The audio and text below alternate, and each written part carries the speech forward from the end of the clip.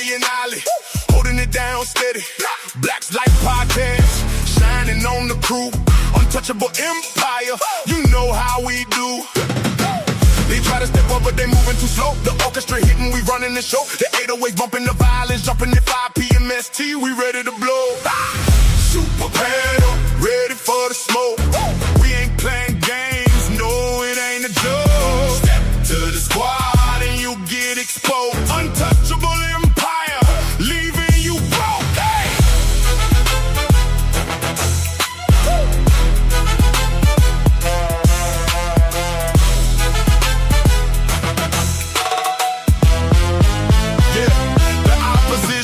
Trying to get back, but we got the armor defending the track. Blacks light shining, exposing the fake. Look at the moves and the noise that we make. Academics out here looking real lost. Stating Diddy, baby, or girl, what is the cause? Cuffing 50 Cent, baby mama, a clown on the screen. While the super panel running the whole entire scene.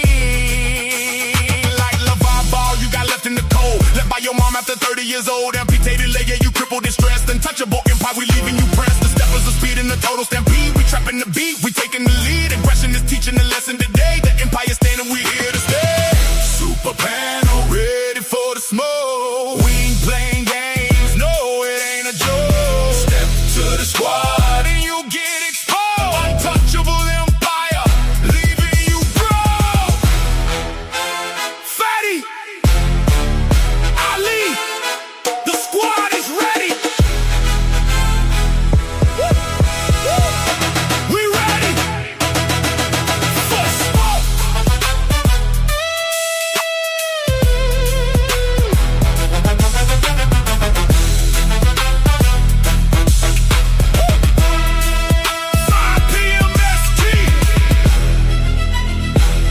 Untouchable empire, we don't stop.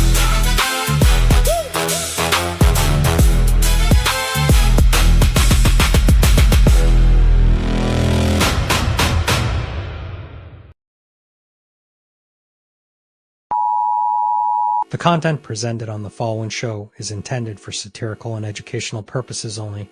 The views, opinions, and statements expressed by panelists and guests are their own and do not necessarily reflect those of the host, production team, or channel. Additionally, any third-party content featured in this program is used in compliance with fair use under United States copyright law, which allows for commentary, criticism, news report, teaching, and research. Viewer discretion is advised, and we encourage independent thought and discussion. Welcome to the Untouchable Super Panel with Ilkan Ali and Fatty. Kick back, relax, and enjoy the show.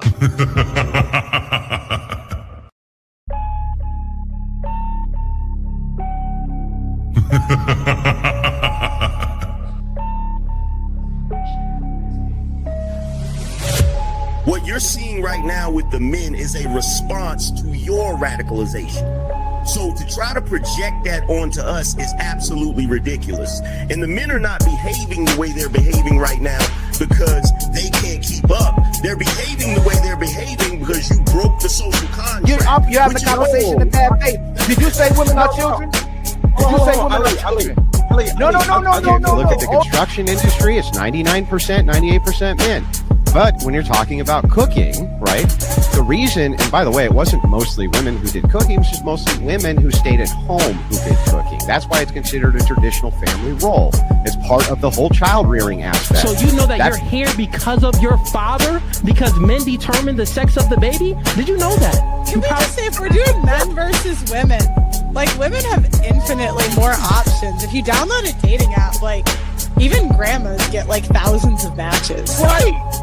And I understand that, like, sexual attention isn't the same as relationship attention, but out of 1,000, one will take her seriously. You wasn't putting it down mentally. You don't know how to touch her without touching her. You wasn't putting it down sexually, and you wasn't putting it down financially.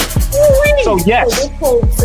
But these women literally get to walk out the house looking like it's Halloween every day, but want to look down on you and tell you how you look.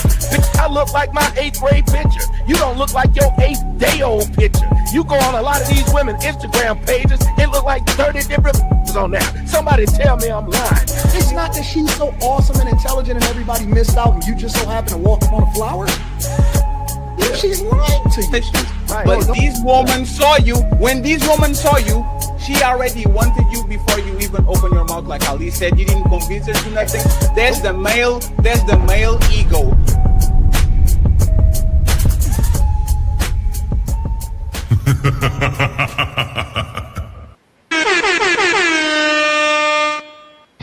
It's time to do. Always forget you going to do that. Somebody got a echo in the background. Somebody echoing. Can you hear that better? Yes, I can. You're good. Okay. Okay, there you go. Shout out, man, to everybody coming in to the building. Shout out to the chat. Shout out to the Untouchables, and shout out to the phenomenal panelists coming through. It's gonna be a couple of more people coming up. So just stay tuned. And by the way, y'all, before we start, man, there's going to be a lot of festivities and people celebrating the holidays today. Make sure y'all responsible with your alcohol. Make sure you're responsible with your kids, and make sure you're responsible with the fireworks and enjoy the weekend. But with that said, we're going to introduce the phenomenal panel today, okay, or tonight. First, we'll start out with my sister, Shay. Hold on, I got to hit the button. There you go. All the way from TikTok, man. Make sure y'all go follow her. And then my brother, the one and only King Dre, is in the building as well too. And you're gonna get on me later, Fat. I know why. And love is in the building. You know, if you don't need something in life, you need some love. Love is in the building. And then our sister SH, the one and only SH, is in the building as well too.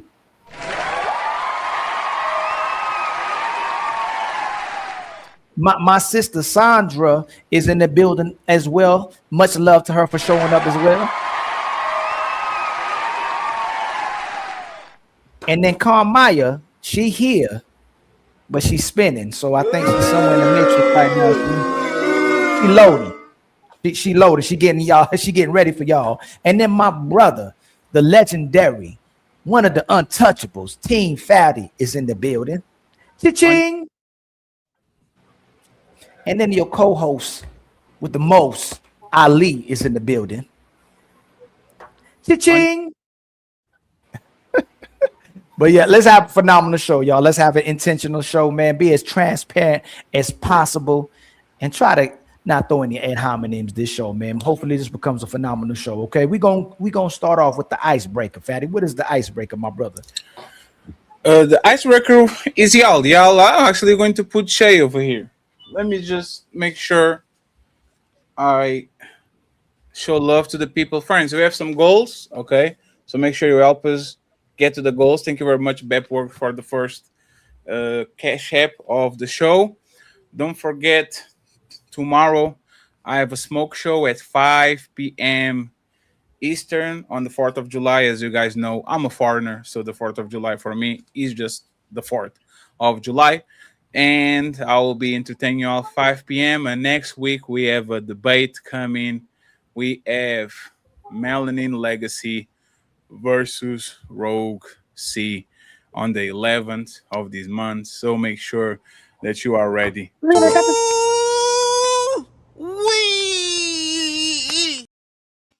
Now, friends, let's go back to the icebreaker. What was the icebreaker? Are parents responsible? Are we responsible? Are artists responsible for the music we put out? What'd you say, Ali? Real quick. Yeah, that's what. Are the artists responsible, or are the parents responsible for what their children listen to? It's time to do. Go ahead, Ali. Make your initial point so we can go from there.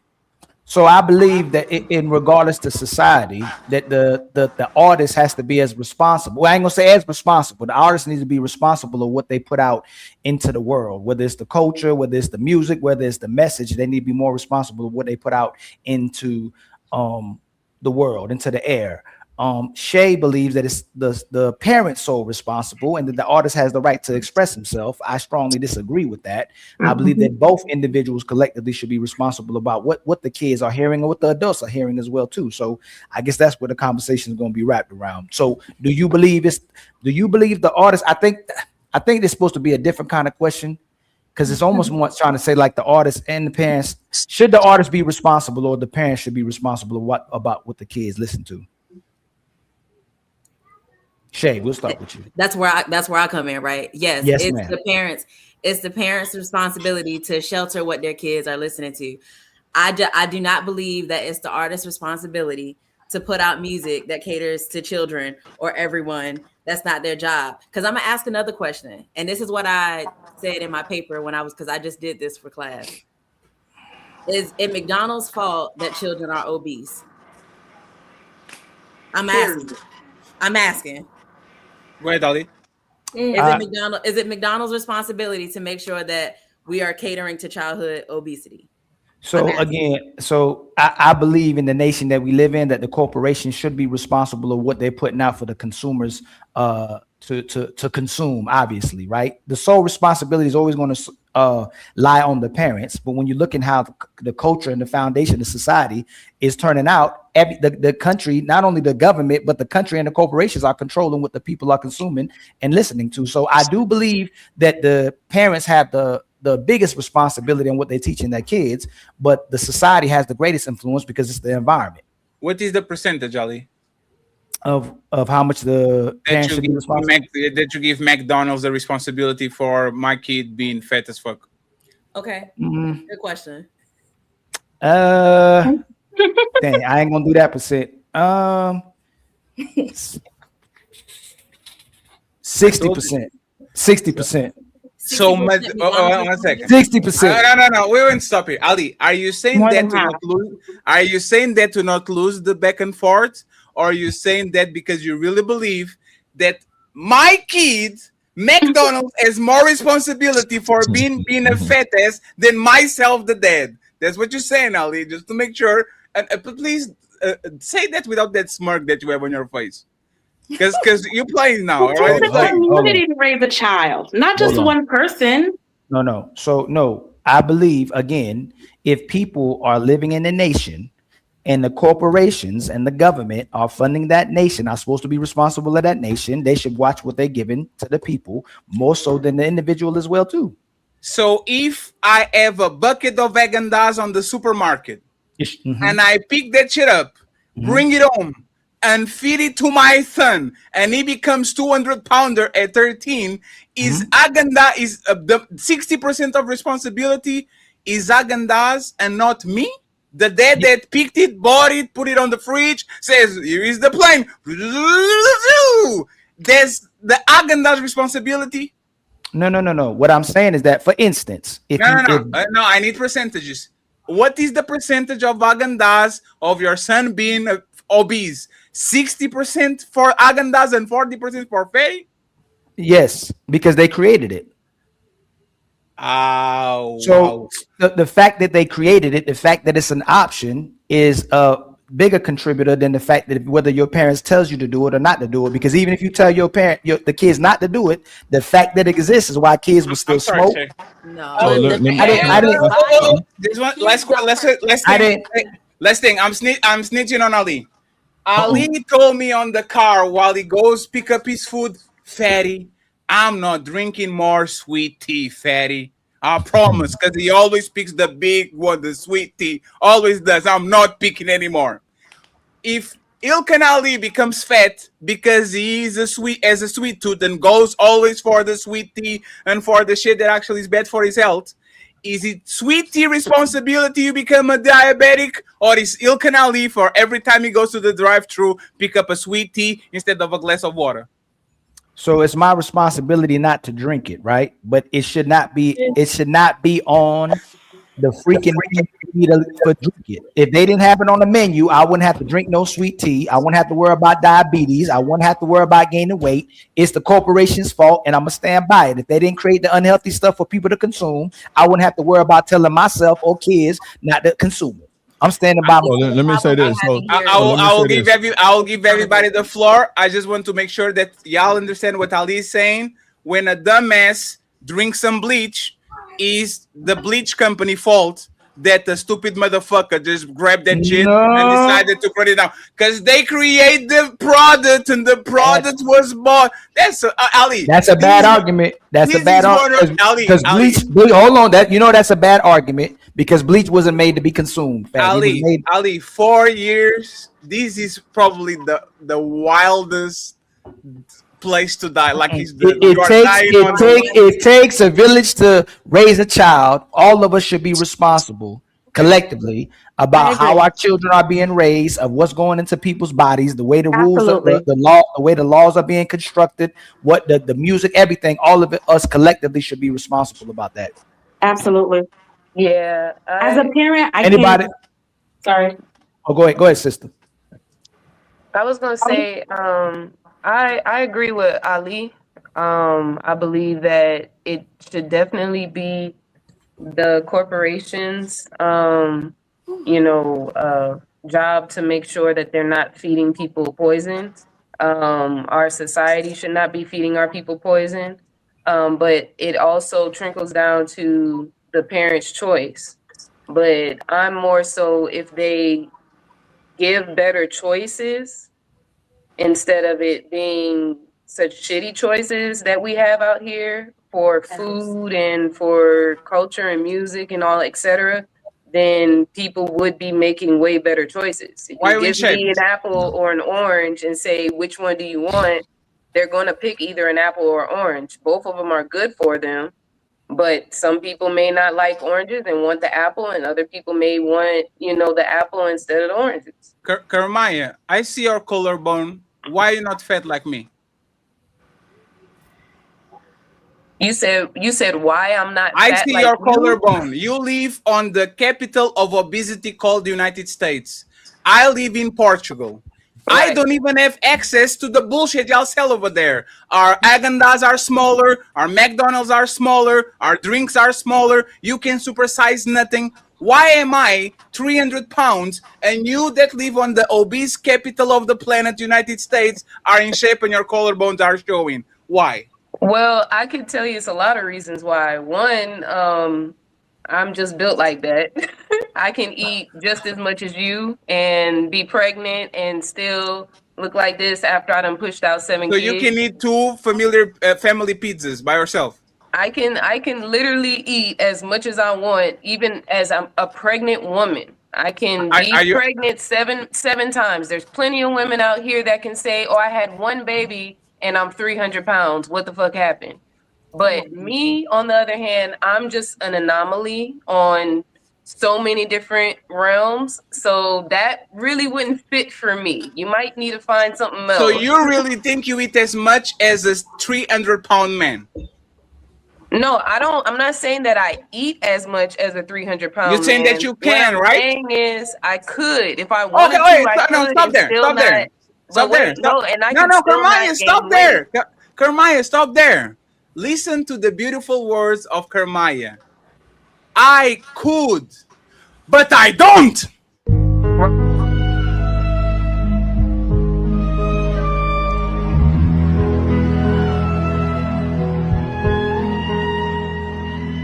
Hey, I can't. Let me see. I could eat with a choice, but I don't. Just like CEO could drink bleach, but he doesn't. So the responsibility is not on the company, is on Kermaya not being a fat ass like Fatty. So you kind of defeated the point, and now Ali is now as a partner of Dance on the defeating team. You still have to take in consideration everything else I was saying. You're just trying to pinpoint that I said that. But you're missing the part where I'm saying if corporations don't offer you shit like, oh, which kind of shit do you want to eat? Do you want to eat dog shit or do you want to eat bird shit? And it's like, I kind of rather the bird shit. If you know it's shit, be for real. Like, if they provide more quality, if we got more quality choices, then trust me, that would be beautiful. But they don't do that. So you can drink water instead of Coke? Water is for free. They What is more expensive? What is more expensive? Hold on. The water that we have that you're saying that we can still choose, still has chemicals, the forever No. chemicals in them. They still No. have lead. The They boy. still. Let's No. talk about If you drink Michigan. water They're still every giving day, us bad if you water. drink Like, if you Where is drink water water free? every I want to day, know. if you drink water every day and you drink Coca-Cola every day, you'll last longer drinking water every day, regardless of how bad we say it is over here. I would rather drink water every day any day. This well, this yeah, is a of crazy. course. This is a crazy. So Kermai, you telling me if you go to the supermarket and you pick up those pallets with like 20 bottles of water, that is more expensive than picking a pallet with Coke? That's more expensive? Yeah. Wait, what are you talking about? More expensive? If I go to the supermarket and I pick those pallets of water, right? And I look at the pallets of Coke, which one is more expensive? Well, we know the Coke is more expensive. So We why know am I that. going? So why do I pick up because I'm a fat ass? Because I chose, right? Because it's a choice. That's a choice that they've So given you. Umay, So it's like if you say, "Hey, kids, do you want fruit or do you want candy?" Which one are the kids gonna say? No, Candy. it's not the kids. It's an adult. Because It I know, depends I'm on how just that kid saying, was just raised. period, out of choices. If you're like, Is an okay, adult. I You are want not. I want a snack. Am I going to cook my food at home or am I going to go So to a that's your fast food restaurant? responsibility. So whose So fault is people are it going to that be you like, let me made go the to the wrong fast food choice? restaurant. Whose fault is it Can if you answer the make love the wrong question, choice? please? It's your Yeah, can you fault. answer the love? Like, who is the responsibility that you can go to a restaurant and you have all food chains available to you? You have organic, you have vegan, you have beans, you have rice, and you choose to go to Domino's Pizza with your fat ass kid, my fat ass kid, Fatty Junior. Like, which one responsibilities? I mean, it's still the same thing, even if you don't have your parent in your household telling you shit. Like, you still have to make a choice of what you're going to do. What I'm saying is, for the convenience of people are going to pick convenience over anything because that's an option. Our people did not have that option back in the day. So guess what? More women or families cooked at home because it wasn't an option to already have it cooked. You know, he's happy that you are putting yourself on gunfire. I got your back, Carmaya. Don't worry about it. I'm about to cook them. This man is so happy. It's like I'm about to cook them. So you realize they took over the land, right? The people took over the land. We can't say who they is, right? They control the food. They control the production of it. They control what we purchasing, and they're forcing more men and women to work more and longer hours to be able to afford food and to afford to live, right? So now that people need to move faster and keep up with the economy, they're making fast food, right? And one thing about, I think, what y'all forgot, I think, Fatty, you might know, is that food kills more people a year than all the wars, deaths put together. There's 8 million to 11 people that's dying based on their diet alone. Heart disease, diabetes, cancer, high blood pressure. The foods that we eat kill more people annually than anything else. So Are you fat? so hold on, let me finish. Are you fat? Let me lay. Stop doing that stupid. Let me lay. So he think it's funny. He doesn't even believe what he says. So again, if we didn't have the choices to eat those type of food and consume that food, less people would die. We'd be healthier. So again, I was about to land, but let me land one more time. Oh my God! If I put mac and cheese, bad father. If I give my kid mac and cheese, I give him the option to eat mac and cheese. That's my fault, right? But who created the and Kraft macaroni and cheese for me to go buy and make it faster because how fast society's moving now. That's why all this was set up, Fatty. The fast foods, because the women got pushed into the economy to work, so they ain't got to be at home cooking either because it's a longer process to cook the food. But again, the society, the nation has a bigger responsibility of what they're giving the people to consume if they're putting us in positions to work for them. That's all I'm saying. And wait, and not only that, Ali, they're the ones that's charging us more to eat healthy in this country than anywhere else. Oh my God, that's a whole. It's so expensive. Can I say something? Rice and beans is not more expensive than McDonald's. Respectfully, no. once again, Yes, it is. no, it's not. No, it's not. How much do you want to bet? Vegetables, Fatty. The vegetables, fruits is extremely expensive. No. So we're going to do this right now. We're going to do this. 1 second. Listen to what I'm saying. Can I talk and then you can correct me, please? Organic. No, I'm talking about 1 second. Kermaya, you need to. Kermaya. Thank you. A portion of rice, which is 1 hand, and a portion of beans, which is 1 hand. This is nothing. I'm not talking about buying a bag of rice that will last you for 2 months and a bag of beans that last you for 2 months. McDonald's is a portion, a meal, and an end of rice and an end of beans is a portion for the meal. You are telling me that one portion of beans, which is one hand, and one portion of rice, which is one hand, and 2 potatoes, which is the potatoes that you can put with both three, are more expensive than McDonald's. 2 potatoes, an end of rice, and an end of beans. Answer my question, please. I love what you did there. You're still not talking about what I'm talking about. I'm talking about organic food that actually was grown and not lab created, that still has seeds in it, is more expensive than fast food, period. The ones that they have the labels and it says organic or pasture raised eggs and no hormones or no antibiotics in the food, meat, all of that. Because I'm sorry, people are not eating rice and beans every day. So Fatty. I can get Nobody-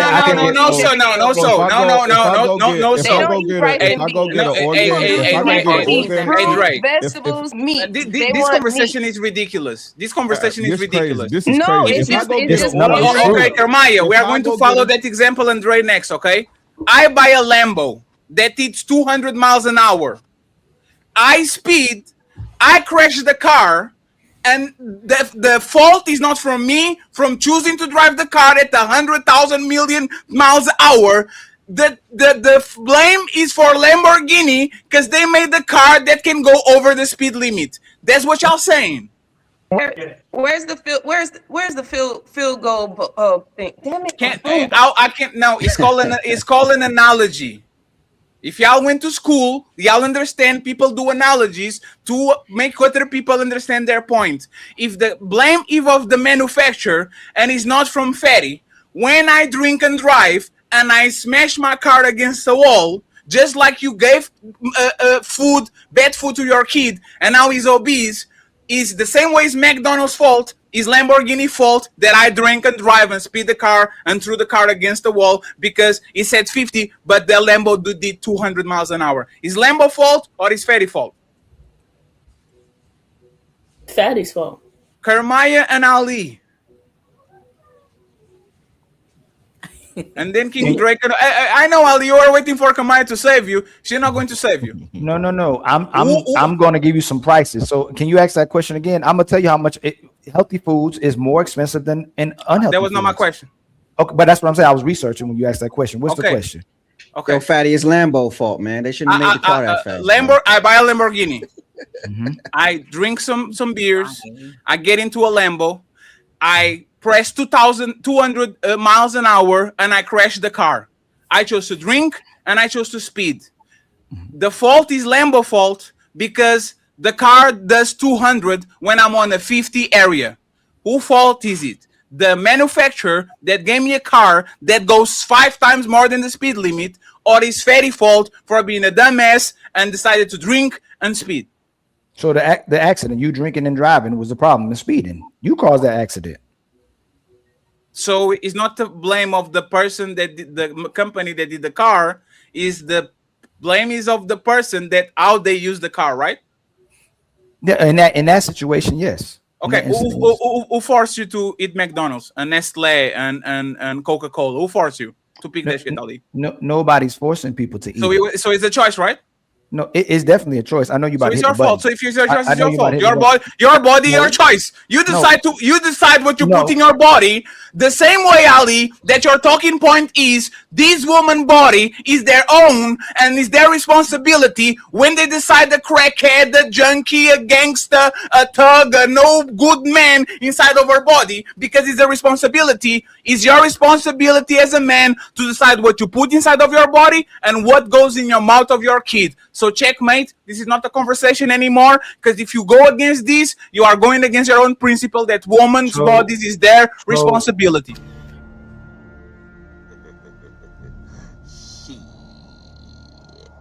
Got your ass. So another thing is that needs to be right. Is coming in 1, 2, 3, go. Those foods cause addictions as well too, with the sugars, the fat, all that stuff. Those things, like all the just like sex. Just No. like sex, right? You about to compare it to Oh, sex. We talking about food, fatty. hey, You moving it sex to. We is talking one of the about most. food. Sex is one of the most addictive things in the planet. We're not talking about sex though. We talking about food. People don't get addicted to apples. Hold on, let me. There's not chemicals in apples that make you addicted to it. There's not chemicals in fruits and vegetables that make you addicted to it. You have to address what I said. What? What was the analogy that I made? Just right now? Yes. What did I say? My body, my choice. Sex. You said sex can be addictive. Is sex addictive? Yes, but it's good for you. So if you have too much sex with anybody and everybody, it's good for you? If you're having sex, yes. So Ali, woman giving their coochie and their asshole to everybody is good for them. Daddy. For men, it's good for men.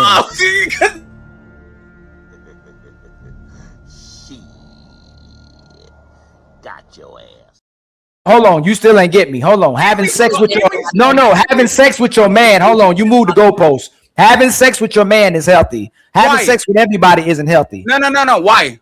You made the choice. Instead of fucking 100 people, you choose to. Instead of fucking 100 people, you choose to fuck one man 100 times. Just like your food. Instead of going to the fast food and to the cereal with sugar and all that shit, you decided to go to the healthy area and to eat something. Respectfully, can we move on? We can move on, but I still disagree. Hey, friends, and 1 second, please. Let's King go and then Love and SH uninterrupted because this is incredible. Go ahead. Healthy food is not more expensive than fast food by a long shot. You can go buy a organic sweet potato, a pack of chicken, and a bag of frozen vegetables, and you can eat that for a couple days versus spending $15 on one McDonald's meals. Yeah, that's number one. So that's crazy. But as far as the ice cream, right? Why do everybody have to suffer because you have a sugar addiction? Why can't I? And this is someone with a sugar addiction. Why do? Yeah, I got a sweet tooth too. If I work all day or I work all week, how come I can't go get ice cream because you can't control what you put in your kid's mouth? Why do everybody have to suffer? And because you can't practice moderation, or people can't practice moderation, or because people can't control their food addictions or are not disciplined with what they put in their mouth. So now we all gotta suffer. Yeah, but that's still not so. Like, look, or apples is $7, or a 3-pound apple $7, right? Cookies is $4, $6. Blueberries is $5, $8. Like 6 ounce, 18 ounce blueberries. What apples, chips is $3, $6 in Wilmington. Why are you saying that? Are you going to shop? I eat 3 apples every day. I could. You know what? I'm gonna go shop. The next time I go shopping, I'll show you all the healthy things that I try to eat. It's going to get the $400, $500 versus the unhealthy food, and it's quicker to make as well too. It's still a choice. You got to ask yourself, okay, I spend a couple dollars more now, but you're gonna pay it in a doctor bill either way. If you eat unhealthy, you're gonna end up paying that shit either way. No, but hey, Dre, we saying it from a place that people who can afford it. Most people can't afford to eat healthy. Can you Like afford they it? can. Yeah, I'm talking about fatty. Most people can't. I can. Yeah, if you have it, but most people can't afford to eat healthy. Most people can afford to eat healthy. No, most people spending $8 on fucking coffee, $500 on fucking weave, $150 on their goddamn nails, and all type of shit. And Dre, giving and their he knows kids it. Robux and all type of shit. People Dre, can't afford to eat healthy. They just make bad choices. Coming from a fat person, Ali knows it and Kermaya knows it. These people will drink Coke like it's water. Their water is iced tea. They will always go to the thing that make them happy on the moment. They will not going to go to the shit that actually sustain you. That's a reality. They truly have a choice to. They just choose not to because it doesn't feel good. And Ali is bullshitting because once again, the price of potatoes and I guarantee you that most of these people have no idea how much healthy food actually tastes. They never went to the vegan section. They know what how much Ozempic is. They know how much Manjaro is. They know how much everything else that has to do with obesity and fast food is. They not never know what actually is how much healthy food is. Love And you and know then what? SH, please. You know what, Fatty, real quick. You can go to a farmer's market. You don't have to go to Walmart. There's farmers markets all over the place. Just go to a fucking farmer's market. Go to your local farmer's market and buy your food. You can buy it one time and grow it. Facts. Or grow it. But people don't want to work. That's gonna take because Ali said, "Oh, well, people got to work all day." If you buy a homestead and you grow and you live off the land, you're gonna work all day anyway. And remember, this all started because Ali thinks that it's DMX's fault that your kid is listening to his music. No, I didn't say that. This all started because Ali thinks it's not the dad's fault to stop the kid from listening to bitches and shit, but O's and tricks. Go ahead, Love and SH, please, uninterrupted. I see both sides of the situation. Ali is right. Yes, they do control the food. They do put it out there. It is poisoned. You know, the Food and Drug Administration, if you eat the food, you will need the drugs. It's a loop. They work hand in hand. They do want you sick and on a hospital bed and on prescriptions and pills and all of this stuff and reliant on this system which we are in. Because if we were at our best, at our healthiest, if our minds were clear and strong, we would overthrow this system. And that's period. But the fact remains, you know it's a drug. They tell you what's in it. They can't lie to you about what's in the food. You know what's in the food. So at that point in time, you hold the gun. You make the choice on whether to pull the trigger and purchase that, or you can say, you know what, no, I don't want that for me and my kids. Period. The kids don't buy the food. The parents do. Like when they have kids that are dressed crazy, little girls dressing fast and stuff, and boys dressing like gang members. The You are parents wrong, bought those. Love. Nope, it's Fashion Nova fault. It's not your mama fault that you're dressing Let like me finish. it's Let me Fashion Nova finish. fault. Yes. No, it's not. It's whoever purchased it. Whoever, a weak mind belongs to everybody. If you a weak mind belongs, can I excuse me? Don't interrupt No, no, hey, my Love, I'm flow, sorry. brothers. No, it's not because of that. Hey, what you drinking, Ali? No. What is on the left side? I saw. What is that? What is inside of it? Water. Water. no. I thought you had a gotcha moment, didn't you? He thought you had a gotcha moment. Nah, it's water. Exactly. Sorry, Love. Go ahead.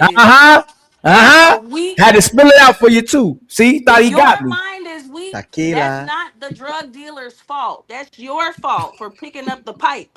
A weak mind belongs to everybody. If you are not strong enough to control your decisions on how you want to live your life, that's your own fault. But I do understand having a personal responsibility. I make music myself. I'm an artist as well. And there's a lot of times I could write something that would sound so good, but the message that it would send would not be positive. And I don't want to put that kind of message out into the world. But at the same time, art is art. You can't force anybody to have their artistic expression to what you think it should be or to your morals and your standards. Your religion, your morals, that's for you to follow. It's really some basic rules. Don't hurt nobody, and that's it. As long as you're not hurting another person or doing something against another person, how you live in your house is your business. You cannot force people to think how you think and live how you live. They know it's garbage. They don't care. They're going to eat it anyway. You can tell them. You can tell them there's butane in here. There's chemicals. There's plastic in here. If you eat this food, you're going to die. Right. They know. They know it's poison. So at what point does the choice become your choice? At what point does your choice become your fault? Yes, you could choose between an apple and a banana. And if they didn't have a bad choice, then they wouldn't be able to pick it. But guess what? It's there. Drugs have always been in society. Bad things have always been in society. There's never ever been a utopia or a perfect society where people didn't have the choice and the option to do evil. The choice lies within each one of us. Which one we entertain is up to us. So you cannot blame somebody. You cannot blame the corporations because somebody has a weak mind. That's not the corporation's fault. I look around, I see people who drink. Drinks and alcohol and ads for it, and that type of drinking culture is everywhere. I choose not to drink. I don't like to drink. No, and if you decide to drink, it's Jack Daniels. It's Jack Daniels' fault. None at And all, because it's yes, it is. nasty, and I don't want to be unaware and sloppy. No, Yes, it is. but You I'm didn't. not You gonna didn't know. judge. You didn't know. But I'm not gonna judge somebody who does, because guess what? They're an adult, and if they choose to drink with their free will, that's their business. Long as they don't hurt me and bother me. I'm still Let gonna me say. get in there real quick. Oh, go ahead. Can we get that stage real quick, please? Yeah, I was just gonna say the artist is responsible for their art. That's one. Two, I would never look at the government or an artist as a co-parent to me. That part. That part. You are responsible to raise your kids. Yeah, hold on. It's up to you. Let me finish real quick. So, it doesn't trickle down to the parents. What would trickle down would be from the parents to the corporations, and the only thing they're responsible for is if you had no informed consent. So if they didn't tell you what the chemicals are, then they're liable. But if you over here on a panel saying, I know for a fact it has poison in it, additive, something that makes my child addicted, and you still bring your kid to that corporation to eat what they're providing, it is your fault. And I want to bring up an example. Jamaica, they just got a beach with a gate from their government. The government tried to stop the locals who live there from bathing in their own beach. And you know what they did? Burn the gate down, because you're not going to stop them from bathing in their own gate. So what I'm saying is, you can't allow the government to have sole control over you or your kids like that, or even look at them like a co-parent to your family. Okay. Anyone that didn't talk want to add something before we spin the block on Carmine and Ali, so they can make the final thoughts on this topic and we can actually move to the show. Yeah, I just want to respond. Y'all made lovely points. But it would be an amazing thing to actually follow if everybody had their own land and everybody was already growing their own stuff, and the corporations were still doing whatever they're doing. And then that way it's like, oh yeah, no, we really do have a choice on eating what we choose to eat compared to what they're giving out. The corporations are not just in the fast food. They don't have their hands in the fast food. They have their hands in the school systems as well. So whenever they leave our home from where we're choosing to eat organic and seeded foods and healthier foods, and we send them off to school for 8 hours, they're eating their food, the ultra processed foods. They're eating the non-organic and the lab created meats. They are literally creating meats in the labs. Why don't you pack him a lunch? And why don't you pack him a lunch? Listen. Everybody is not able to oh make my lunch. God! Okay, not everybody is able. Wait, Fatty, let me say what I need to say. Let me say what I need to say. Yeah, go on. Because ain't none of y'all out there making y'all lunches for 8-10 kids every single day. Because you're lazy. No, it's not about being lazy. It's about knowing that, hey, the corporations are not going to be feeding our people, our children, good foods. So y'all saying that we still have to go above and beyond, yet we don't have the land to create our own foods. A lot of people don't have it. It hasn't been passed down from generation to generation. Certain people can do that, but everybody on this planet does not have that to do it. And so because we don't have that there already for us, you can't sit here and be like, oh, it's still a choice whenever things are out of our hands, whenever they leave our doorstep.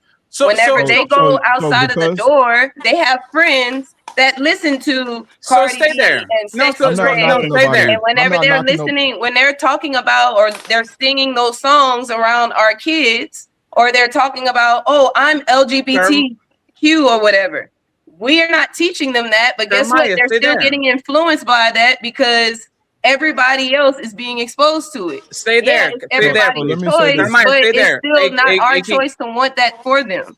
Hey, King, I have a question for you, King. Go ahead, If you bro. come from an impoverished environment and people around you are doing drugs and you become a crackhead, is Pablo Escobar fault in Colombia that he was cultivating drug and doing cocaine and flying them to the United States and somebody cut it and gave it to you? Or is your fault because you decided instead of go ahead and eat some Captain Crunch, you decided to go ahead and get a spoon and put the lighting button and like, is that your fault or Pablo Escobar fault? It's your fault. And then she said, well, I have 8 kids, so I can't afford to. I didn't say I have 8 kids. I said people are not okay, able so to people have feed their the children the kids lunches. that they choose to have, terrible. right? Nobody And so told you to they have 8 choose to kids. have the kids, and so now, and I'm not one of these people that's like, I have children, right? But so now I'm going to put myself in a position so that people who don't give a fuck about me are responsible for my health because I chose to have kids that I can't afford to make sure they're healthy. That's crazy. So this is what's even crazier. How it's selectively, oh yeah, it's our choice. Whenever we talk about Black communities being infiltrated from the government with guns and drugs in Cali, how they dropped them off in the middle of the I say street. this. I And know they you want were to going sit to there go and there. hold on. People are still saying it's the government's fault that our people are so And drugged those out niggas and is have still going to the jail. capability of having access to guns. Is But this then so? when it comes down to this, it's still your choice. It's still that.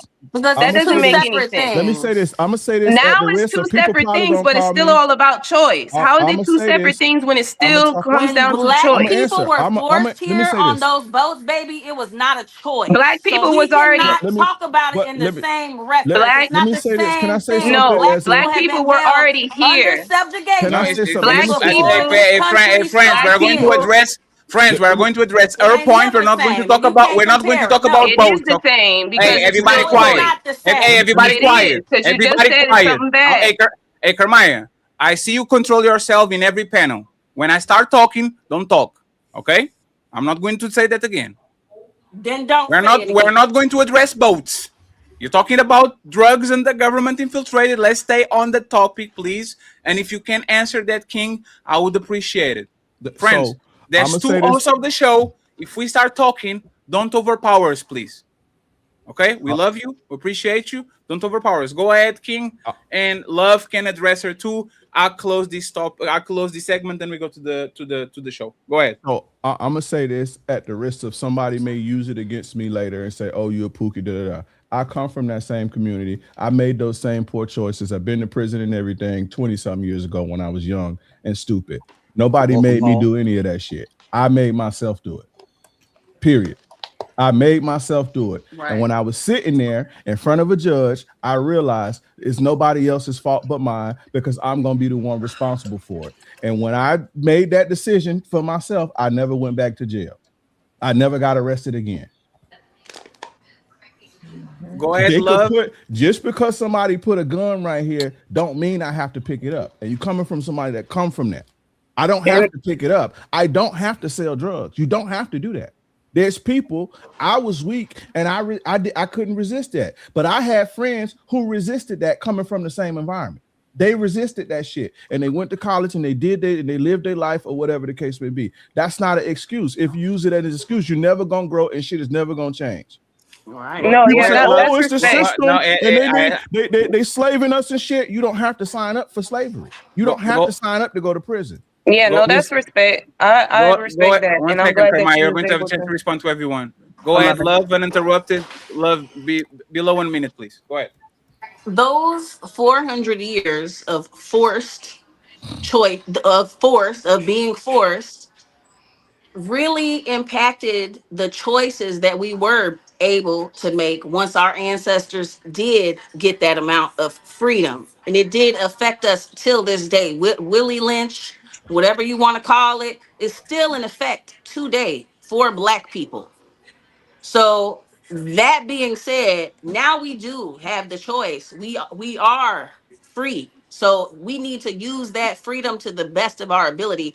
We cannot offset our choices and our personal power to institutions and religions and things other than ourselves, because when you place your choice in the hands of somebody else, when you place your power in the hands of somebody else, guess what, when it all falls down and the consequences come, they're only going to fall on you. So you need to take hold of your own personal power and say it is what it is. You have to make choices as an adult. You cannot say, oh, well, it's the government, it's the food, blah blah blah. If you can't afford to eat organic, guess what, buy the vegetables with the pesticides on it and wash it off. Get you some baking soda, go get you a $5 bag of apples, go get you a $1 bag of carrots and a $5 bag of potatoes, go to Aldi. You're gonna be okay. You don't have to subscribe to the plan that they gave you, that they told you that, oh, life is going to be hard. It's going to be this. It's as hard as you make it. If you are a creative person, if you have ingenuity, you are going to be able to make it out of anywhere. And I've Thank you very seen much, people love. do it. Thank you, love. So, You're Kermaya, welcome. I have to give you this, right? You have a mind of a debater. You probably have is the most impeccable woman that since I got to this space. You get the point, and you flip it, and you say y'all are hypocritical. So I have to give you props for that, right? When did I say But y'all was hypocritical? I said I understood what Ali I was was not. saying. Like, I was yes, not. they should have a higher Love. quality. I was not. I was not. I was not. It was Kermaya. It was not you. But Kermaya, you Oh, are kind of falling into your own trap, right? Let me start to address what you said. Yes, people and me myself blame the government for dropping guns and dropping drugs in the neighborhoods and all that, right? you But didn't the have to pick up the reality, gun though. You didn't but have to pick up the drugs. the reality is this, Karmaya. What we actually call out is the hypocrisy of selling poison and then arrest you for the poison that you literally put on the community. That's the hypocrisy. The hypocrisy is not taking accountability from the people that are doing drugs. The hypocrisy is I'm going to go to Honduras, I'm going to get tons of coke, I'm going to drop them in Compton, and then I'm going to arrest people for literally consuming the drugs that I dropped there. So when we actually talk about personal responsibility, we're just talking about the government not being hypocritical. You are Can I creating a say problem. something? No, I'm you are sorry. creating a problem. After me, love. You are creating a problem and then benefiting from the cure either by arresting people or by curing people. So you are creating the problems that you actually put in there. But once again, you only become a crackhead if you decide to grab the spoon. If you don't grab the spoon, you don't become a crackhead. And It's a pipe. matter of fact, you and Ali are going to be in tremendous trouble, right? Because this is what's going to happen. I'm going to remember the day that y'all dismissed personal responsibility about addictions, right? And any conversation that y'all start from now on SH show while y'all dunking on women for the personal responsibilities they do, they are going to say, remember, Carmaya, when you said it was the company's fault? Is the Rose fault?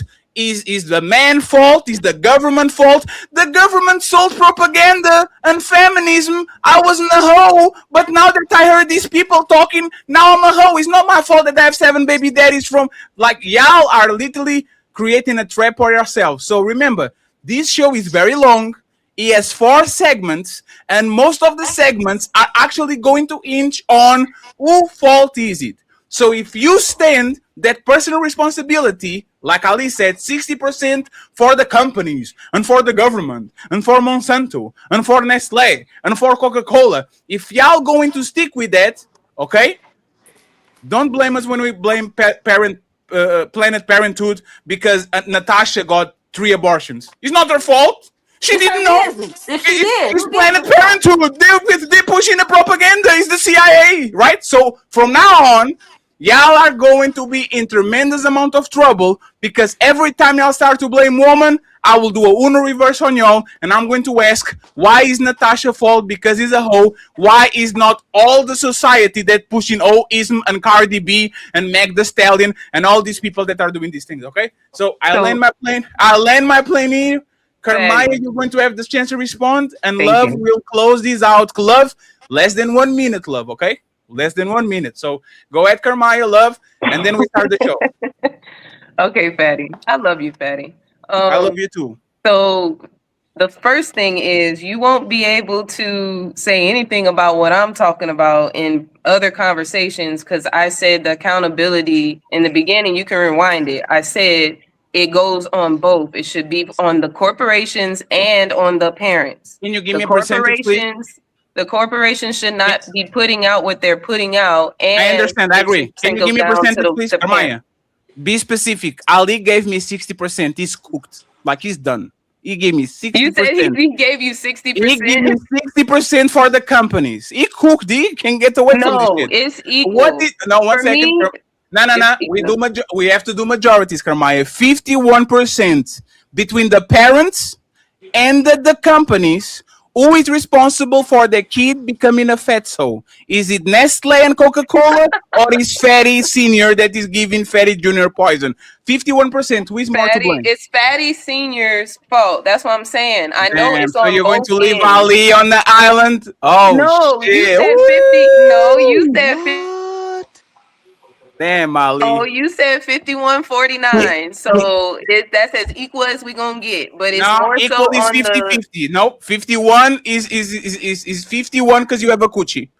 Yes, that's your coochie. So no, 51 goes to the parent, and then the other 49 goes to so you agree with the us. corporation. Thank you for so we can agree. Thank you. No, we agree, but remember, Ali light skin is going to start to sing the song, the Drake song. But and Ali, don't again. You can't tell us that this is a nation for the people. It takes a village, wanting people to pay their taxes, be a lot of abiding the citizens, get the people to invest in the society, and then the government sells the poison, they sell the drugs, they sell the alcohol, they make it hard for people to live, they make it almost downright impossible to try to survive in today's economy. People can't afford medical care, mental care, like. It's like we're having a genuine conversation about the individual responsibility and the government responsibility, but they have a huge responsibility of what they're selling to their people. It's not just the individual responsibility. It's I will say higher unless you allow us. I know higher. What's the number? Don't give me the number. It's higher than that. It's higher than 60. I'll say 70 to 80. So hold on. If they control the schools, if they control the markets, if they control the facilities, if they control the hospitals, if they control the TV, they control the radio, it's a huge responsibility because we invest into the nation. So individual wise, you can say it's our responsibility all you want to, but when the options are every time you walk out your house, you got the options to buy chips, pizza, ice cream. This is like a newer phenomenon too. 1950, I think 1800s is when they started doing processed foods, but it was still healthy foods when it was processed. But 1950s, Fatty, is when they did the real processed food. Oh no, Ali, they always TV been doing it. No, not as bad as what they're doing. No, not as bad. Not like this. Just to make sure, Ali. Just to make sure. The bread wasn't even bread. You got to look it up. So Ali, just to make sure. So when the black family broke apart because the government put a bunch of incentives for black women to not have the parents at home and all these. You are going to go from is black woman's fault for taking the bait to is the government's fault because they gave them all these options and now women can be by themselves and raise their kids, right? Yes, but no. You keep Fatty. You're saying you're conflating sex to what you're born with and what people are literally. I'm not. Let me finish. Let me finish. Okay, go ahead. Section 8 helped breaking the black family. Okay. Yes. Feminism. Incarceration, the war on drugs, like a bunch of things happen. COINTELPRO, you can name a bunch of things that happen. Like Carmaya was saying, like fucking up Martin Luther King and Malcolm X and the Black Panthers. Like the government did a bunch of things to break the black family and to make sure that these kids are born without dads at their home, right? Yeah, I've been hearing you for 4 years saying is the black woman responsibility, because at the end of the day, she chose these. And by the logic that you're using today, Ali, are you ready to put 70% of the blame of black American families being broke because the government did all these negative things like they did on your food, they did on the black community? Are you ready to say black woman fault, you have 30% of blame, the 70% of blame is the American government? Are you ready for that? That's always been part of the talking point. A mature woman is what we're focusing on, that's making the bad decisions. Yes. We've always 70% is blame is the American government and not the black woman. Yes. Ali, you are in so much trouble. No, I'm not. It's always been my talking point. Hold on, let me finish, Fatty. Let me finish, Fatty. Let me finish. I've always said that the country had a big impact on the black community. Individually, the mature black woman, 70%. I don't expect the 16-year-old little girl to know the same thing as a 30-year-old woman. All the things we're talking about is from our perspective as a 30-year-old or 40-year-old. I'm not talking about 15-year-old, 12-year-old, 8-year-olds. No, it's not. It's very relevant. No, you're filibustering. That's irrelevant. Let me finish. No, you're messing up my point because I can't land. It's not filibustering. You are right. Let me calm down. 12 is not a woman. No, the 50s, 60s, 70s, and what this society have done to black people has had a drastic impact on black people, but not only black people, white people as well too. They don't just keep black people poor; they keep white people poor. So a lot of things that we consume, a lot of the ways we think, a lot of the ways the things we listen to, the government does give to you. So I've always said that collectively. I'm talking about when you know better, you do better. I put the burden on what the society has done to people, but individually, once you get to a place where we're learning and people you've been taught and you still doing different, that's when you have to have accountability. And that's what happened with food, right? And with songs, right? You know better. You know this music is shit. You know that. No, you told me to let you land, right? I know that. G-Unit, whoa, we in here, whoa, we can get the drama popping. I know what it is. I know better. I know that this glass of whiskey is going to fuck me up. I know that the woman opening their coochie to 1,000 people is going to fuck me up. Like, we know this. You need to do it once. You need to put the end of the stove once to understand that shit is going to burn you. So now, Ali, you are in a conundrum, right? Either you admit that this is the government fault in majority, and every time Sage and Shay say it's not black woman fault, it's the government. It's not black woman fault, it's the government. Either you concede to that and say majority of guilt is the government, so don't blame us, or you say that is personal responsibility, because if you know better, you do better. And now your argument for the food and for the music is completely defeated, because there's nobody that is listening to wet ass pussy and thinks that shit is a celebration and an anthem and that is going to be better for society. So now that you're doing that face, I'm going to make you pick one. Without filibustering, Ali. You can't do that. Ali, we do majority. You can't do that though, but it's both. You can't do that. You can't do that. It's impossible. Let me change the question then, Ali. Go ahead.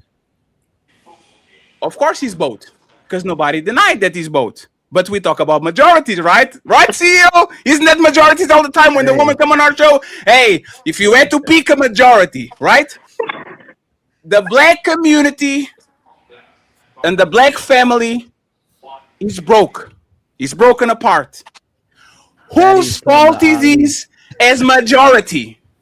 The American government, racism, the American government, slavery, the American government, or black woman, Ali. Go ahead and answer who is majority at fault. You said 70, so I'm going to let you calibrate again. Who is at fault for breaking the black family in majority? American government or black woman? But government. You already know I said that though. So wait. Hold on. Fatty, let me finish the argument. So don't make me bad faith with this conversation. I've always said it's the government. As time has developed in recent times of what impacted man and woman, women know what's going on now. Women are liberated. Women are becoming educated. They know what to do with their bodies. They know about feminism. They know about sexual liberation. We're not talking about the 50s, 60s, and 70s. I'm talking about the impact it had at that time that broke families. Now that we're coming to the place that we are today, we're more educated and we're in a different position. So again, the government had an impact on our people, but when the woman knows better and she continues to do those behaviors, is separate from the fact if she doesn't know better. That's not the same thing what you're doing. That's a bad argument. And Blanco, it's just like the food. It's just like the foods.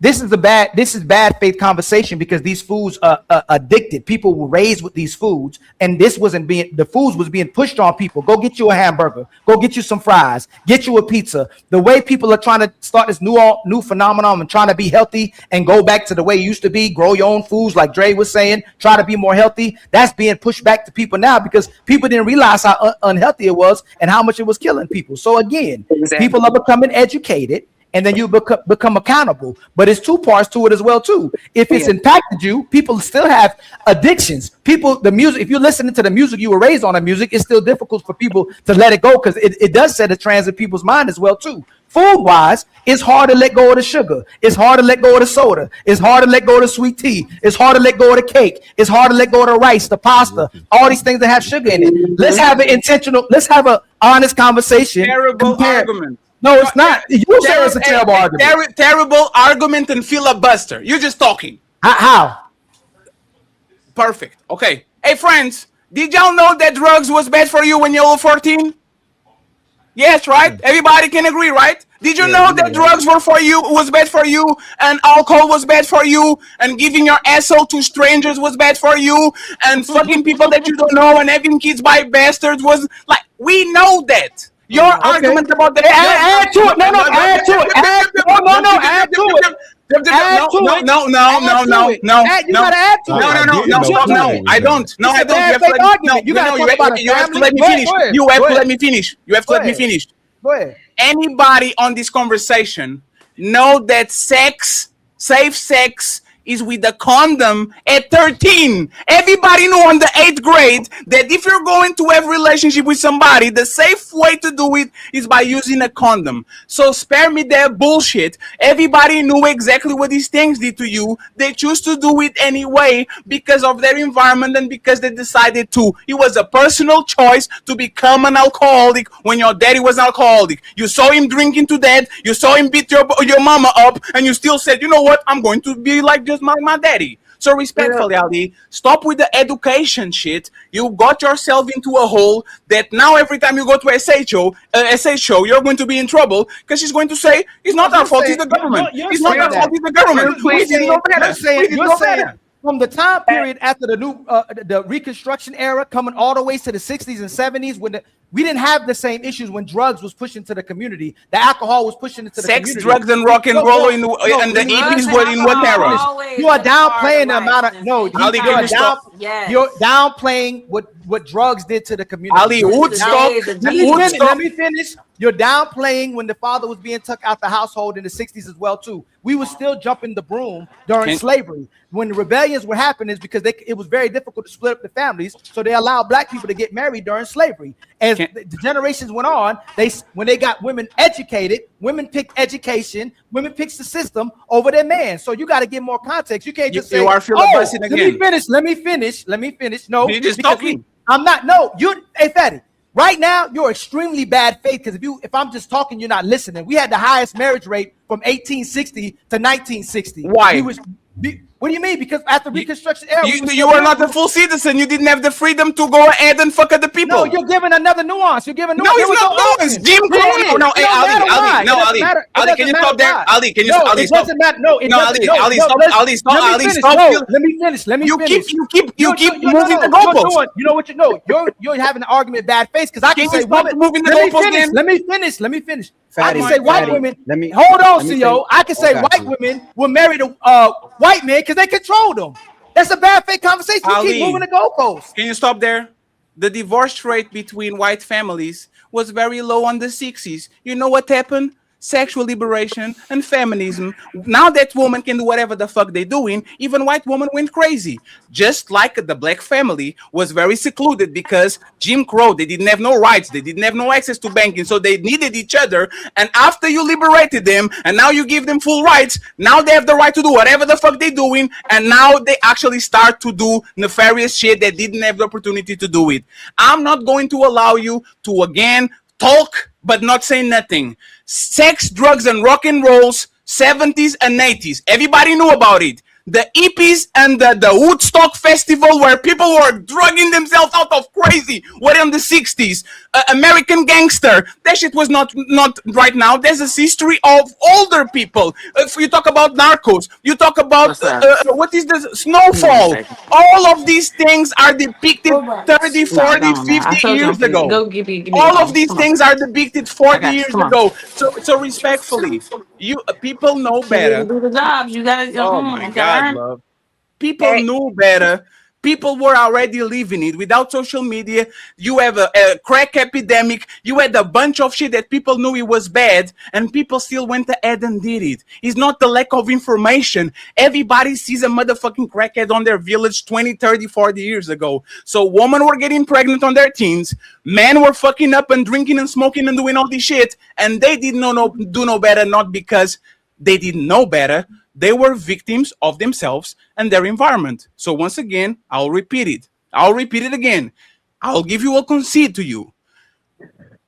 The percentage that you gave me is fucked up. I believe that is 70% personal responsibility and 30% environment. I believe that if you live in an area that is flooded with drugs, is more probable of you becoming a druggie. But there's 70% that is going to be your choice and 30% of the environment that you created. You, for whatever reason, flip it. You said the government fault 70% and black woman 30%. And now for whatever reason, what is the percentage that you give right now? Ali, right now, Section 8 still intact. Music pushing the breakup of the family still being pushed. Feminism as strong as ever. Boss girls. I don't need no man. The culture of I don't need man and I don't need the family and I'm a boss babe is the most predominant shit that is right now. Feminism is the biggest religion on the West right now. Now that I put these facts on the table, what is the percentage of blame black women have for breaking their family? Please, I will let you answer again. What is the percentage? The government is going to be going to be a percentage, and the woman is going to be a percentage. What is the percentage of blame to the government and the music and the atmosphere and the rainbow and all these things, or the women that are choosing not to do what's right? Give me a percentage, please, so we can move on. I told you already. In that 60 to 70%, probably 80. When it broke families, when it broke people. 80% for who? For the government. I will land it here. Okay. Let's do that. And I'll land it here. Ali. I have something to say. No, love, you don't. You're going to have something to say on the next topic. No, you said Ali. I could end it. But let me end it out. I got something to say. Let me land. Can you do it in 30 seconds? Can you do it in 30 seconds? You said 60. Are you sure? Yeah, come on. I got it. So this is what I want to say. Ali is right. The government is doing all of this stuff. They are pushing us drugs. They poison the water, the air, the land, whatever else. But guess what? It's hypocritical of them to not let the drug dealer get his money. You have the 1000% responsibility in your life. A weak mind belongs to everybody. So if your mind is too weak and you can't resist the alcohol, you can't resist the drugs, it's a liquor store on every corner. People ride past them every day because they have willpower to do it. The government is hypocritical. They are putting people in jail for 20, 30 years, 6 to 30 years for doing the same shit that the government is doing. It's just legal. They legalized it. They giving you the food so that you need the drugs. They got partnerships with the drug companies. They in the pockets of the government. These Big people, pharma. they making $175,000 a year, and they making deals under the table, and they doing insider trading. And who do it fall down on? It falls down on us, the people, every day. So yes, you have to have a strong mind to resist all the bullshit, because if you don't resist the bullshit, you will get caught up in the bullshit. And it's your job to impart that on your children. You got to tell them from young. That's it. That's all. That's it. I had to play the Oscar song. So you got to play every song because you like to do it. You're a jokester. But that's it. That's all. They hypocritical. Let people live. Let people don't live and let people choose what they do. The drug's gonna be Damn, I there. thought it was 1 Legalize minute. them. I thought it was 1 minute. Damn, that's crazy. Legalize the drugs and let Damn, people one live how minute they and live. 30. That's crazy. That's it. Let What's me crazy? get SA and Shay a little bit more Ain't involved shit because they. crazy. The drugs already, the Oh government my drugs God! They legalized. said it was 1 minute. Thank you. Yeah, they're not gonna legalize the drugs because Jesus Christ. the dealers don't want to pay the taxes on it. That was one Other of the. countries, it's because really they won't Please. tax it. Other countries have it legal. Amsterdam and other countries. I forgot Amsterdam the is a Spanish city, it's not the country. country. Whatever. Denmark. Whatever. It's other No, there's countries that there's have there's it. Netherlands. That's not Denmark. Oh, Jesus I'm Christ. sorry. Netherlands. My bad. It's another country that got it Hey, legalized too. hey, friends. Ain't nothing Let's. wrong with not knowing. My screen is. It's totally fine, but it's something wrong with not stopping. Friends, Won't the stop, won't stop, baby. Supergirl movie flopped, and I have a couple of questions for y'all. Give me a What? second. Oh, not you. Thank you. Hey, Fatty, how do you if my screen I can't side of my I hit the wrong button and the side of my screen is way over to the right. But you know what button to press to make it come back? What kind You of have to computer punch you on? the screen. I It got a fixes itself. Yeah, just punch it. I got Harder. a Legion. I don't know what you're Legion. talking about, Ali. Take a Try picture with to your phone and send it to me, please. yeah, or try to maximize it from the toolbar at the bottom. Click on F11 and then click on F11 again and see if you adjust. Shortcut. Yeah, there you go. Yeah, see, it does a shortcut, but I can see everything, but only this part of the screen I can't see. Yeah, so I hit some button. I don't know what I hit, but the zoom button is. Oh, hold on, what's this? No, that ain't it. I don't know. I'll figure it out. Thank you very much, Ali. Supergirl was a flop. Another movie that was supposed to serve as a woman standard and all these and movies with woman superheroes, and it flopped. My question to the panel, and I want SH and Shay to actually start answering, is why don't men support female superheroes? It's time to do.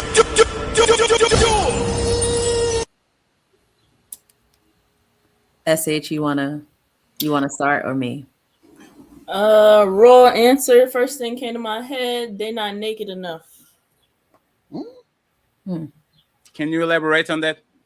The picture and how women started in the movie industry was a digestible way. They had us very sexualized. So I see it that Supergirl, she didn't look, as digestible. So that's probably why men don't support. They don't care. They just want to see something that looks good. What about you, Shay? I would say a lot of the female movies that I've seen, it's honestly like for me, if there's a female being fit into a heroic thing, she always comes off as angry. She's always written as a trash character. So it's never really that exciting, and they don't relate to it. So if a man can't relate to it, it's automatically trash to them. So she will get better press, like SH said, if she was naked.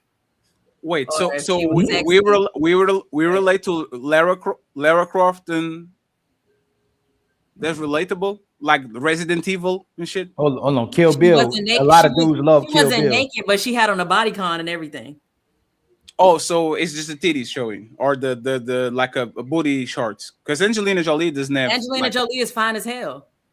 What are we talking? Yes, but She's that's the thing. attractive, so that's why she got the press she got. Is Sydney Sweeney attractive to the overall public? Maybe. Sydney Sweeney for Power Girl. She's attractive, yeah. So why is her movies always are a buzz too? Like the last 3 or 4 movies she did always like flopped. If men are like titties and shit. Whose movies flop? Sydney Sweeney. The Good Genes lady. She's really known from the House of Dragons. Yeah, if we're talking, are we talking the superhero movies, or are we The talking just Supergirl. Black women? We are going to talk about movies that usually are female-led, especially superheroes. Okay, so we're Like not talking about superhero movies. We're talking about female lead roles. I'm not the type of person to go all over the place. I'm gonna lock in on the topic what we talking about. Oh, And absolutely. Right now, so, I feel so like, absolutely. So let's do this, right? Let's do this. So I'm going to change the question for you. Talking about superhero movies, is it man fault that they don't support female superheroes the same way that they support male superheroes, or is woman fault that pretend they support woman, but when it's time to go to the movies and support a woman movie, they don't do it at all? Which one, like, if you had to actually blame one side, which one would you blame?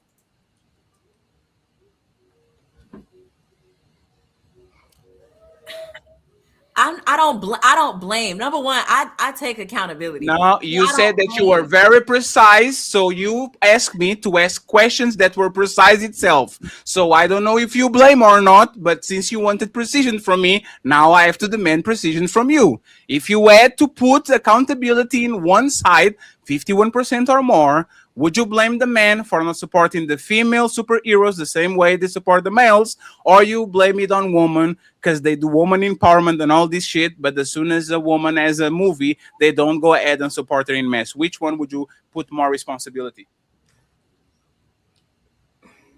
I would put more responsibility on whoever the audience for. I don't understand why it would be man or woman. It's based off the audience. Can I give her an example real quick, Fed? It doesn't make sense, because if you're into superhero movies, it doesn't matter whether you're a No, man no, or female. The superhero movies are trash. NBA, NFL. If it failed, would we blame men because it failed, or would we blame the women? You know the answer. That's why you got to smile. If the NFL, if the NFL failed right now in the NBA, who would we say, dang, it's their fault because they don't watch? If it's NBA, if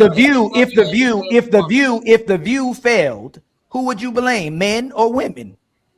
Women. Men for NBA. They'll find a way to blame men. NBA. It's always so he's asking you. He's asked if it's a woman-led role. It's the women that will. If we're just basing it off of whoever the lead is, we will base it off the women. No. If women are pushing women empowerment, and this is a film with a woman, a lead woman, and it fails, who would the blame be on? Who should the blame be on? It depends on the genre. For the superhero movie, it's the men's fault that it fails, because it's mainly men. It's mainly men who watch superhero movies. Hey man, I'm great choosing topics, man. I'm the best at choosing topics. Hey Shay, listen what you say. I don't see how we make it for men or women. No, it's a false premise, Shay. This is a Shay. false premise, because I just had to look it up. For Sydney Sweeney in general, women tend to go look at her movies more. And when it comes to movies, all of the topics or the subjugation, they tend to be attractive more to females. While men do come and sit, maybe they go on a date, women heavily support female actresses. So this is not even an argument. Yeah, I mean, if it's a rom-com, I guess it'll be females. If it flops and it's a rom-com, it's the female's fault. No. But listen what you're saying. Do you think men want to see Supergirl? I actually have 3 men that went to go see it solo. I didn't ask. Shay, do most men want to go watch Supergirl? If she had titties out, y'all would. Yes. I don't even just say that's not true. I'm basing it off That of ain't people true. that That You know who? Hey, who you think? Hold on, real quick. Hey, CEO, speak. I'm gonna ask you one more question. Who you think people couldn't stand the most in Marvel? Men. Who you think men couldn't stand? What character in Marvel that's part of the Avengers do you think most men couldn't stand? That black Captain America guy. No one liked him. That's just me. I say She-Hulk. The main Avengers. Who you think most men couldn't stand? The main Avengers. You better not say Black Widow. Who you think was the least liked character? You better not be talking about Black Widow. It wasn't her.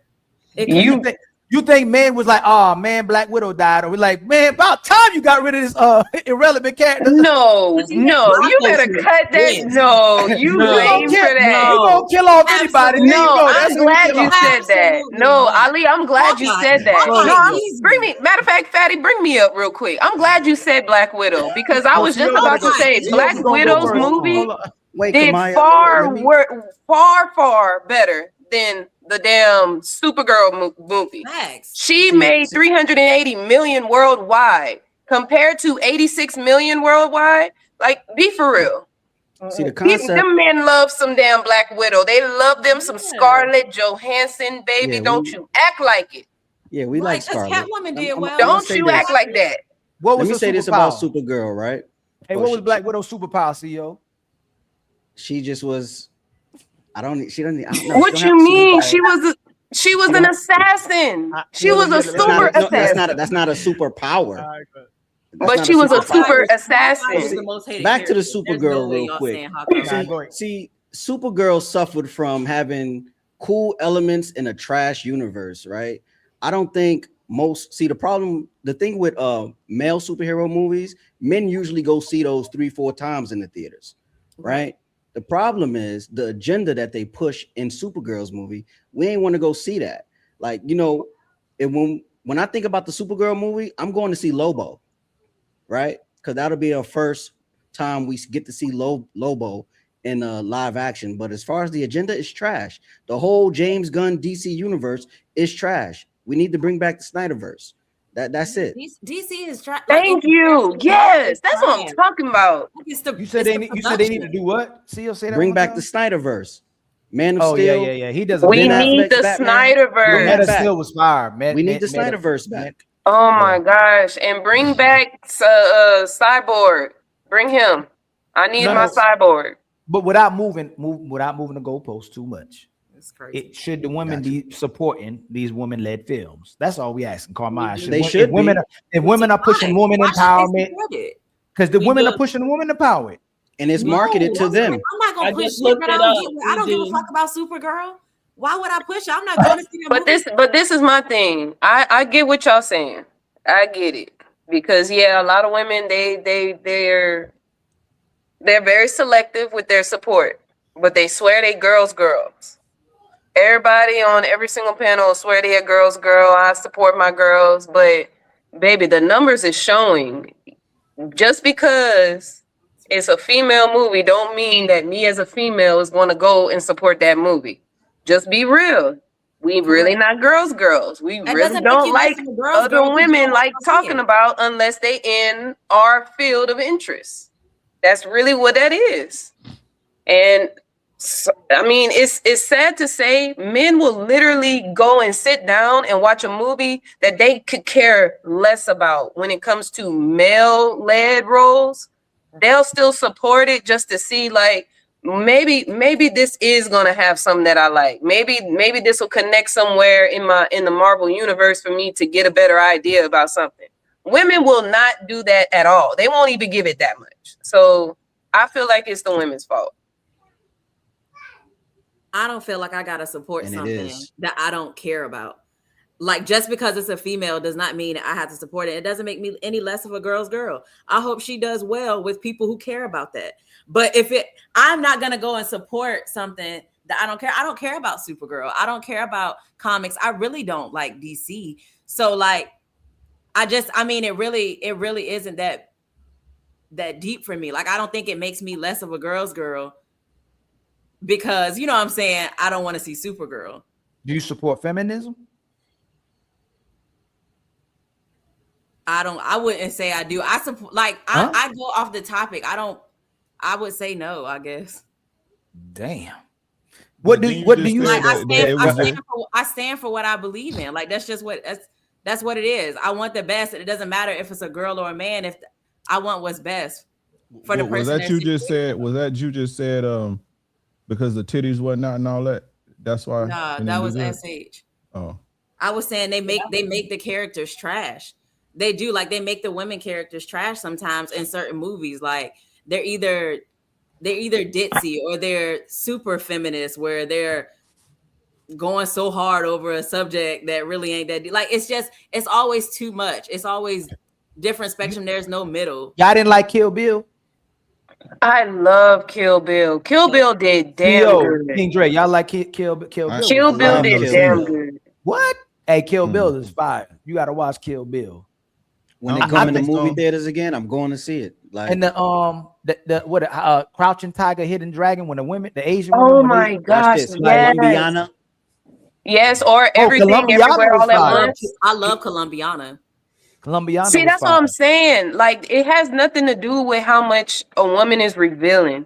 It has a lot to do with the story plot. Like, what is the storyline? What's going on? How does this connect with whatever else is going on in that specific universe? Or what's the lore behind it? Like, is there lore, or is it just a rom-com like y'all was talking about? Of course, I'm going to snitch on y'all. The woman use everything to actually run from accountability because they actually don't fuck with each other. Let me give you an example of Black Panther 2. Everybody saw that movie was a piece of shit. Everybody knew there was no way they were going to do a movie because of what happened with Chadwick. Everybody knew that their shit is going to be terrible. Everybody knew that it was going to be a female leader. You know what the black community did? I don't give a fuck. I'm going to watch that shit just so they can get $20 and they can actually talk about it and say that this was not a failure. Exactly. Every single movie, for example, Sinners, people went to watch that shit 3 times. I haven't seen right? When Black Panther won, Get Out.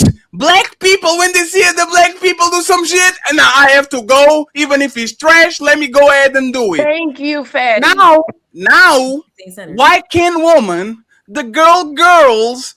Why can't y'all go to WNBA games so they can get a better wage? Why can't y'all go to female-led movies so they can see, oh shit, this makes money too. Let's make more.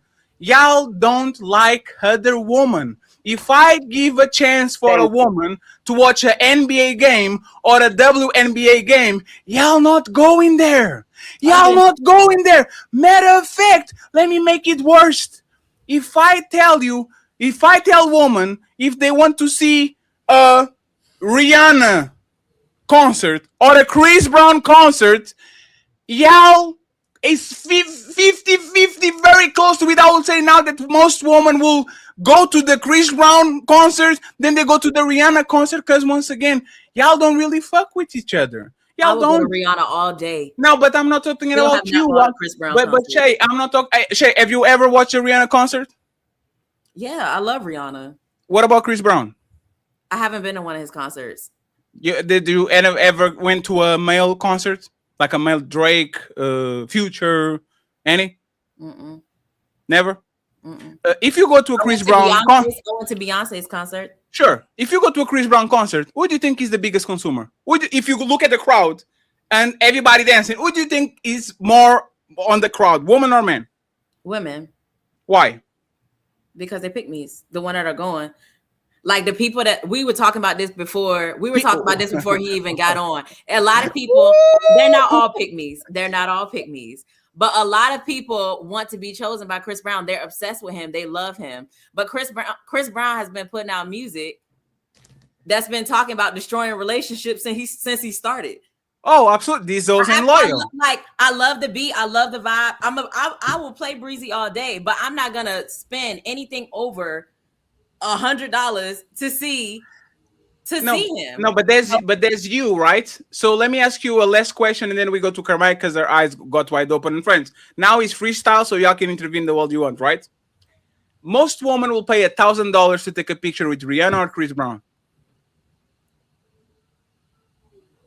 Will they pay $1,000 to take a picture? If you had to say most women, not Shay, okay, most women, would they spend $1,000 to take a picture with Chris Brown or with Rihanna? Both. They gonna pay to go for Chris Brown. I want to make this point, right? Y'all, these hoes ain't loyal, right? the DV incident. Oh my God, he's a monster! Oh, look at what he did to Rihanna's face. Oh my God, I can forgive him. I can fuck with the woman beater. Future doesn't take care of his kids. Oh my God, like all of it is performative. Y'all truly don't care. I guarantee you, to this day, R. Kelly gets 1,000 letters a month.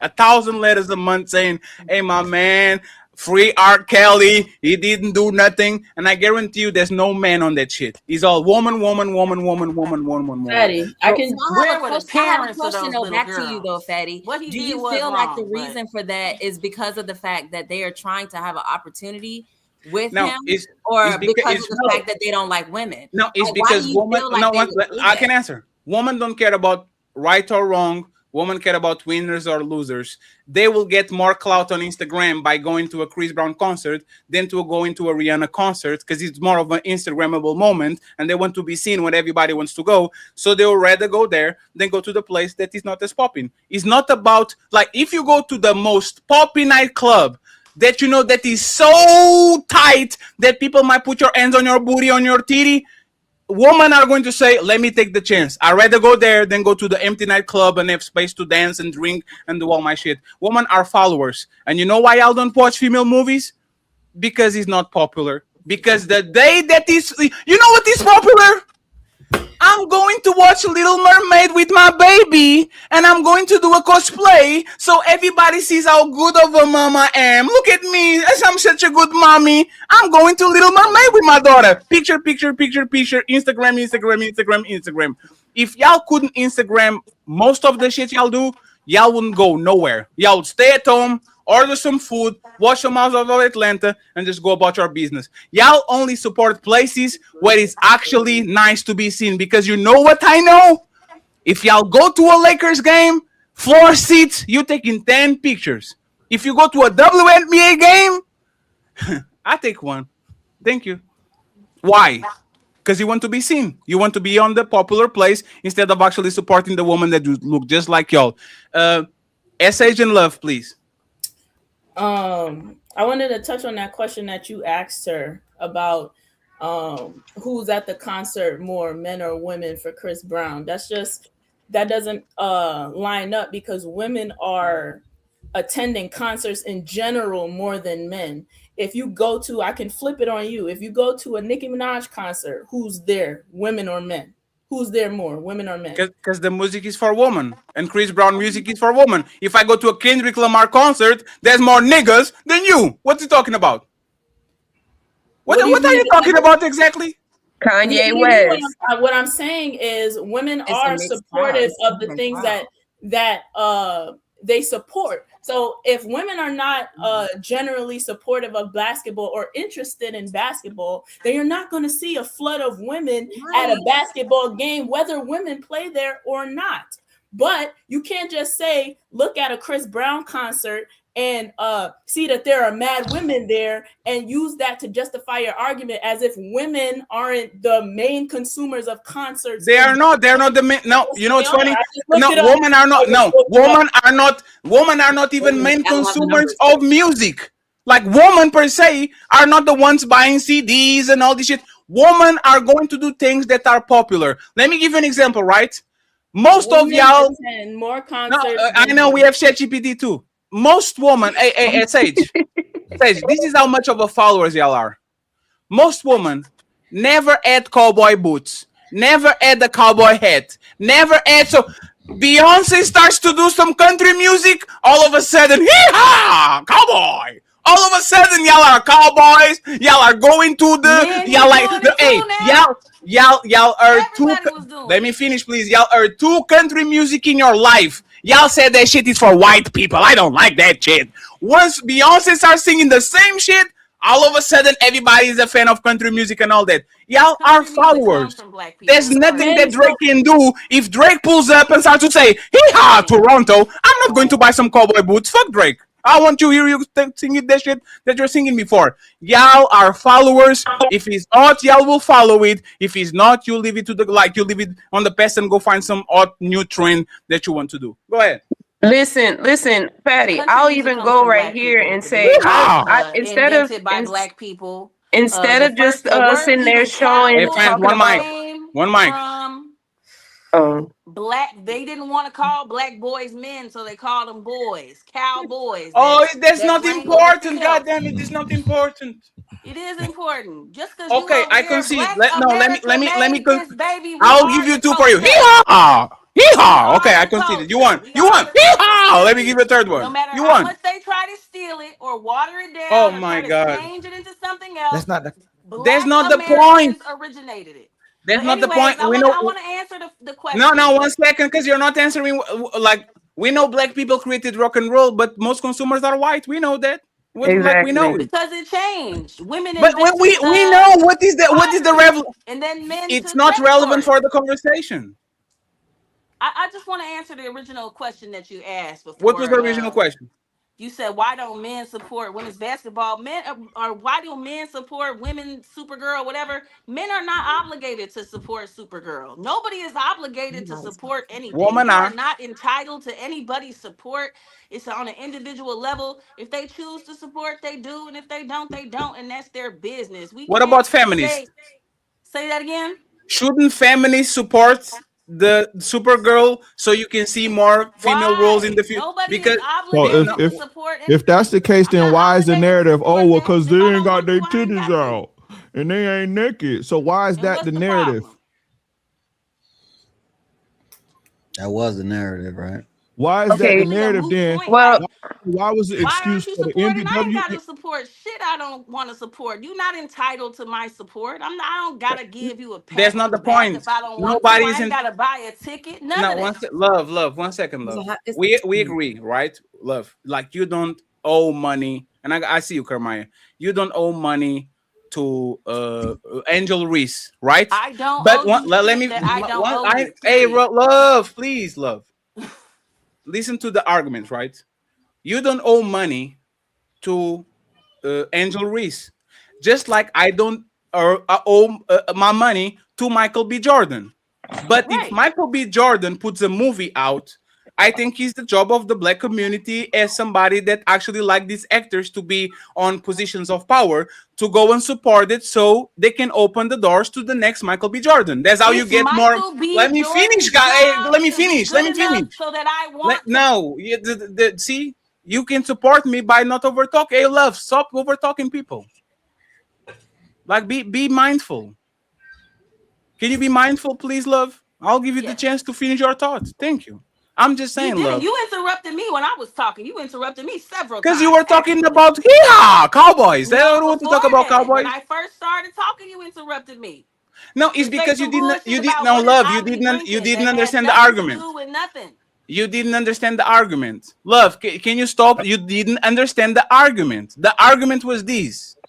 If I say I'm pro-black, and every time a pro-black movie comes out and I don't go and support it, it looks bad on me, because I say I'm pro-black. I had the No, opportunity to support a black business, not at and all. I'm choosing No, not to do so. no, If y'all are feminists and girly girls and you support gold power and you consume all these no. things, when the female-led role comes out, wouldn't be the role of these women that call themselves girly girls and want equality and more female empowerment to go If and support that's the the same movie? case, anybody could put up something to get you to give your dollars if they put a certain stance behind it. No, it's Michael B. Jordan's job to be good enough that I want to go see the movie. Period.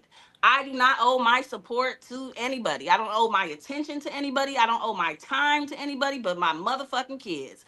And if it ain't them, it's my choice on whether I go. You went to go see Michael B. Jordan because you like Michael B. Jordan. You like Marvel movies and you like comic books. That's why your ass went up in that theater. And ain't no other reason but that. I'm not gonna support every motherfucking thing that fly by. I got to analyze it. I got to see, is it worth my time and attention for me to support it? Anybody could say anything, but down when it gets to the mechanism of it, is it really for women's empowerment or is it a cash grab by Marvel or Hey, whoever the fuck love. Hey, owns love. Real Superwoman? quick. Love. When woman was fighting for their rights, was man a responsibility, an obligation to help them with that? No, But the men who cared No, about it, they made the choice to do it, and it's their no, choice. no, no, no, love. No, it's not. So you are telling today in It's your 2020. responsibility to fight for you, and whoever rides with you is gonna fight for you, and that's how you know who is on your side and who's just going for the goat. Because Wow. anybody could So go along for the get along. You oh, okay. want to Hey, really don't forget that. know who is for you. No, don't. Hey, don't forget that. Don't forget what you said right now. Okay, Forget love. shit I said because I stand 10 toes down on Okay, I everything just I hey, said. when the next Roe v. Wave When the pop next up Roe v. somewhere, Wade, don't be asking for men. Oh my God, look at these monsters from the red pill. they When you already want to take it back. The right to have an abortion is an amendment, but slavery is also an amendment too. They could change that too. The rights getting taken away is scary. People need to make their own personal decisions for their life. We cannot have the government be mommy and daddy. It's your job to parent yourself, to live your life.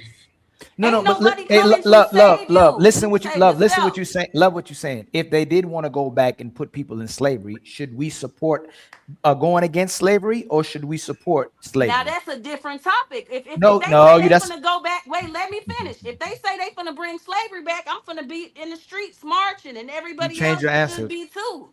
But Supergirl, that's a materialistic thing. Movies and shit like that, all of that shit is bullshit. That shit is bullshit. It's not important. It's a distraction. It's a cash grab. They make these $1 million movies so you could go and buy the fucking popcorn and buy the merchandise. Supergirl really don't mean shit. None of them movies do. The basic theme is that everybody has a feeling inside of them that they would be a hero if they could. Everybody. And sometimes you might want to even be a villain too. That's the yes, universal story that these and movies are and telling. next And they've been telling them since the dawn of time. But sure, it's free. You can read your and next kids a time a book black and at the next time a library for free. You don't gotta go give your money to these fucking I got corporations. you, Fuck love. them. I got you. Next time a coon comes in and he talks shit about the black community, I hope you stick with the. It's not his obligation. It's not Like his obligation. okay, There was okay. Uncle Tom's. There was I know, people I that know. It, told on yeah, the people that was tell trying to that to escape tell that to slavery. Do Destiny I agree Peterson. with it? No. But that's Okay. their choice. Love, why you so You turned? cannot force somebody's choice. Okay, I got you. Go Okay, ahead, Kermaya. Harriet Tubman had Kermaya and Shay, please. Hey, love, you need to do an exclamation point, please. Harriet so motherfuckers, and so some of yeah, these people so would have been back to shot. what Unfortunately, they so would have back been to Hold on, what shot love, getting SH love, was shot talking Carmela, on about. the Underground Railroad. love. Back to what SH Carmela. was talking about with I can't the hear you. concerts and how I like cannot hear you at all. You don't have to talk if you can hear it. You have to refresh. I can hear you though. So refresh.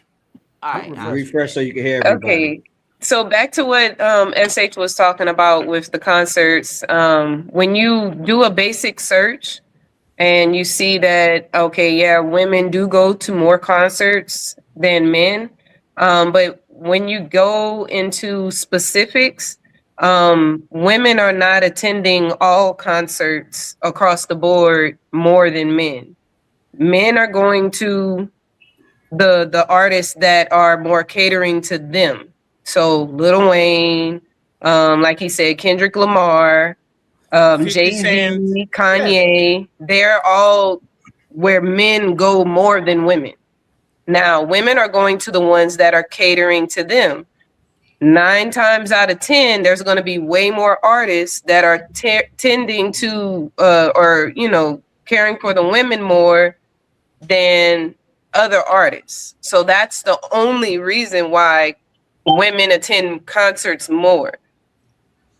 That's pretty much all I could really say about that. Like, I mean, you really have to go beyond the surface with that. As far as what Love was talking about, like, I don't know where she Yeah, went. they said overall men attend more, but women attend more the pop artists, the popular Correct, artists. the ones that are on the wave, the trends, exactly. So, I mean, it's really not a thing to be like, oh yeah, oh well, the But it's women are just a going little to the bit. It's just a concerts little more bit. anyway. So, but there's the thing, right? If they do that, why don't they support these female-led movies? Why do they do that in mass? Why is Because still they're not. men? It's not the trend. That's not the trend for them. So let's just say, like, okay, like they were saying with the Michael B. Jordan. Of course, there's going to be tons of women in Michael B. Jordan movies because women are like, oh my God, Michael B. Jordan, for the most part. But for something like where it's like the indie movies and stuff, women aren't even going to look twice at it. Or movies that are like horror movies or something like that. A lot of women not going to be looking at that either. It's like they're going for what's really trending, what's going to be popular, what's going to catch their eye, et cetera, et cetera. It has nothing to do with, oh yeah, I'm a girl's girl, but I just choose whatever I want to do. Like, yeah, you're choosing what's popular. You're choosing what's trending. This is why we're even on a panel now talking, because panels became popular over the past 5 years. Podcasting became popular over the past 5 years. And guess what? There's way more women that are doing podcasts and trying to come out and talk and because that's the trending topics. That's the things. That's the popular thing going on. Like he was saying earlier, the cowboy hats and the boots. Nobody would be damn wearing that with the damn giddy up shorts and stuff like that. Nobody was wearing that 5 years ago. They just started doing that just because Beyonce's ass made a country album and she made that thing poppin'. This is the only reason why. Nobody's really trying to do their own thing. That's not so true. It's like rodeos, trail rides, and all of that stuff. Guess what? The trail rides. I come from Louisiana. So I know all about trail rides. And even then, sweetheart, people were not openly wearing boots and giddy up shorts and the damn hats every day or every weekend, regardless of a trail ride or not. They weren't doing that. What I'm saying is, women follow trends. If you follow what I'm saying, instead of just trying to respond, follow what I'm saying. Women follow trends. That's really the whole follows trends. That's why Marvel is big. That's why Love, hold on. She making sense. There's actually not. So can you stop for a second, love? There's actually not truth. Men supported anime way before anime was popular. Men were doing gaming when people were being called nerds and shit. Man, well, let me feel love. Can you love? Stop doing that shit, goddammit. Love, let me finish the thought. God, you don't have to overtalk us. Like, men are the ones that literally go to Nietzsche's very esoteric conversations about very specific shit that they calling nerds, they're calling weird. Like, men collected cards when everybody thought this shit was lame as fuck. Like, men like to do shit that they actually like. Women, for the most part, don't have hobbies or go to places that are not popular or hype for them to eat pony. And that's because to do that for a long time, women had to do what was acceptable so that they give me an example.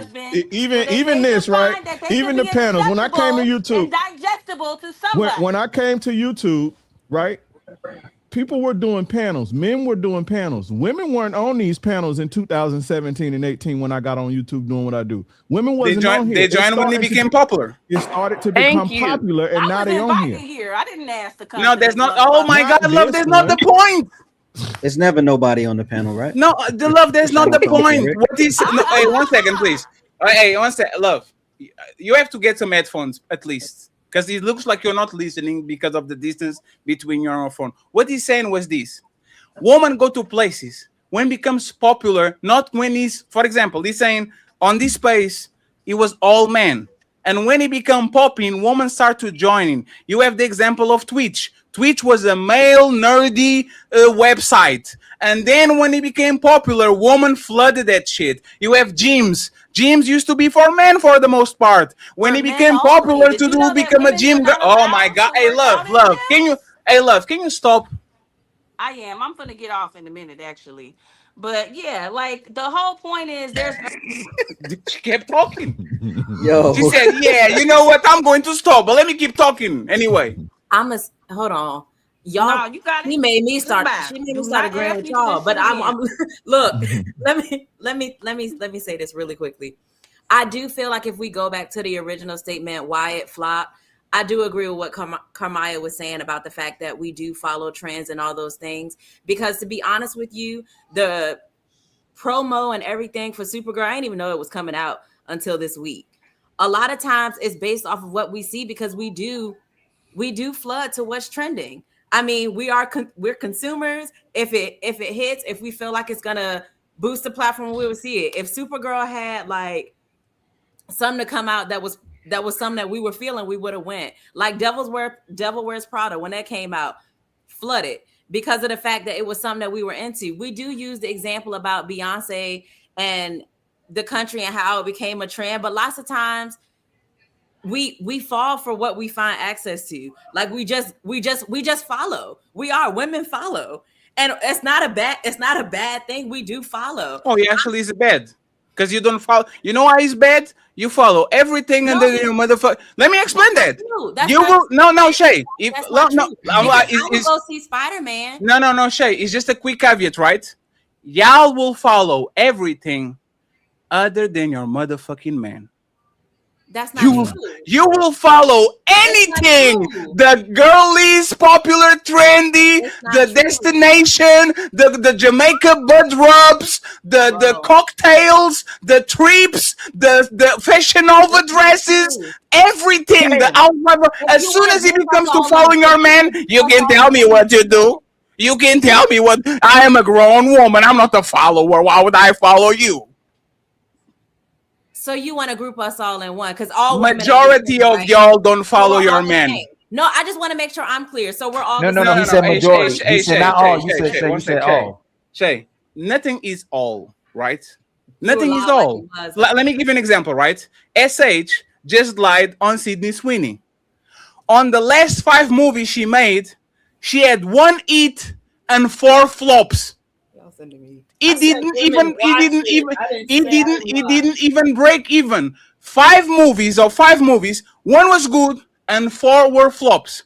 But because it's not all, she said, Fatty, you are wrong, cause But if she actually go look at the 5 last movies she made, 4 of the 5 are flops. So I'm not talking about you per se because I looked up both. And what but that's the point. Okay, so let's do this real quick, right? The Housemaid, 15. He did 200 million profit. Perfect. The Christie, $15 million budget, $2 box office.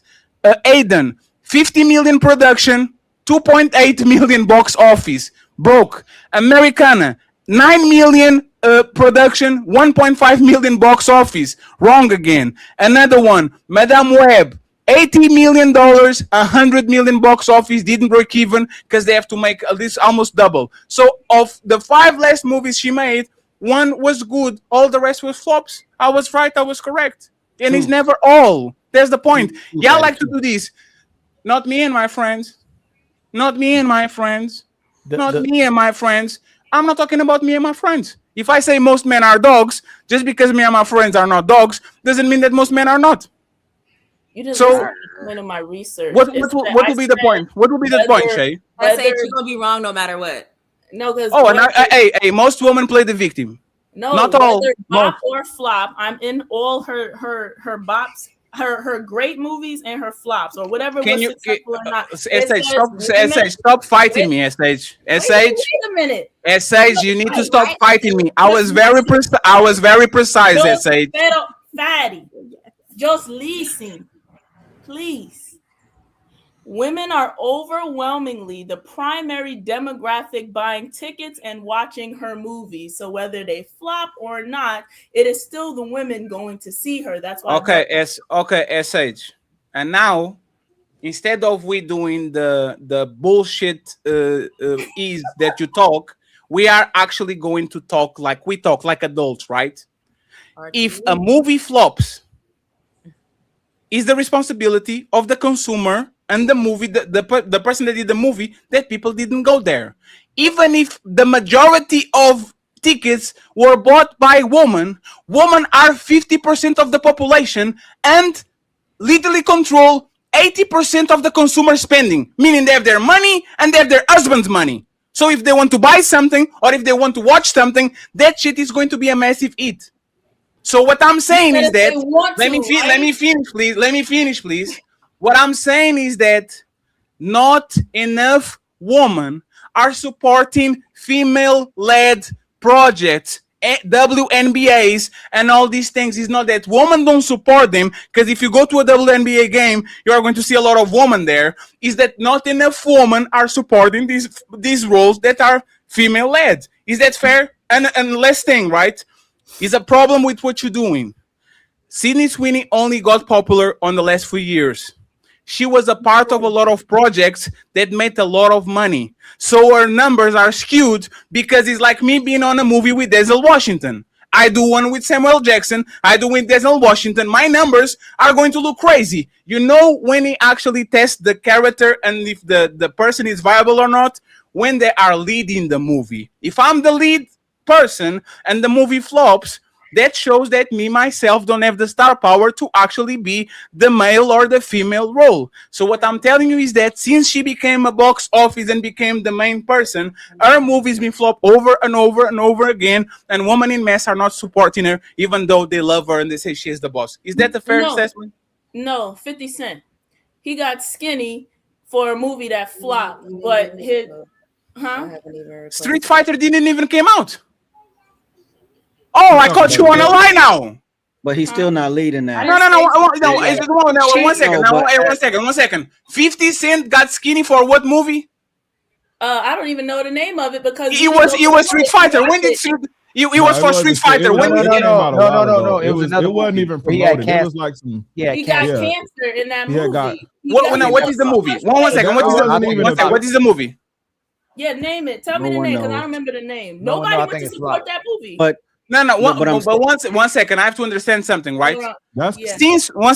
Since when 50 Cent is a main event in any project he does? 50 Cent is always a side character.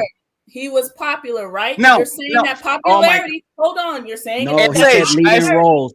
He said leading roles. So your argument that you're making don't fit this argument because he said leading roles. SH, can I attribute to 50 Cent power, or I have to say Ghost is the one that carried the series? Ghost carried the series. Okay, so this is what I'm talking. I never heard 50 Cent leading a movie. Probably Get Rich or Die Trying, something like that, right? But if you actually talking about leading roles, even on the Street Fighter movie, 50 Cent is a side character. So she's talking about All Things Fall Apart from 2011. Yeah. And nobody went to go. 2011.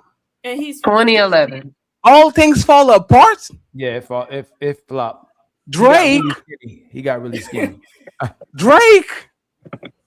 You talking when we're doing Soldier Boy opinion? Yo, Superman. That time, 15 years ago, SH.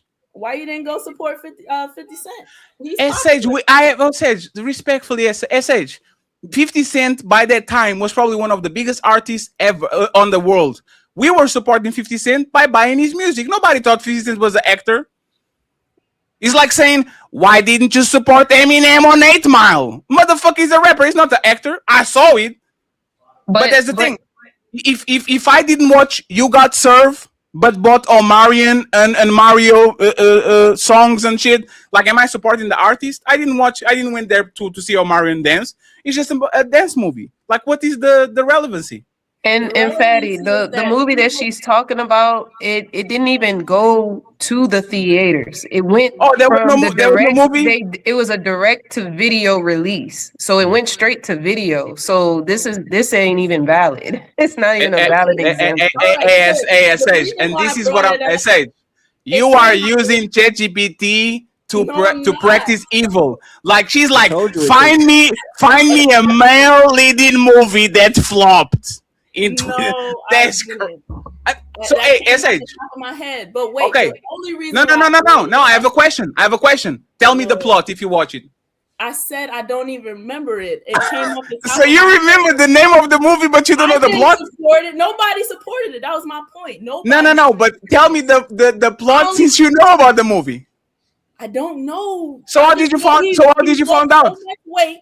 50 Cent lost so much weight. How did you find out? And nobody. No, she didn't know the name of the movie. Carmaya just told her the name of the movie. She just remembered when that happened. Told me it. I just said that. Nobody remembered the name of that movie until you looked it up. Because nobody watched it. I'm sorry. She's just gonna have to concede on this one. This. Yeah. No, but you made me lose my damn point. There was no point. There's the point. There was no point. There was a point. Oh, no. It was about supporting things that you find interest in. Why is it solely blaming women for not supporting it when maybe the production team didn't promote it properly? Because y'all claim it. You blame men. You said because there wasn't no titties on the thing. Exactly, so why wasn't the answer because women didn't support the movie? When he asked you why the shit flopped, you said because they didn't sexualize the women. Why wasn't it that women didn't support the damn movie? That's what you said. Because I've been waiting on that one because that was crazy.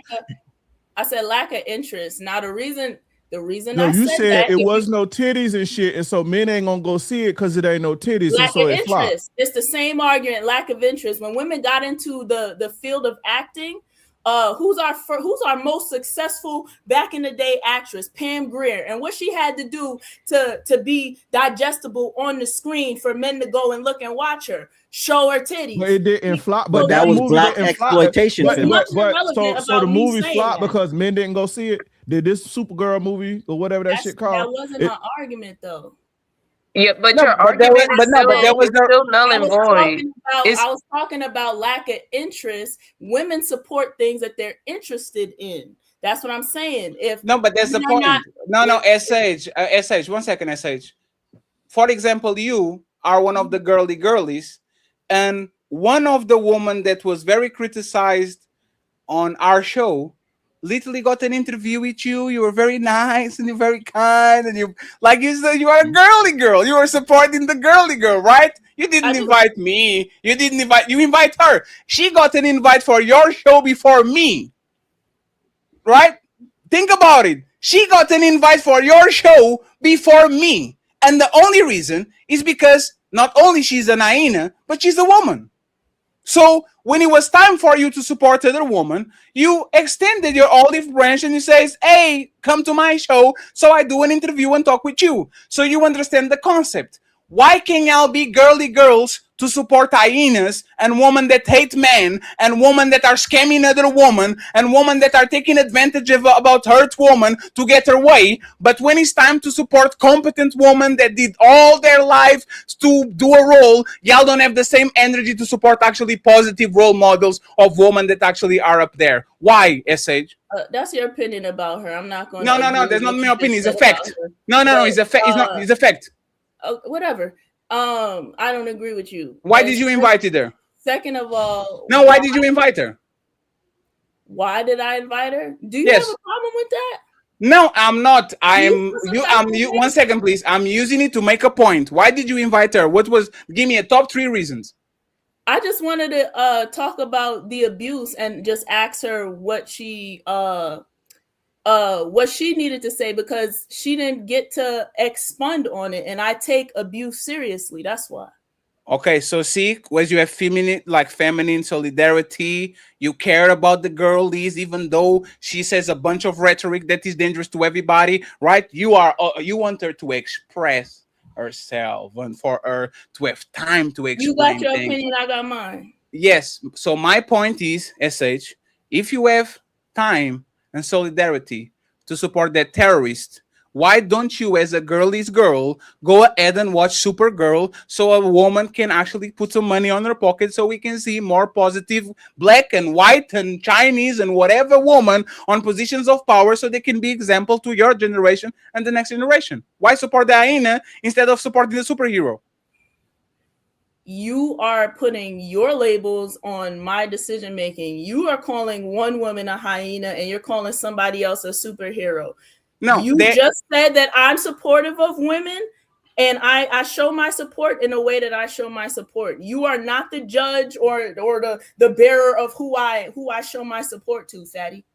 Yeah, it's selective. Like I said earlier, women are selective with how they support, where they're putting their energy, et cetera, et cetera. That's all that is. I mean, we can say all these words all we want. That's really what it boils down to. Okay. So women are really not girly girls like they be talking about. Women want to only like the women that they want to like. They only want to embrace the ones that they want to embrace. That's really all that is. Okay, I'm gonna shut everybody up. Fatty, Ali, why don't you support Trump? He's a man. Because we have another man on the other side of the aisle that actually is more viable. Support all men. What are you talking but it's about? Not, no, 1 second. It's not all men. It's the respectful man. I will support a man with values over Donald Trump that I think he has no values. No. What are you talking about? Now you ask a question. We ask a question.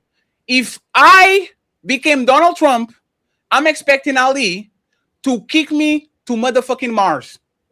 Because if Ali becomes Donald Trump, the super panel is going to be panel. So you take the soup, Ali. Go over there. I don't need you anymore here, right? So I make a judgment call. It's not because he's a man. If Ali was doing a movie, I would at least buy the movie. You know when you buy tickets but you never watch it, or you buy a T-shirt to support the business, or you buy a DVD just because not you're going to listen to it, but you want to support somebody that looks just like you. There's a lot of positive things that you can do. When I launch the store, I guarantee you there's going to be a lot of people that are going to buy the merch, but they're not going to wear the merch. They just want to put some money in my pocket and support me.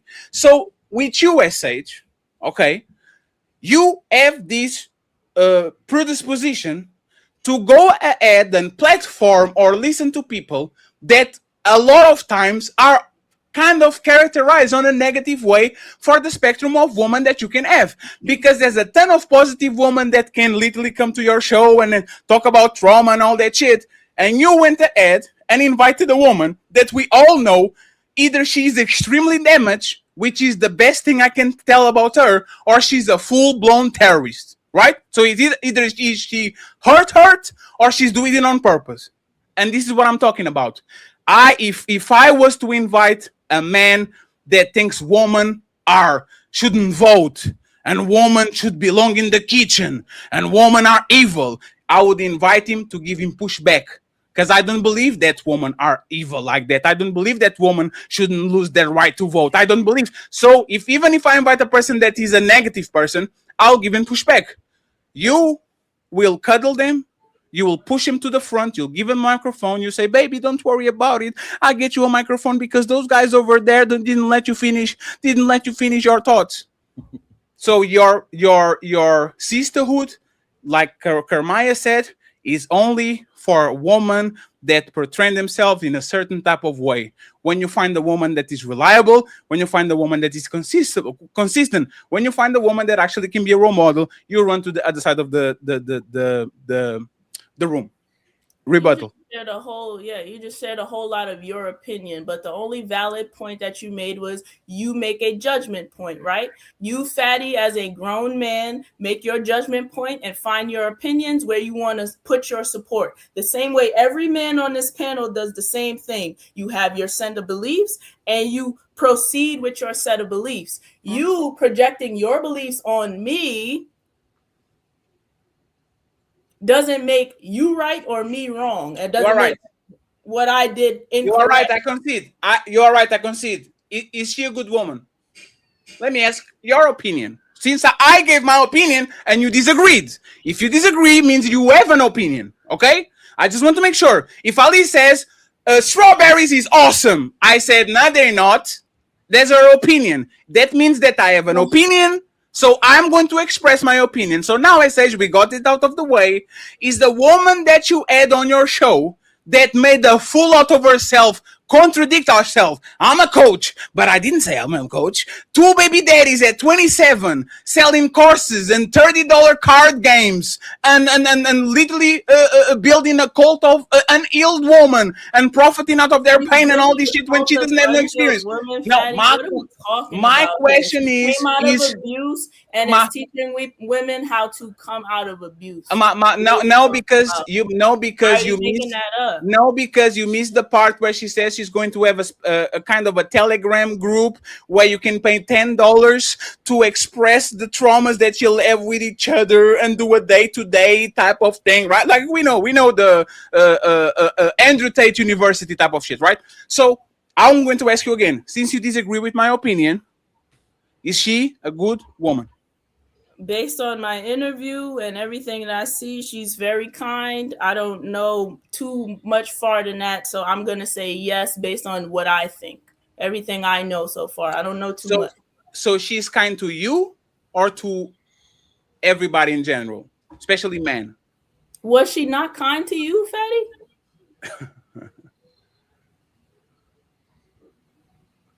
Was she? Was Kiana Escape disrespectful and mean to you?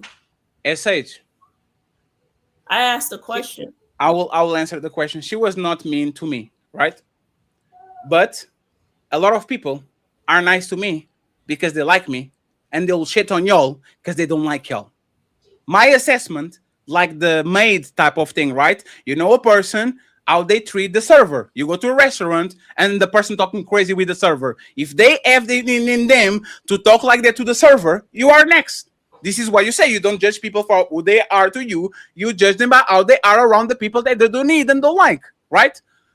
That woman, respectfully, is at bare minimum SH compromised. At bare minimum, this is the bare minimum. She's at least hurt or compromised. It is the best I can give her. It's the best case scenario. That woman is not in condition of teaching other people because of her age, because of her experience, and because of the things that she is selling that she actually didn't went through.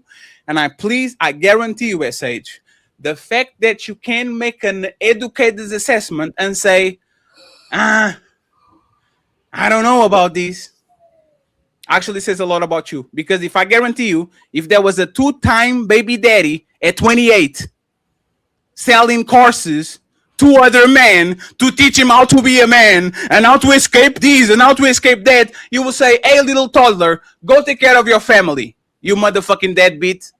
Right? If he was a 28-year-old man that has 2 baby mamas trying to teach grown-ass men how to be a man, you would say this is the biggest motherfucking scam. You're selling $30 cards to ill people and all this. Sir, go get a job.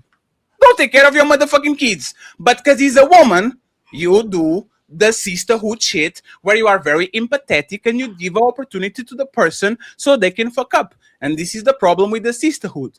When is to support positive role models and support Supergirl because your daughter one day might be the future actress, a Little Mermaid, and they look at the numbers and say, we need to do more. Hey, what is the movie that is going to come out next week with The Rock? Moana, something like that, right? The Hawaiian movie, right? Because I like woman. I want woman to succeed. I want the snow. What is the name of the snow in English? The Disney movie. Snow White. I want Snow White to succeed. I want Tomb Raider to succeed. I want Resident Evil to succeed. Every single movie that comes. I went to watch The Woman King.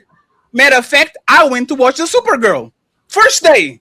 Let me go watch the Supergirl. I know this is going to be shit, but let me go and support it. So, I don't get, how do y'all have time to support Erica Mena, Nicki Minaj, Cardi B, fucking Cynthia G, have time to support Shira 7. Y'all have time to support every fucking woman that is a piece of shit, but as soon as it's time to actually push women that are doing something with their life, I don't know, I will wait for the DVD. I'll bootleg in that shit. But I'm wrong, because I'm not actually telling you something that you actually doesn't make you feel good. Yeah, let me ask you a question, Fatty. because it Yes, sounds last question, and then we go to the main event. Okay, go ahead. it sounds like you're coming from a place of like you're trying to warn me of something, and then it sounds like because Supergirl is Supergirl, right? Sure. Okay. You just said that this girl is kind of like a terrorist, and I need to know where's that coming from? So a terrorist doesn't fuck up only their life; they fuck up the people's lives, right? And they fuck people life that have no idea. When a terrorist attack happens, that person is like they are there. They are just victim of whatever is happening around them. When your business model is around hurt people, people that are hurt, people that are broken, people that need help, you need to be very special individual. Because if you're coaching regular people, it is what it is. The person is healthy, they're choosing you, it is what it is. When you focus on specific groups of women that literally was abused, women that got, I don't know how many baby daddies, women that come from difficult environments, you need to be an expert. You need to be somebody that is going to tell people what they don't want to hear. You need to be extremely harsh because it's the only way for you to take a woman from an abusive relationship. Sometimes it's to slap her on her face. Miss, you are in danger. This man is about to kill you. I can tell you what she wants to hear and cuddle her and say, you have to do shadow work and manifestation and you have to look at the stars. I have to give you tools so you can run away from the situation because I care for you. And once this woman is teaching mumbo jumbo shit that makes you feel happy and make you feel good, but in actuality is not going to help you because we are a little bit older than her and we understand that a lot of times these women need a very hard shake to wake up and not a pat on the back. You are making this woman be on the same dangerous situation that you were because you're not qualified to actually teach them. So I'm calling her a terrorist because of that. If she's a suicide bomber, go ahead and do it on the corner when nobody sees you. You are coming in the middle of the crowd and you are detonating that shit. Respectfully, SH, I don't send people to a burning building. I don't care about what happened with y'all per se. I wish y'all the best, but I don't want to change y'all. But one thing that Ferry will never do is sending anybody, especially women, for a burning building, because I know if you get burned, you are going to burn 5 men after you. Those 5 men that got burned are going to burn 10 women after them. And all of a sudden, one little motherfucking terrorist created 30 suicide bombers around because she tried to teach something that she was not qualified for. So now I substantiated my opinion about that woman and what she does. I wish that she heals. I wish that she gets to a place of peace. But right now, she's just on a building on fire, telling everybody, don't worry, guys, it's warm over here. Come here, I got y'all. Just come, bring your wallet, by the way. You're not going to get burned, it's just warm. I can recognize that, and you can too, because you are a smart woman. You just don't want to say it out loud because she, for whatever reason, has a pussy between her legs. So now all of a sudden you have more empathy for her than you left for a man with a dick. That's not where my empathy is coming from. Just so your opinion doesn't get overshadowed for mine. My empathy doesn't come from that. My empathy comes from understanding abusive situations and coming out of abusive situations. That is the only place. How do you know? From because I know. So we can move forward from there. Wait, what? Yeah, so this is No, Carmine, 1 second. You can say pineapple. I thought you were a virgin when you met your man. Yeah, I am. I was. I wasn't talking about. And you still are with him, right? Mm-hmm. So why don't you? Have you been through that shit? Like what I said, I have. No. Hey, 1 second. Pineapple. This is pineapple. This is two situations. You don't have to answer me. You don't have to answer me. You don't have to answer. Okay. So this is, you see, I can understand what you mean, right? This is what I'm talking about, right? Either he didn't do nothing to you, so you have no idea what the fuck you're talking about, right? Because you don't know it, you haven't been through it, or you haven't been through it, and you still are with him when this bitch has a cock course for you to run away from that shit. Are you going to take the course, SH? None of those are correct on why I know what I know about abuse. So again, Okay. I'm not going to get personal, but you're wrong. Okay. Pineapples. Pineapple. Main event, friends, and then we go home. Cape Verde is tied with Argentina. Oh, I had to change my shirt. Ali, you are going to lead this one. I need you to tell me, what does this mean?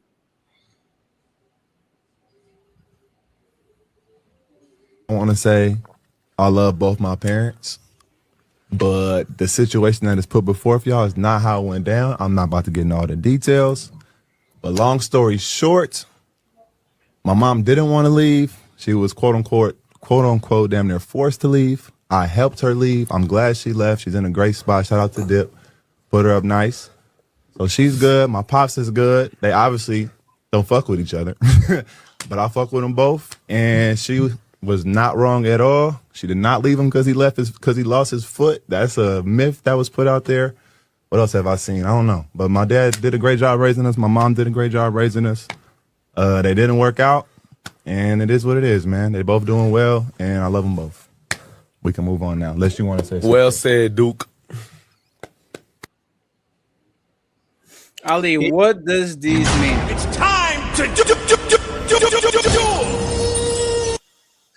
It sounds inconsistent. I'm trying to figure out how he said his mother was forced to leave and he helped to leave, but his pops and hers both good. She's not wrong at all. And she says he supports them both. He loves them both. He did a great job raising them. Mom did a great job raising them too. But if his father forced his mother to leave, and he helped her leave, something's inconsistent. It would sound like his dad is not all the good person that he's saying he is. Or it would change the narrative of what we've been saying, that the mother left the father because his leg was chopped off. But what he's saying is she was forced to leave. So the message sounds inconsistent, but it sounds like he's trying to support both of them, but he's willing to stand more outside for his mother than his father. King, what did you heard that? I don't really know what's going on. I would need to see who filed for divorce, but it sounds like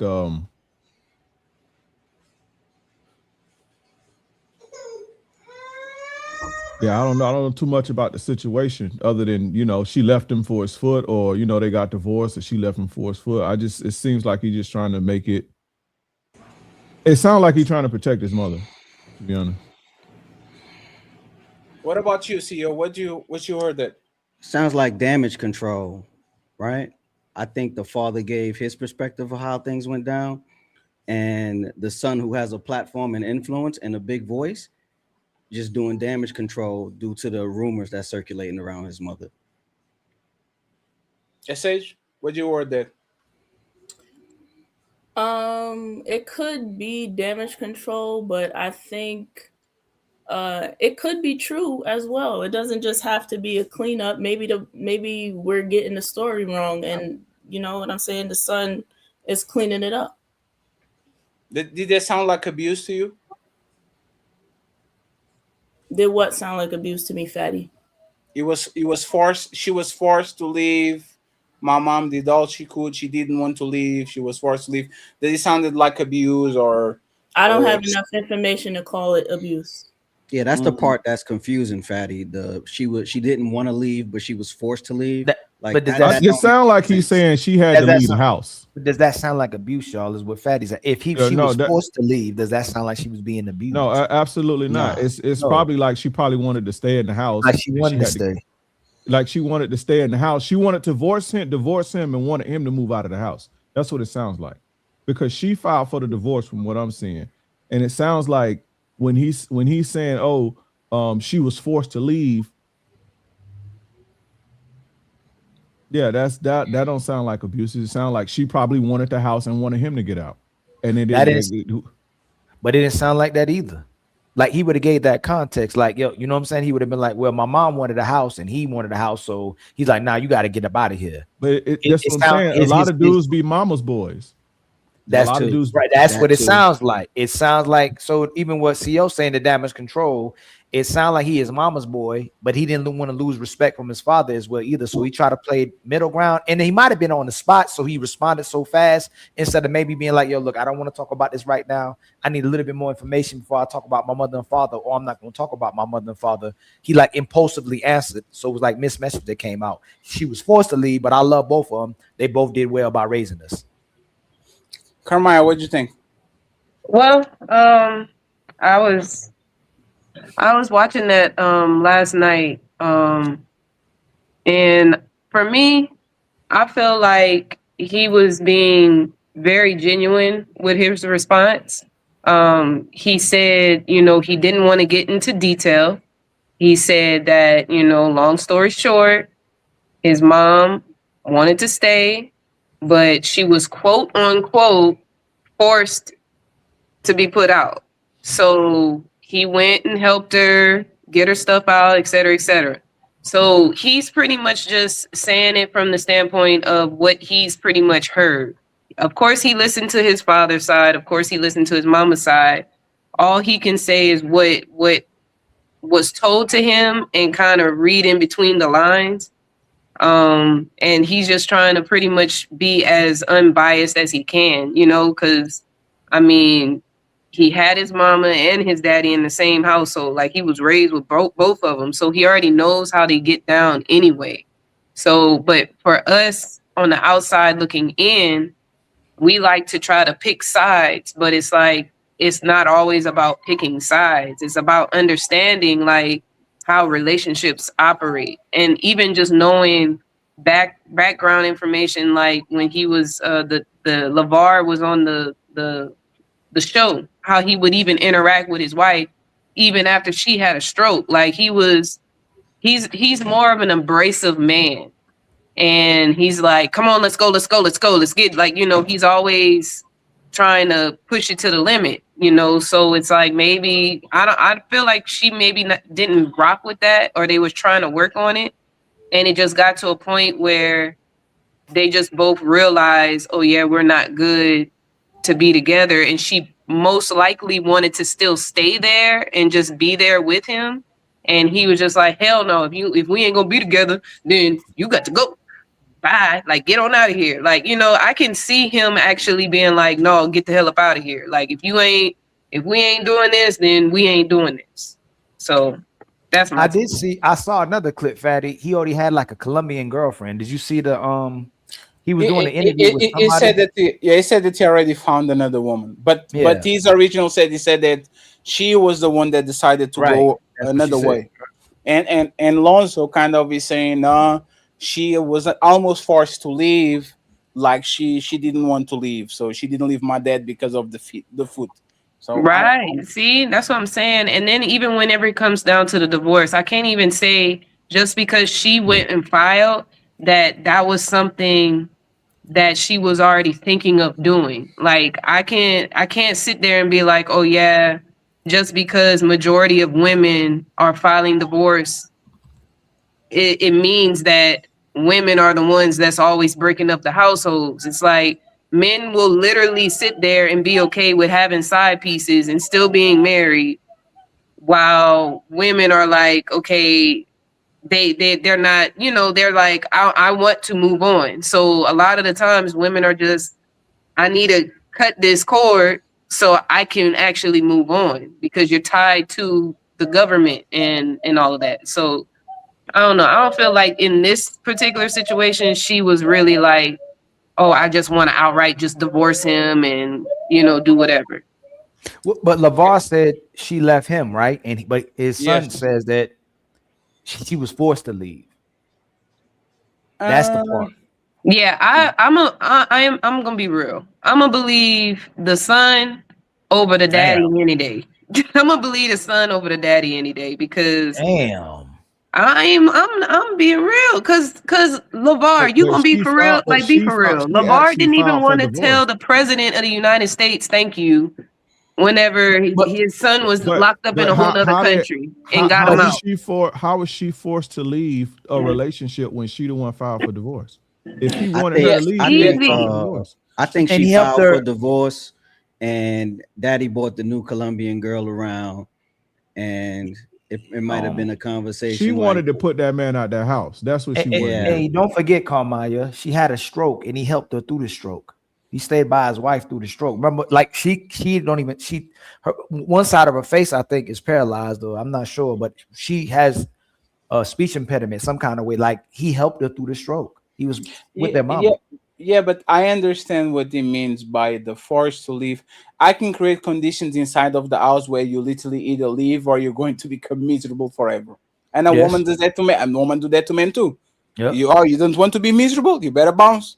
Because every day you wake up, I'm going to remind you how fucking shitty person you are. I'm not going to give you this. I'm not going to give you that. So a person can force the other person to leave. I don't fuck you. I don't cook for you. Like women do this all the time. So and men, again, men don't want to be the ones to actually put the silver bullets. Men don't want to use that shit. Nah, you want to bounce? Go ahead and do it yourself. You got it, right? But So he just sounded like he wanted to be with her still on that interview. Like he yeah, still, but and but she the chose, but he sounded like he wanted to still be with her. yeah, but Ali, I will tell you this, right? You know when we say a person like the new person doesn't show up fast if they were not already there. The dude already had a girlfriend. Like, But it's see what I'm easy to get saying? a woman. Like if you got money, it's easy. You can get a woman. No, but King is like, let's not pretend like King. We are men, right? We understand how damaged. Like, imagine that he is actually is the hero. He's not the villain. A breakup like this would be the biggest sign of betrayal. That man will be brokenhearted for years. I was with you when you got your stroke, and now I'm empty and you don't want to be with me anymore. Like if you actually was the hero of the story, that man will be shattered for decades, because we know how bad men fall, like in depression, all this, when they know the woman that they love literally decides to go ahead and do what they need to do. That man was Yeah, like, but eh. but you still gonna get a rebound to feel better or whatever the case may be. Even Yeah, though, like he. especially if you can, and Yeah. you have the No, no, resources and you have the, you see what I'm saying? You could no, be but hurt, you could be heartbroken, and then you no, but have King, somebody to make you feel better. but he went out of his way to actually say, no, I already have somebody. But Fatty, okay, if you watch the interview, I got to see it. I got to he see. so when a girl came in, one, he seemed miserable, and that lady was miserable too. Like he couldn't even do what he asked him to do. He was trying to get a spoon for the guy that was interviewing him, and she was just like miserable, just doing it. Like he just got her there just to feel better, but I don't think he liked her either, and she don't like him either. Like if you go look at I'll pull it up. Like he was like, "Hey, can you get this guy a spoon?" And it took her forever to get the dude a spoon. She couldn't give him a spoon, and she was like, like this." He's like, "Dang, you can't get him a spoon." Like he was feeling some type of. I think he just got her around there to feel better. He's overbearing. He's an overbearing kind of man, and it literally is crazy because it's like people will be like, "Oh no, she left him because he got his leg cut off," but that was a year ago, and this is just now coming out. So she literally had to deal with that for a whole year, and knowing how overbearing he is and demanding, it's like. I don't put it past her if she just was like, fed up with being treated that way. You know the thing that make that suck is because women don't usually leave you when you up though, so they'll harbor for whatever reason. But women don't leave a man when he's up and on his horse and strong. Women don't leave you; they could feel however they want to feel you. But he got though through the situation. His leg don't work. His dick though, excuse me, his leg don't. So it's like he down. Maybe his confidence is low, and then now she leave. She leave him when he at his lowest. They've been together. He been like that for 30 years. No, but why would That's the who he son? is. Because the thing is that the son like what the son said clearly was hey man, don't blame my mom. It was my dad. That's literally what he said. He kind of said that. It's not my mom. It was my dad. That's what it sounds like. Yeah, that's what it sounds like. It sounds like his son is And right remember, there. if you actually watch the like, if you have anything about the Love Our Kids, they are not mama's boys. They are big on respect with their dad. Like their dad is like their hero and shit, right? Yeah. So I for a woman to say that, for a man to say that, when they actually, hey, there's no way, like my son that looks at me some type of way would say, nah, man, She was forced to leave. She wanted to stay. She was forced to leave. That doesn't sound like actually capping for her. It sounds like, hey man, don't talk shit about my mom because she didn't do nothing wrong. That's to me how he sounds. If it's true or not, I don't know. Yeah, I agree with I that. think it's true. I think it's true. Because you gotta Mm, understand, LeVar got a reputation that he's trying to uphold. He's trying to continuously appear unbothered and like he's the man on top, even though he's missing a leg. Like he's not about to let nobody see him sweat. When has Sure, he ever done that? but there's the point. But there's a L. You lost probably the most important thing after your kids. You did a great job. All your kids, multi millionaires, doing their thing, all popular and shit. And And the he ride didn't or show die that. that you had, like, you know what actually would hurt me, Kermaya, if actually re-abbing somebody to health when they have a stroke is so oh my, that shit is like that's one of the biggest investments. I don't like, it's kind of difficult for me to believe that you went through all that to get her up on her feet 35 years in, multimillionaires, big mansion, pool, and all this shit, and all of a sudden, like, this is oh, we outgrew each other, like something happened. And like that's why I asked Kesage if he was abused. Again, speculation. If I was to listen to what he said and believe in what it is, either LeVar put his hands on her or he was doing some massive violation and cheated on her and was caught, something like that. Like there's no way my son is talking like that with the press and saying, nah, she didn't do nothing. She was forced to leave. Who forced her to leave? I think his big personality got even more out of hand when he lost his leg, and she just couldn't stay anymore. So that's why he probably worded it as she was forced to leave, even though she wanted to stay, because she did her best to probably rehab him back to at least the the ball that we know, and she just couldn't take it no more, so she was forced to leave. but hold on. We are we saying because he has this overbearing personality in public that he ain't take care of his family and built wealth, all these successful kids and his family successful? Like, can we be honest about what? Hold on, because I want to get the perspective, because most of the relationship, the women is overbearing, right? Yeah, it's this all day long, right? And the men like, damn, okay, whatever I got to get done, right? Now we see this guy. And men, like, it could be like the guys who carries the mathematic guy. I got a lot of cousins that's very loud and overbearing. It can be overbearing. They have that big personality, right? But they take care of their families. Are we gonna say because he has that strong personality that did it ruin his household? Now that one person said that she left. She said the son said that she was forced out. Are we just gonna go from him having an overbearing personality that's the reason why the relationship ended? We No, don't know. I'm saying that I don't think since that's he fair. lost his leg, like, I don't know if you ever been around someone that lost a limb, right? They go through it mentally, right? They suffer from severe PTSD because they can't. Right. No. I hear what you're saying. Let me explain. They can't maneuver how they used to, right? So I think the worse that he was, even with his big personality, got 10 times worse. And that's probably what forced her out. So see, But my problem with that statement, CEO, is y'all have no idea who LeVar Ball is with his wife. Like that we know he's a WWE character. Like, I never lost. Like, he's a WWE character, right? But the thing is, we have no idea once the cameras are not rolling and all that shit how he actually treats his family. We have no idea. See what I'm saying? That's fair. It's like a keep up with the Kardashians type of thing. We have no idea how they treat each other when the cameras are not rolling. That's what I'm saying. Right, Look at but Kobe that Bryant. is fair.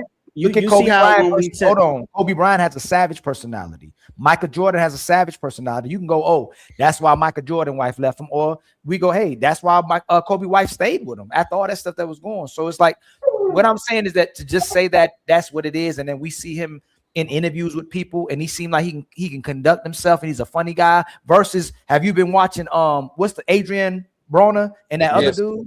If someone goes, man, I see why women leave him, like, I can go, hey, I can see why women leave him too. He seemed like he out of control. But when I see LeVar Ball, when he's overbearing, he's talking about his sons, he's being funny, He's charismatic. I don't see him doing nothing negative and detrimental to people. Like, you know what I'm saying? The way he conducts himself, even in an interview, who's very respectful to people when you see how he carries himself. So I think it's unfair to just say, hey, man, his wife left him because he has a big personality.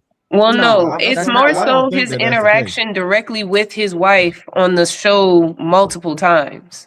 It's not just how he interacted with his wife after she had her stroke on the show. That's what I'm going off of. I don't know what everybody else is looking at, but I'm specifically speaking to his interactions with his wife on the show and how it became demanding, overbearing, and kind of obnoxious. You got like a clip or like something you saw, even if you don't have a clip, like something you saw, like, yo, that's negative. Because well, if you could just look it up right now on Google, it'll say, like, it'll literally give you a summary of why people are, don't care for how LeVar Ball was interacting with his wife. And it would say literally, there was this one show, one of the episodes, she was walking across the street. He already got across the street and he's like, oh, you better hurry up. I'm gonna be in the cool AC before you. And she's like, limping around and stuff. She literally he's helping her through the stroke, but it's like there was no grace, there was like no mercy type stuff going on. And it was multiple situations. It's like, oh, you over here being like an old lady, like you need to hurry up, stuff like. It was just obnoxious, so I'm just going off of the interactions he actually had with his wife. Yeah, we can say, we don't know if that was just for the show or not, but that's literally all we are doing is observing from the outside anyway. So Carmine, one of them is lying, right? Because we have to go to the academics things and wrap things up. If you were to say that one of them is lying, who would be? Because there's conflicting. The dad said she decided to leave, and the son saying she was forced to leave. If you had to say that one of them is lying, who do you think would be lying? I'm gonna say LeVar, because LeVar was he's gonna be biased. Of course, he's gonna think he did nothing wrong. Like, if you're the son, you're removed from the situation, and so when you're listening to both sides of the story, you have no choice but to see, like, oh yeah, no, look, dad was tripping on this end and mama was tripping on that end. But, in this situation, she was forced out, but, I respect them both. I'm still cool with them both. Like, I think that the son was being honest. You agree with her, King? No, I think she wanted to leave. She filed for divorce.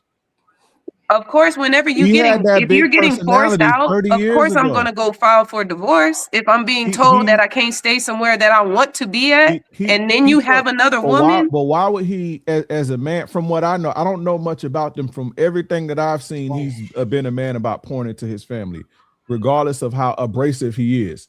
So why would he all of a sudden say, well, you got to get out? Like, what that, as a man, just as a man who's been in relationships and all that shit, like, why all of a sudden now, 30 years later, after I slow my life down and sacrifice and help you through a stroke, 2 strokes, if I'm not mistaken, now why all of a sudden I pour all this time and energy to see my legacy, to pour into my kids, to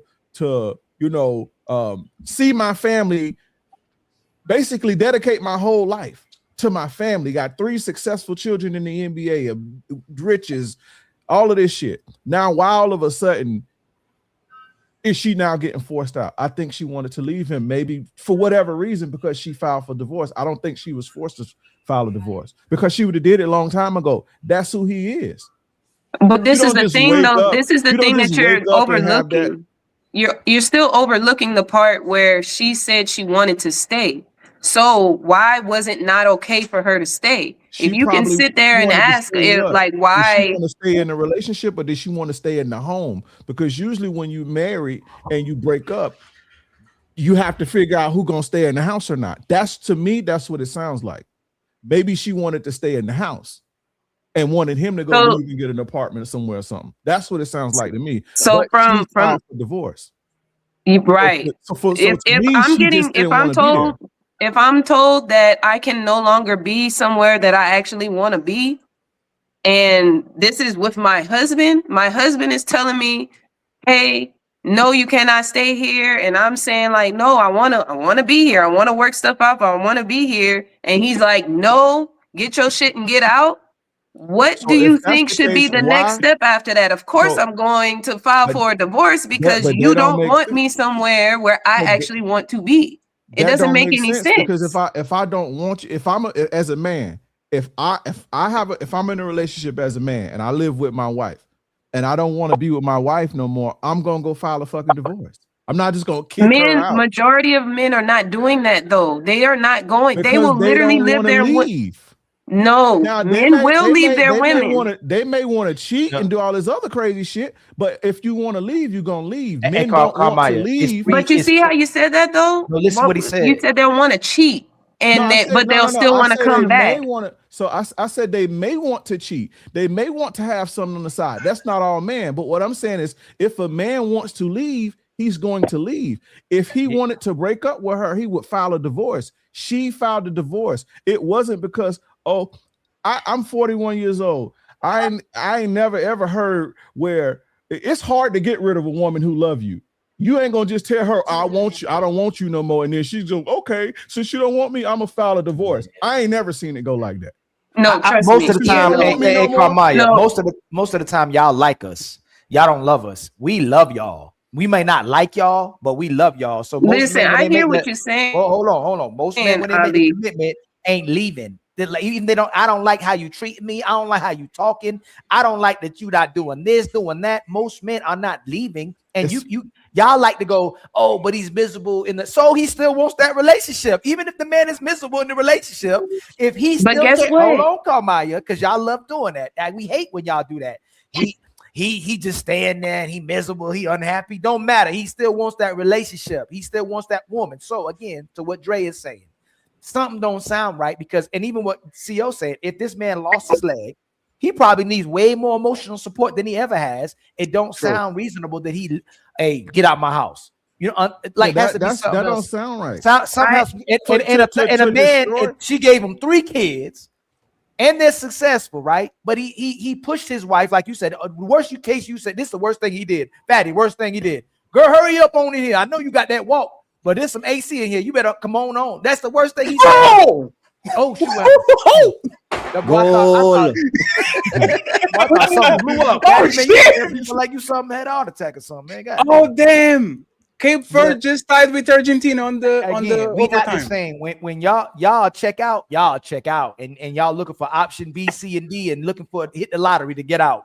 When men are done, like they upset with you, might not like you in a relationship, they not really checked out. They just like maybe a little distant from you, but they still love their woman. Yeah, right. So let me say this. Let me say this real quick. Let me say this before Carmine goes, right? Ali, 35 years, man. We have no idea what's inside of this shit. All rules are out of the window. These people, like, it's very easy to kind of understand that 35, like 35, most relationships people are roommates. But let's be honest about it. 35 years together, most people are roommates. They are with each other because that's all they know. That's all they do. The kids. But that's the point is, respectfully, like, I need to talk with the impartial party in the situation.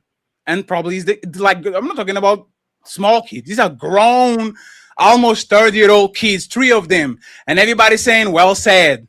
And you know those kids fight a lot and they like to fuck with each other a lot and all that shit. I didn't believe that if that man was lying on their dad, the kids would not say, hey, man, hey, chill.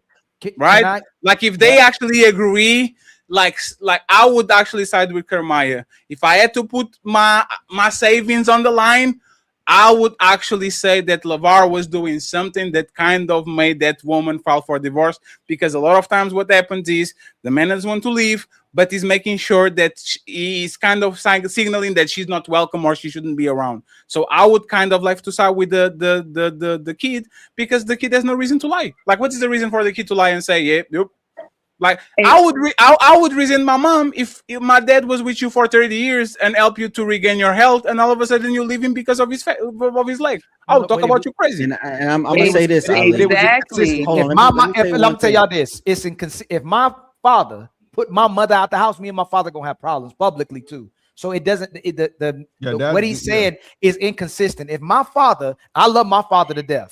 Even when I thought something one day in my life, I went at my father. If my father put my mama, loving, amazing, loyal mama, There's out my nothing you house, can do. we gonna no, Fatty, public, we gonna have problems. I'm not just gonna say. So what you no, going to say in public? No, hold on. Let me see. Excuse me. If my if my dad, hey man, my daddy being a sucker right now. That's Yeah, what my daddy no, doing. Ali. No, and but I ain't that- gonna hold. Let me finish.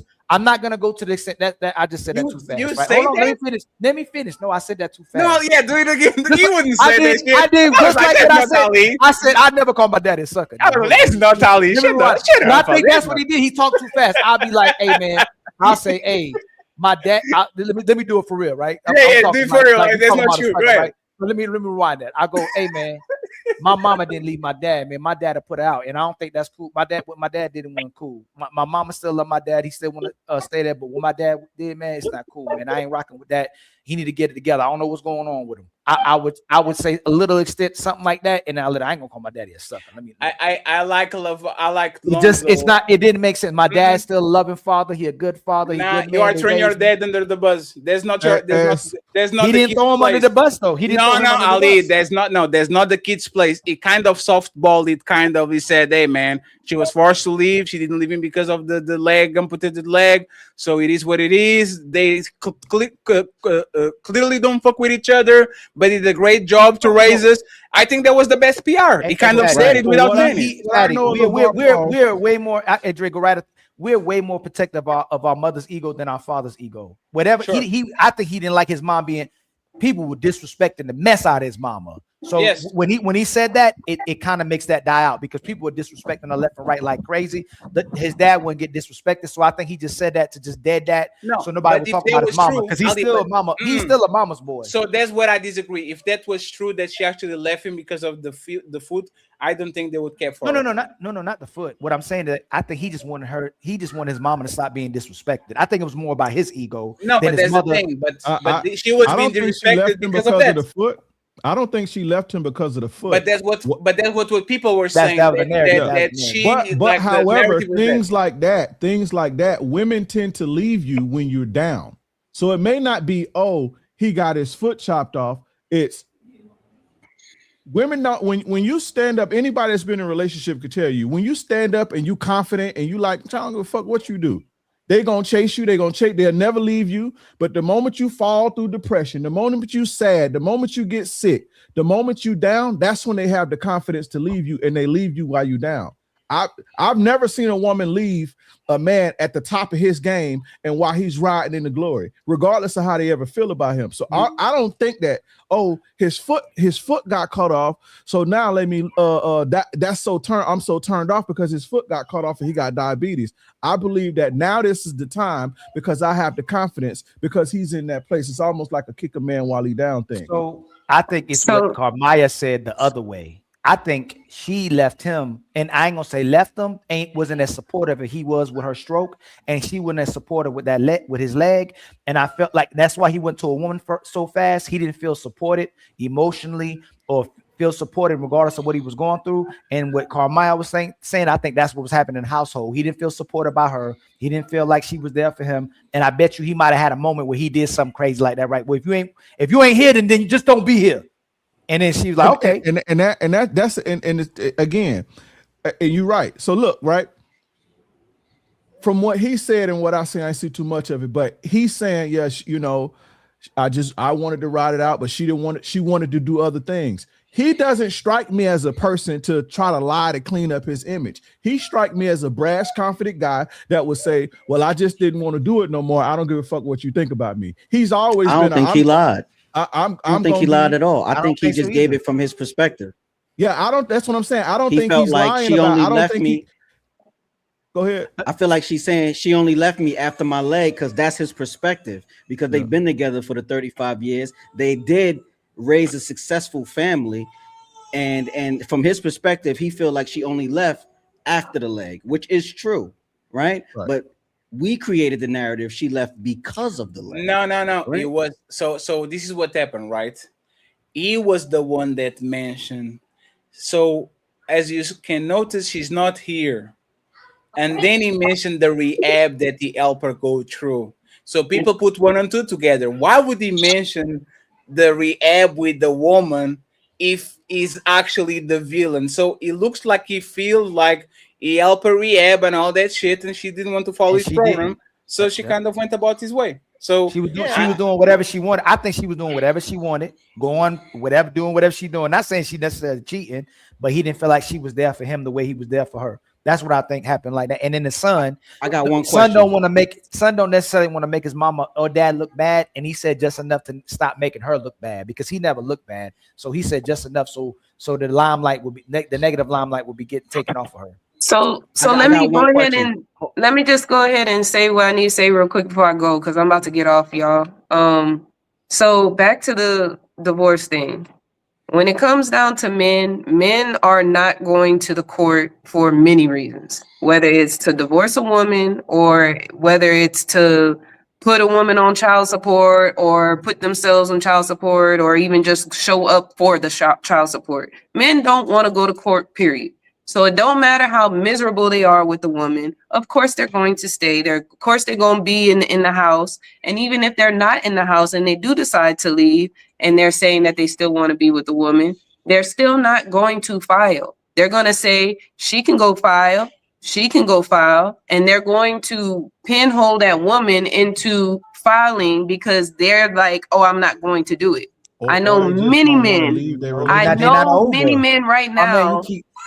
No, I know many. It means they're not. Hey, Carmaya, it means they're don't not wanna over leave. the relationship. When if a man wants, but this is what I'm saying though. If they're not living in the home with the woman and they're saying that they're done, if they're saying that they're done, and they're telling the woman that they're done, and you could go file, then that's what the woman is going to believe. You're not in the house with me. You're saying that you don't want to be with me, and so you're telling me you go and file. I'm not filing. You go file. It's over. It's done. So that's why a lot of these women end up doing that stuff. So now the how other did he thing. force her? So how did he force her? If she said, "I don't want to be with you," and he like, "Bitch, you don't gotta go be with me then." No. File. We don't know if that's what actually happened. We don't know if she was telling him that she didn't want to be with him. It could be along the lines of more of what Ali was saying, how he may have felt that she wasn't supporting him enough. And she may have been like, hey, I want to start a business. I want to do this. And he's like, well, I need you here and I need you to do this and da da da da. And he's like, oh, if you don't want to do this, then you can go. It could be simple like that. And him just taking it as she's not invested in him like she's not invested in him like he was when she had her stroke. But this is the other thing that we're leaving out as well. This woman had 3 children by this man. 3. And she had a stroke after that. Strokes don't just come out of nowhere. Strokes come from stress. So how is that always left out in the conversation whenever a woman put her life on the line 3 different times, pushing these babies out, dealing with these doctors that they have, especially whenever it deals with Black babies, maternal fatalities and all of this stuff. I know I'm talking about, but she's birthing, but because she's birthing Black babies. High cholesterol. Strokes come from clogged arteries that can come from many different places. And it comes from stress. And it comes from stress. Strokes definitely come from stress. It's not just clogged arteries. But that's not the only reason that strokes happen. Strokes can happen from stress, but they also come from a number of different things. So we don't know why she had stroke. Why is it always the woman stressed out? We always worrying about her being stressed out. Them kids look like they happy kids. Them kids look like they righteous kids. They look like they respectful kids. Ali, go. No, Carmaya, those kids was on their daddy back since they could walk until they went to the NBA, Carmaya. All these kids did was play basketball, go to summer camps, go to basketball. Like they literally are daddy's boys. Like they going playing high school basketball. Like that woman, after these kids started walking, it was a responsibility of the dad. They were always with the dad. The dad was pushing them to do other shit. So where is the stress Thank you, after Fatty. after Lonzo Ball is the second draft pick for the Lakers and plays 10 years with the Chicago Bulls, and then you have the youngest kid going crazy and getting Wait, it 100 and like hold what on, is the stress? hold on. That father Where- coached where is those the kids, stress? AAU, everything. He's doing No, all. Is I that not understand stressful? that. Hold on. That got to be way more stressful with whatever's going on with whatever. Now, I ain't gonna say that. I'm not gonna do No, that. 'Cause don't. y'all know- And I please know don't y'all say about that to die. because you 'Cause about to y'all get love- ate up. You about to 'cause y'all get ate love. up. I'm tell you again, y'all love maximizing everything y'all do. And minimizing the man. No. So again, no, hold on. Can you Look, tell I me? got 'Cause 2 hold on, minutes, hold on. Ali. I know. got 2 minutes. We got 2 minutes, right? We watch and everything he does with his son, coaching, training him, everything, always with his kids. Carmaya, how in the world did LeVar Ball do you believe stress his wife out? Okay, so let me just give a what do you call it? A blanket statement, right? So when women are mothers, when they're mothers, they don't come out the womb ready to shoot balls, right? They don't do that. You normally have to breastfeed them. If she even went the breastfeeding, hold on. If you even go the breastfeeding not the route, kids, please, Carmaya, if you- Carmaya. You know we love you, Carmaya. Not the kids. This is what y'all do. How did LeVar Ball stress his wife out? Not the children, where you got to breastfeed, where you got to put the baby out your womb. But that's what where you gotta I'm speaking to, though. Hold on, That's what I was Carmaya. speaking to. No, Carmaya, please answer how LeVar, not the children. You now, if you want to bring the kids in, that's raising 3 kids. That's fine. We can talk about that. We're not talking about that. How did LeVar Ball stress his wife out? Okay, I can give you examples of what he could have done. I don't know exactly how, but I can give you some examples, right? Not helping whenever she needs some rest, whenever it came down to taking care of the kids as when they were younger. That can be one thing that can stress a woman out. If she needs assistance with, hey, can you give the baby a bottle so I can get some extra hours to sleep instead of me waking up every 2 hours by myself and you sleeping all peacefully and serene on the side of me as the child is a newborn all the way through, a year old. Okay, it could be where she never gets a break. She has to feed the baby. She got to take care of the other toddler and change the diaper. She got to cook and clean for everybody in the house. And it's like, okay, where's her break to actually rest? And he's like, oh no, this is your job. This is what you got to do. You come on, you got it. You're strong, girl. Let's go ahead and do it. It could be a number of things like that along those lines, because isn't that normally what women say stresses them out? Or the man didn't take out the trash. It stresses them out. The man didn't wash the dishes after she done washed a whole load of dishes, and then he throws some more dirty dishes in the sink right after. That could be stressful. Nigga, wash your damn dish. You just seen me wash 100 dishes just now. Am I a dishwasher? It's One's like gonna hurt he you. could have been treating her as a maid and as just a mother and not a actual wife. He could have been just, look, I'm not connected with you. You got a job. I got a job. My job, once they reach 6-7 years old, I'm gonna show them how to dribble a ball and I'm gonna take it over from there. But that first 6 years is the main years that the children live and breathe mama. You go in the bathroom and you can't even breathe for a second. That's how Drake. Hey, Carmaya, how did he stress her out for 30 years then? After they got to 6 years old or 10 years old. Fatty talks about this all the time. You got to put that first 5-6 years in. After these kids get to 10 years old, now that they can take care of themselves, they can go make oodles and noodles, just like August said. They can go cook for themselves. They can put Kool-Aid into a yogurt and mix it up and make their own flavor. How? Eddie, one second. So the man being overbearing. Oh, no. You didn't say none of that. Carmaya, add to it. Even the younger, they were back to back, and the younger that is 3 or 4 years younger, he was raised by the older brothers. We know when there's brothers in the family, is not the mother taking care of the day-to-day shit. The older brother is doing adventures with the youngest. No. And maybe no. Hey, Carmaya. No, Carmaya, that's not in every household. No, That's Carmaya. not in every household. Let me ask you. How old is your oldest kid and your youngest kid? My oldest is 14 and my youngest is 3 months old. So you are telling me that your oldest kid doesn't help in the home, doesn't supervise the other kids, doesn't like help him I'm with the telling you, backpack? listen. I'm telling you right now, my 14-year-old is autistic. She Okay. has autism, right? Okay, let's take it out So of the way. no, It's she does fair. not. She doesn't have the capacity for No, that shit. She that's will fair. literally be like, "Your Go to child." next age. No, Next that's fair. age. Can we go Next to the age. second one? Go to Can we go to the Okay, second so one? the next oldest in my household is 9 years old. Okay. Does the So 9-year-old? no, So the I have 9-year-old to doesn't do literally, nothing. I have to literally start grooming them now to know, okay, what to do. But I wasn't wired that way at first. I'm So the like, 9-year-old as doesn't a help mom, with I the have to do chores. everything. So the 9-year-old doesn't help with the chores, doesn't make his bed, doesn't tell No, to look, don't- just does- this past year, he was Past year. assigned chores as far as taking trash out with his with the 7-year-old dad. brother. He take the trash out because I'm not touching the He can do trash. I everything. can listen. Take Nine, the he can trash run the out. whole house. It doesn't. Thank It you. doesn't That's make helpful. sandwiches for his Pick up brothers. your. Like it, Oh no. Okay, so he just started doing that because I Huh? had to show him exactly how to do it right. Because if you get my jelly, the peanut butter jelly on my counters, I'm gonna freak out. Uh-oh. Or if you spill it on the floor, I'm gonna freak out. They But gotta yeah, do it the no. way you want it, right? Go ahead. Right. So you have to teach them that, but a lot of women are not trying to take the time out to teach their children to do that. They're just doing it themselves. I thought that was just the regular. In any house, No, there's like a. that's not in, regular. I promise you, it's not in regular. any house that does like. Go ahead. Please, no. So again, Carmaya, because we was about to move the goalpost for you, right?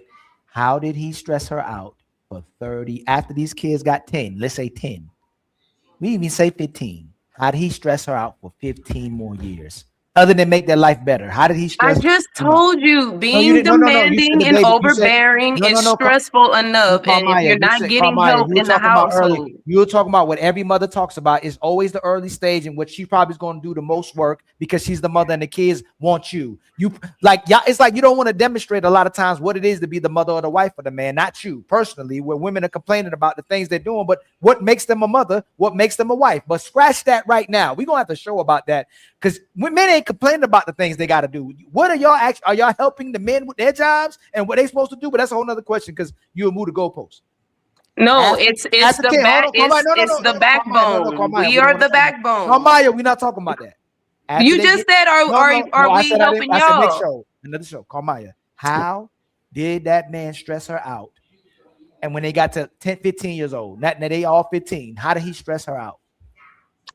I'm gonna say it again. Being absent from the home, not helping in the home, and being demanding with whatever duties I'm doing. If I'm supposed to be over the Basically, they're household gonna judge and you you're for what telling you me, don't do. oh no, you ain't doing this the right way, you got to do it like this, and you're not even in here to do any of it. I think that is pretty stressful. I'm giving you an example. That's Carmine, you know that he was his kids coach, right? If he was absent with the kids. You know that's right. They played from the little kids until high school. They play on the same team. If he was absent with the kids. He was not absent when the kids stay at home. Yes, I understand. I understand that. One second, Carmaya. If I am a basketball coach and I coach my kids, and we have to go out of the house and travel and all that, isn't that actually peaceful for you? You don't have to take care of no kids, no nothing. Every motherfucking weekend I have to take them out. They train 5 times a week, so they're always playing basketball and shit. Doesn't that actually take stress from the wife, from taking care of the kids after school and all that shit? Doesn't that take stress out of you? No, because you still have to feed them. You still have to feed them. You still have to clean up and do all the other stuff. Carmaya, listen with that. He trained and coached them until they left high school. AAU, high school coach, 2 years old, 5 years old. He was always their coaches. He was always training. So they were with him and a lot of the time. And it wasn't So just him. Boom. It wasn't just him that was with him. I just looked it up. Tina often was involved in coaching and managing their amateur athletic union. So cut it out. She was there as well. Come so on, on him. Yo, See, Carmaya, there you go. Look it up. What does Look the it man up. get credit for, y'all? What does the Look man get it credit up. for? They were both Hey, so former Carmaya, college basketball players, what and they job? What both job? Can you were tell me the involved job? in Can you tell me the in jobs coaching. that men have? Can you tell me the jobs that men have that women should help them with? Listen, I gotta go. No, I gotta go. How convenient. How Love y'all. convenient. Hey, friend. We appreciate you, Kamai. We're going to close it out, change the thumbnail, and we're going to talk about this bullshit on the ladies first on Sunday. Okay, DJ Akademiks. Oh shit. My bad. St. Jean gets an invite, man. Yes, sir. I appreciate y'all, friends. Please, final thoughts on where can people find you real quick. Let me go take care of this. So she has a big house. Friends, where they can people find you? The links are going to be on the description. Ali's going to read the super chats because I'm tired and I'm hot. Let me ask my question. Do y'all think the marriage was a successful marriage, being that they were both present in the child's life and was able to raise 3 millionaires? And another question. Damn. Do y'all think she did what men usually do?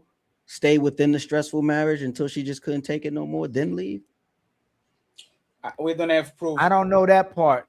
I don't know. I have no idea. She did bring up a good point with the strokes, multiple strokes. Seeing the woman, it don't look like she has high cholesterol, but being that she did have 3 children, her body could have changed and withhold the cholesterol. So it could have been stress. So it could have been stress. There's a reach. It might stress doesn't mean that the person that is with you actually caused that shit, right? Okay. And remember, she's a tall woman. She used to play sports. She was a and all basketball that. player. Yeah, she was a basketball player. She's used too. to play sports and all that. Like we have no idea what is the background, what she was doing with her health, what she was taking, if she is a drinker, a smoker. So the same way I can put the blame on her for LeVar and put it in his leg. Oh, she probably was giving him sugary drinks and all that shit. And it was the food that she was poisoning him. Like I'm not going to do the same thing on reverse. And for the most part, hey Fatty, you gonna I'm gonna tell you something later. Majority of time the women will put their stress and you have to deal with your stress, but men don't put their stress on their women typically. So your whole life you're gonna deal with your children's stress, you're gonna deal with your woman's stress, and you're gonna deal with your stress. But a lot of men and where women be like, you should communicate, you should express yourself. So now if he did express himself and communicate it, now she's stressed. So do women want us to communicate with them, be vulnerable, and put what we got going on them, or that's gonna stress them out? Which one is it, CEO? Should we let them be how they are, take care of what they got to take care of, keep that to ourselves, or should we burden them with our problems too? We need to keep being men. We shouldn't burden them with our problems, though.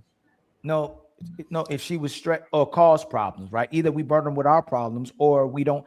Supposedly he didn't, what Carmine was saying, that he didn't help her in that side of the household. That was the stress. But when we got past that, now he's overwhelmed. He's demanding and he has an overbearing personality. I'm trying to think of how much he could have stressed her out more so than the stress he went through helping those 3 kids. But not saying she ain't going through no stress either. But if it's about being a family, we all going to endure some type of stress. The kids, me and you. I'll say this. This is probably one of the best case scenarios. They did everything they need to do with the kids. They are multimillionaires. They can buy another house. Nobody has to lose nothing. The kids can take care of them, and they can ride to the sunset and do whatever the fuck they want. That, in my opinion, this is the best case scenario. Shit happens in life. 35 years, people would dream to have 35 years of marriage. Kids that are multi-millionaires, one with 200, another with 100, another with 4 or 5. Like they did a great job. Hey, Fatty, that's a woman's dream, though. A man don't want to build all that to tear it down. That's a woman's dream, to get a white woman's dream at that. I don't want to make it like that. I don't want to, but No, I think there's a man. I think there's a man dream too. To build something that long and to walk away from it. But nothing was nothing was destroyed. But it's like legacy. It's like you build this relationship. LeVar Ball is a hyper-competitive 6'4" black man. I guarantee you that man has side bitches. Nowadays, he has all the time in the world to do what he needs to do. He did this 35-year beating. That woman had the stroke, so probably she's not all the way there.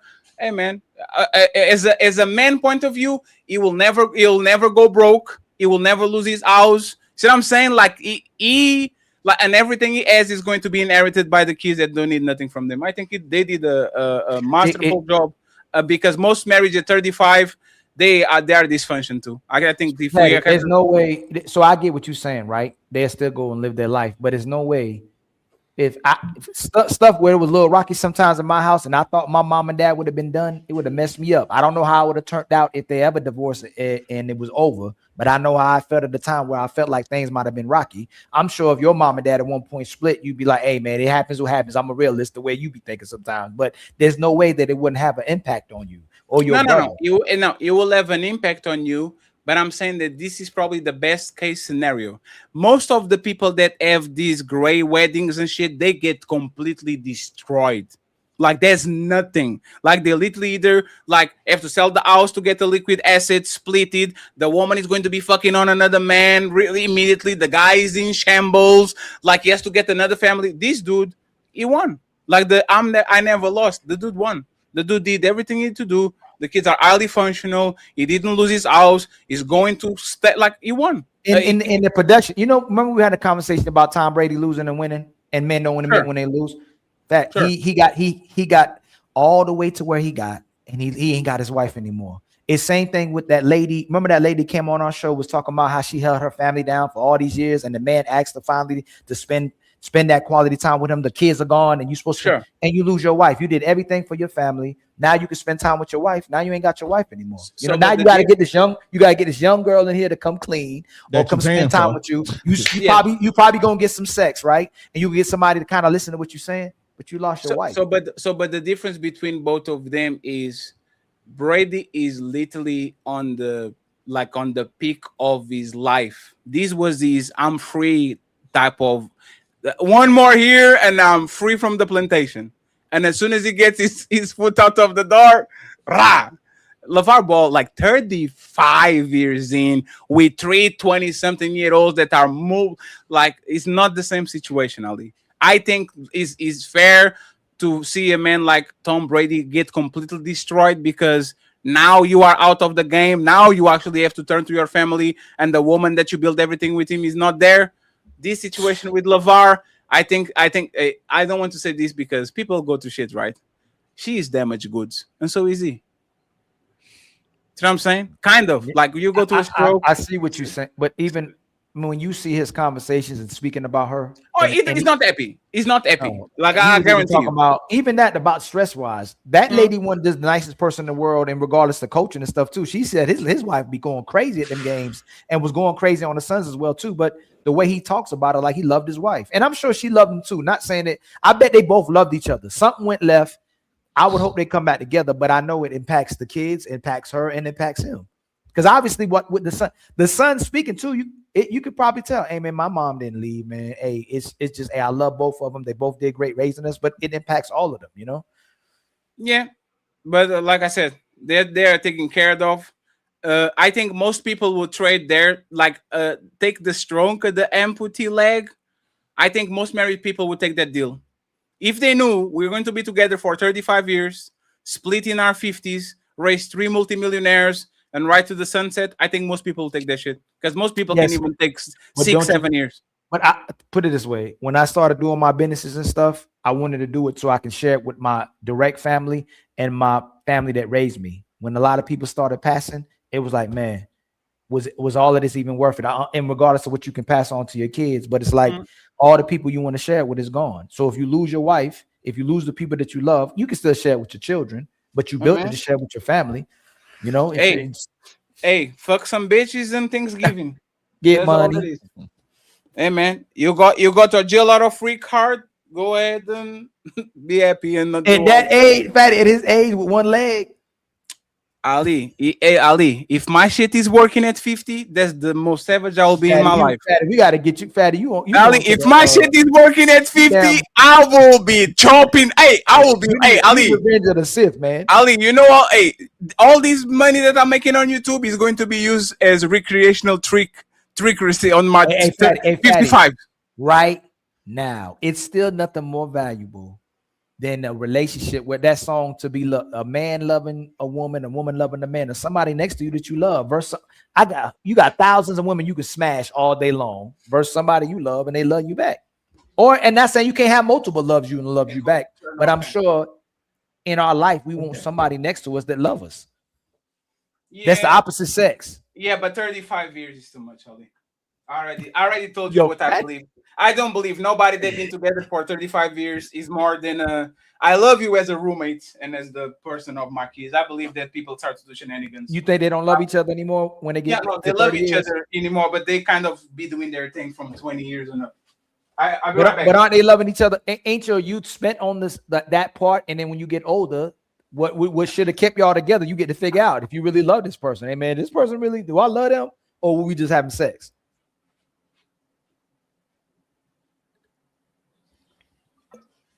What y'all think, Dre? What y'all think, CEO, man? I was looking at this LeVar Ball shit. Y'all want somebody next to you in 30 years that you love? When you somebody that I love. That's or what you I want would somebody is like, at least you want to be back on the I market. just don't see you building something with a person and staying that long and just is like, you know what, fuck it. I don't see that. I think he got that little young chick to just, ease his pain. I done been in that position. You break up with a woman, you devastated, and you still got something else right there. Right or wrong. Something to cope with. I don't understand. Just something to cope with. Even let's say I met a woman, right, and then she wasn't really my type, but this woman was phenomenal. She do everything I'm asking her to do. Me, that's my mind. Because I believe everybody can fall in love with each other. I think it's a commitment. It's a mental choice. There's things that you're attracted to that you can catch your eye, but there's other things that can catch your heart, right? So you could be with a decent woman. She's decent, but she can win you over by the quality of the person who you are, and you can fall in love with a person you never thought you would never fall in love with, even if you had a type, right? But I can't see how someone, if they're doing all these things, let's say they built with each other, did they won each other over and stayed in love and found every day to fall in love? Like, what's the point? You know what I'm saying? Why stay around people? I guess obviously for the kids, but you want some type of companionship. You want to be next to somebody, you can go spend time with, go eat with, go to movies with. Yeah, that's what men want. Women see it. They see the. I don't know. I don't think. Is that what y'all want, man? Do y'all want to be able to be next to somebody you spend quality, like being next to them is like a vacation. It should feel like it should be that, right? That's what I'm saying. I don't think he just was like, "Oh, I'm tired of you leaving." I don't believe that. I don't think so either. I don't believe that. Like I said, it was damage control. And you got to his keep personality. In mind. Okay. And then his personality, right? He don't seem like the type that a lot of save face. He the type like, I don't give a fuck. I don't want to do it no more. You don't like me. You don't like me. He seemed like he blunt like that. To me, that's how he seemed. But for him to say, she wanted something different and she moved on, and so I had to do what I got to do. That's what he said. It'll come out sooner or later, man. It seemed like he was hurt to me. It seemed like he hurt. I think y'all romanticize, especially Ali. He romanticized the relationship too much. Yeah, he genuine. Hey man, I'm genuine. Like relationships are not supposed to be. I'm not trying to hurt nobody. If you have a very happy and like you miss your person and you are eager to see them at year 15, congratulations, you are an anomaly.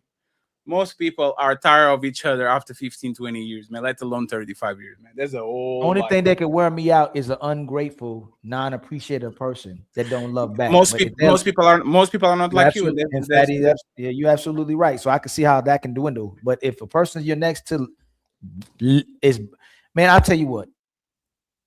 I took my kids to my dad's house. And the love that's already in the way my kid light up when they see my father that's how we supposed to be looking at each other, right? And it should remain that way. And you see it in the kids, how to love you still find out in the kids, and I don't see how we lose light of that. But you'll only see that maybe 2 or 3 times in your life. Your mama, your daddy, a woman you love that may love you, or your children. That's the only place you can see it. And I think that's the thing. Like with Drake, men will gravitate to. All of you, hey y'all know what I'm about to say. The way a woman looked at you, right? The way she looked at you went, oh man, I love her too. Like, y'all know. I hate this dude, man. I feel you, Ali. I get that look every day. Hey, no, I'm saying Drake. No, Drake, Fatty. Hey, no, I'm being dead straight up. Nah, I'm a lover boy too. I know it. One of the most I be a amazing, dog Fatty. sometimes, but And Fatty, I know, man. No, I know, Ali. I know what I'm agree saying, with it, Fatty. right? But that it's look, the look. every man on this Man wants that conversation look. felt it. You can make something, do all the Ali, things, right? Make sure. shake, all that. But that look, man. But that's the thing, right? And then there's you wake up, you right. look to the side, and you're like, what the fuck am I doing in this shit, man? and Ali, and that's more prevalent. Chris Rock Ali, talked about that. Yo, you know what, Fatty? He said, Man. Chris Rock talked about. He said, "Hey, man, you ever look up? You watching the game or something, and you look at your girl, and she looking at you like." You know that look changes, right? You be like, oh dang, this relationship might be done now, but it's nothing greater than that opposite look. That look of like is your sunshine. I respect y'all lover boys, but hey, after Fatty years, checked out. Fatty checked out. No, Ali is not that, right? Fatty, you checked. You know why it's not that, Ali? Welcome to the Hotel California. I'll literally tell you this, Ali. 2 years, I'm yours. 3 years enough. Hey, man. Hey, the Miami, this new power forward. Maybe Cleveland would be nice to play with. Like it's cool. Like I said, I don't know if I'm a relationship person. And all these little things that y'all like are proud of, I felt it and remember, but I remember times where I was like, it was 11 p.m. and I need to go to her work to pick her up, and I was like, oh my god, I wish I was single. I know, I wish I was single. No, but Fatty, how about the moment when you were like, man, yo, I love getting up in the morning. What about that moment that you wanted to watch motherfucking Game of Thrones? Where she said, "You better wait for me. I will go to watch it together." Fatty, how about that time? You know, come on, Fatty. You never had a time like no. I added. I said it. I know you love. I know. Hey, I know. Like, no, Ali, like, Ali. I added, but there's the thing, right? You do a measurement. And by the way, shout out to you, King. Nice to meet you, my man. Nice to meet you too. Here. This is my favorite show. I told Ali I watch this show every Friday and eat my oxtails. It's a ritual. Where you getting oxtails from? I live in Florida. It's Jamaican spots all over the place. Oh my god, I gotta go give me some. And shout out to my boy CEO and his return, right? But Ali, I usually do. How do I feel about things, right? Do you remember like when you're nostalgic about your basketball practice?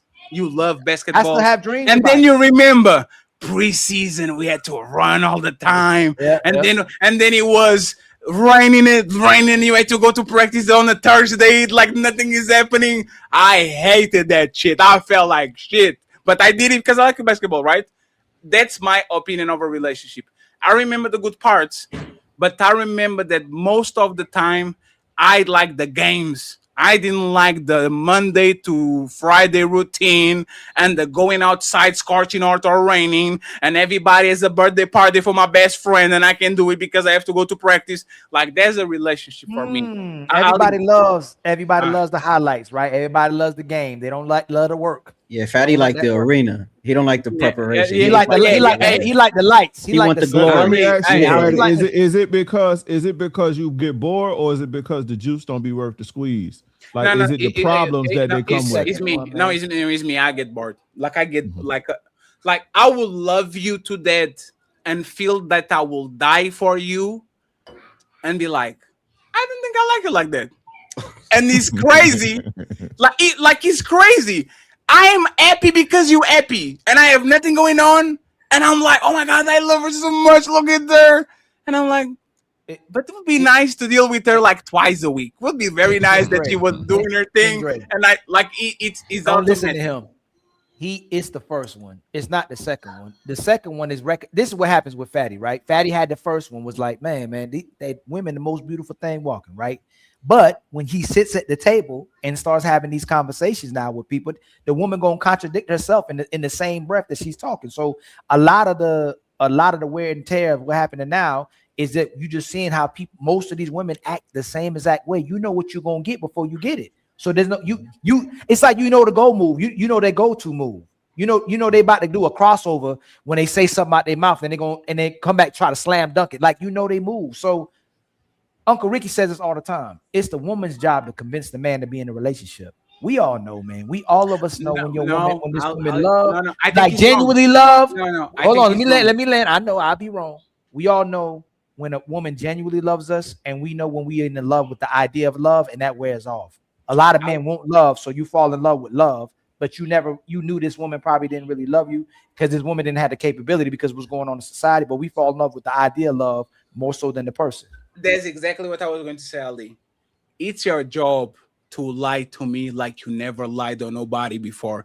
Please be the Olympic gold medalist of lying. Sell me a motherfucking dream, baby. Like say, I read as long as you're not cheating and shit, just lie. It's fine. Oh, you're the most handsome man, and you are the biggest dick I ever had, and I'm so proud of you, even though I hate your guts. As long as you are a good actor, and you are not fucking up my shit or cheating, is the best I can do. And like, you see what I'm saying? Because for me to get in a relationship, it's not her that has to lie to me. I have to lie to myself, and I hate that. I can't do that shit anymore. And Like that's I why I really, respect hey you. Ali, I be really like, oh, I'm going to let me turn off my brain. I'm going to have fun today. Let me turn off my brain, and then something is said, and I'm like, oh man, That's most men. Oh, the quality shit. of women. I told Fatty this the other day. The quality of woman is so trash that most relationships would end today if the man stopped lying to himself about the value of the woman that's next to him. But we want a woman so bad. We want love so bad. We want intimacy so bad. We want to be around women so bad. We go, all right, let me make up this version of who this person is to me so I can still remain with her. Because it's nice. That's what most men doing. Because it's nice to be around women, but that's my part. Is like nice. Is like, oh, there's some nice breeze right now, right? Like I don't want to be rising this the whole day. I want this shit on a Saturday when I go outside and shit. The rest, I won't give a fuck. To me, woman, unfortunately, like I said, I don't know. Like something might happen to me that like made me a Christian and born again, whatever. I don't know. But on this state, it just is this the what Dre said, the squeeze, man. Nah, I'm sucking on your titty for free. I'm not buying nothing. I'm not buying shit. I'm not buying nothing. Hey, Ali, let me tell you something, right? Matter of fact, I'm going to be quiet. I'm not. Don't do that. Yeah. Because I'm gonna say the women that we come across, fam, you can go in your mind and say the women that we were growing up with, that we saw that was the older women that we grew up with. There's things that these women do, them women would have never done. And we can even say, like Fatty said, maybe they was in private, maybe they was pretending, maybe it was all a lie, right?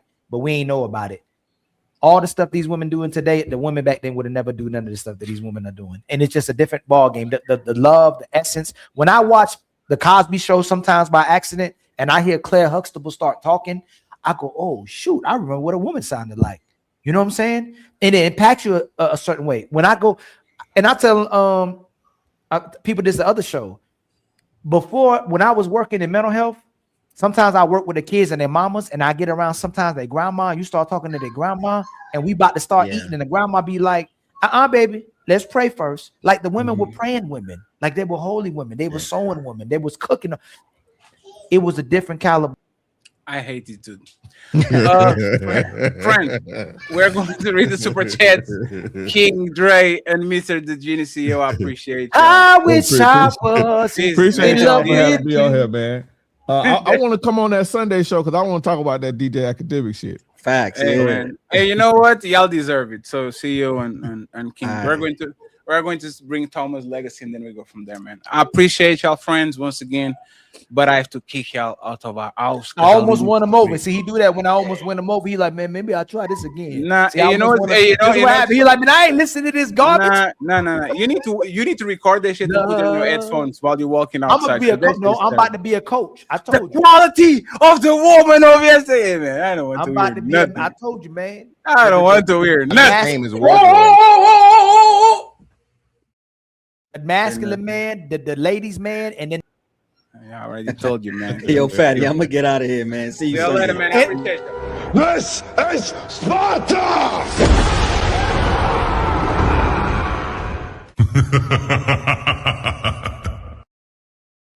And if that don't work, I'll downgrade you to the lost man, and we'll start again. Ali, Cape Verde lost 3-2 with Argentina. When they just winning? No, they tied, and then they went the to field goal kicks. The field goal kicks. No. They went to OT overtime, and then they lost. Yes. Dang, Fatty, you were so happy, boy. That's how the women do, don't they? They kick the goal. You think you about to win, and Ali, go, I really remember when we used to play playing FIFA, like we're playing games and seeds for trying. Like FIFA, like football is the biological. I love, like, basketball was the upgrade, was the software that they put on me, right? Because I wasn't a basketball fan until I was 13. Soccer is just soccer. You see what I'm saying? I don't want to watch it, and then as soon as I start watching, I feel something. So I don't know. Did you have Nintendo 64? Did they have Nintendo 64? No, and I didn't have consoles until my first console. I had to buy myself. I was 16. It was a PS3. So the best soccer game we ever played was the World Cup on Nintendo 64. When I tell you, you're talking about the one that is the overhead that you only see. I remember that. Listen, man, and man, listen. It was Brazil and Italy. I think it was only national teams, right? It was only national teams. Romario. We were so competitive with that game. It was me and my brother and my best friend. We were so competitive that no one ever won a championship. We'd all get close to it. Nobody would ever let the other person win the championship. We'd almost get close, but we'd never win the champ. But that game was amazing, man. That World Cup game was amazing. But you are a fake Turkish. I don't respect you. Damn. You and that motherfucker Papi Blanco. Fuck him too. That's a fake accent. He has a southern accent. That's a fake accent that he do. I called him the other day. You and Papi Blanco, you need y'all shit revoked, man. We need to get this shit revoked. Ali, can you let me get this out of the way? Ali, this is why I'm not, like, you see the cinematic lighting and all that shit. Ali, I am sweating like a pig. You saw I had like the letter thing going on. I regret that you changed your outfits like you were giving a concert. I regret that shit like 2 minutes in. I was like, this man wore all black. He said, "Oh man, I thought you was Jodeci, another member of Jodeci." No, I said, nope. I tried. I'm not going to do that shit. Let me go back to my t-shirt and shit. I need this air conditioner mounted as fast as possible, man. 10 days. 10 days and I'll be ready. Thank you very much, Mr. Canada. Cha-ching. This is the other camera. Thank you very much, Bepworks. I appreciate you. Cha-ching. Tabitha saying supporting the Untouchables. Tabitha, man. You ain't gonna keep beating up Tabitha like that. Tabitha. That man said shout out to Tabitha. We love you, Tabitha. Appreciate you. And Tio saying, thanks for having me. I appreciate you. See you. And finally, Bepworks. Cha-ching. $2. Friends. Cha-ching. As I said, friends, tomorrow I have a smoke show. I have a lot to take off my chest. So tomorrow, a little smoke show. Nothing crazy. I'm just going to stretch my legs a little bit. And on not this week, but next week on Saturday SmackDown, Melanin versus Rogue C. The debate is going to happen. I am very curious to see how this is going to go. Tomorrow I'll talk to the ladies to make sure that we are on the same page. Ali, do you have any announcement before we read the super chats? Just be safe, man. For the 4th of July, y'all. Just be safe. If y'all celebrating the holiday, if you don't celebrate the holiday, just make sure you're safe. Whatever you're doing, have a good time with your family and take care of yourself, man. That's all. And thank y'all everybody again for all the supporters, man. Everybody came through. Damn, that's crazy. Friends, I appreciate y'all. I'm going to drop. Ali's going to make sure that he reads all the super chats because he's Ali. I can't believe you did that shit on the first segment. I know you, motherfucker. I got to, man. He's fat. I got to, hey, man. We gotta get the show. If they ain't gonna push back, I gotta push back. Ali, and then Kamaya take the bait and you're like, gotcha. Go ahead. Yeah, but look, if you can get enough people to commit, then you can okey doke with the dropey dope. I think you think you're gonna get that mad, and I let him just stop. I hate that Fatty was like, because that's crazy. Slim shout is out 5 p.m. Shout out ahead, to bro. construct underscore Construct icon. Hey, Much icon, love, yes. icon. Positive energy activates constant elevation. Much love to you, my brother, icon, man. The untouchable empire, baby. And in a tribe called Harris, promote conscious parenting. Everything else is he said, he said. The untouchable empire, baby. And then my brother, the one and only Nino Nation in the building with the $5 super chat. Who deserves more jail time, the user or the dealer? That's a good question. We already know the answer for that one. Red Lipstick Vibes with the $2 super chat. Is cheaper to grow your own petty garden. My lady actually grows a garden as well too inside the household. A Tribe Called Harris with the $2 super chat. These women be online too much to nurture a garden. They call it doom scrolling, brother. They so tired because they be doom scrolling all day. Player One with the $2 super chat. It's cheaper to stare, but YouTube made me send money. Player One, much love to you, my brother. Player One with a gifted membership. Much love to the legendary Player One. Baby. Red Lipstick Vibes with the $5 super chat. My son never ate school lunch. I made his lunch. My mom always made my lunch too. And sometimes I'd be mad because when she made the sandwich, the cheese would melt with the tomatoes and everything would be together and stuff. But it's all right. It was still good. And I appreciated it. Along with his cousin's excuses, you make the choice to what your kids eat. Nico, my bad. Nico, I'm sorry. I just said Nino, but you know I love you, Nico. My brother Nico with the $5 super chat. 10 to 16-year-old girls are having kids, and they are mothers regardless. Now try explaining to a mother she's not a woman. This is where we are today. Eventually, it's great. A lot of teen pregnancies went down a lot, y'all. Not because kids are not doing it. It's because safe sex. They're practicing more safe sex. But hold on, no, Fatty. They said this generation's having the least amount of sex than any other generation, Fatty. I don't know if you saw that.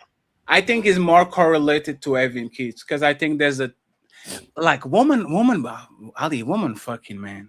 They're fucking a lot. Man, it depends. Woman, but, Fatty. What we say before though, with who they having sex with. Most of these dudes ain't getting no sex, man. I agree with you, but there's the thing. Most of these women are fucking the same dudes. You just have to go up there. Shout out to the T app. Striking it rich with the $5 super chat. Junk food has multi-billion-dollar marketing behind it. Fatty is greatly underestimating how susceptible to marketing the average human being is, especially No, I'm not addicted to food. No, Fatty, we were arguing choice, man. I acknowledge it. It's just you have to put more onus on the personal responsibility. You acknowledge that these companies and the government and these people are doing some shady business and are pushing you to be unhealthy. I get it. But at the end of the day, there's a reason why there's healthy people around. It's because they choose not to indulge into those things. See what I'm saying? Like, it's your choice to go to the gym every day. Like, even if you're eating shitty, I always eat shitty for most of my life. You know what I was doing? I was doing a lot of exercise. Yes. It was not my diet that changed. It was me stopping being active and doing the exercise that I was doing before I got hurt.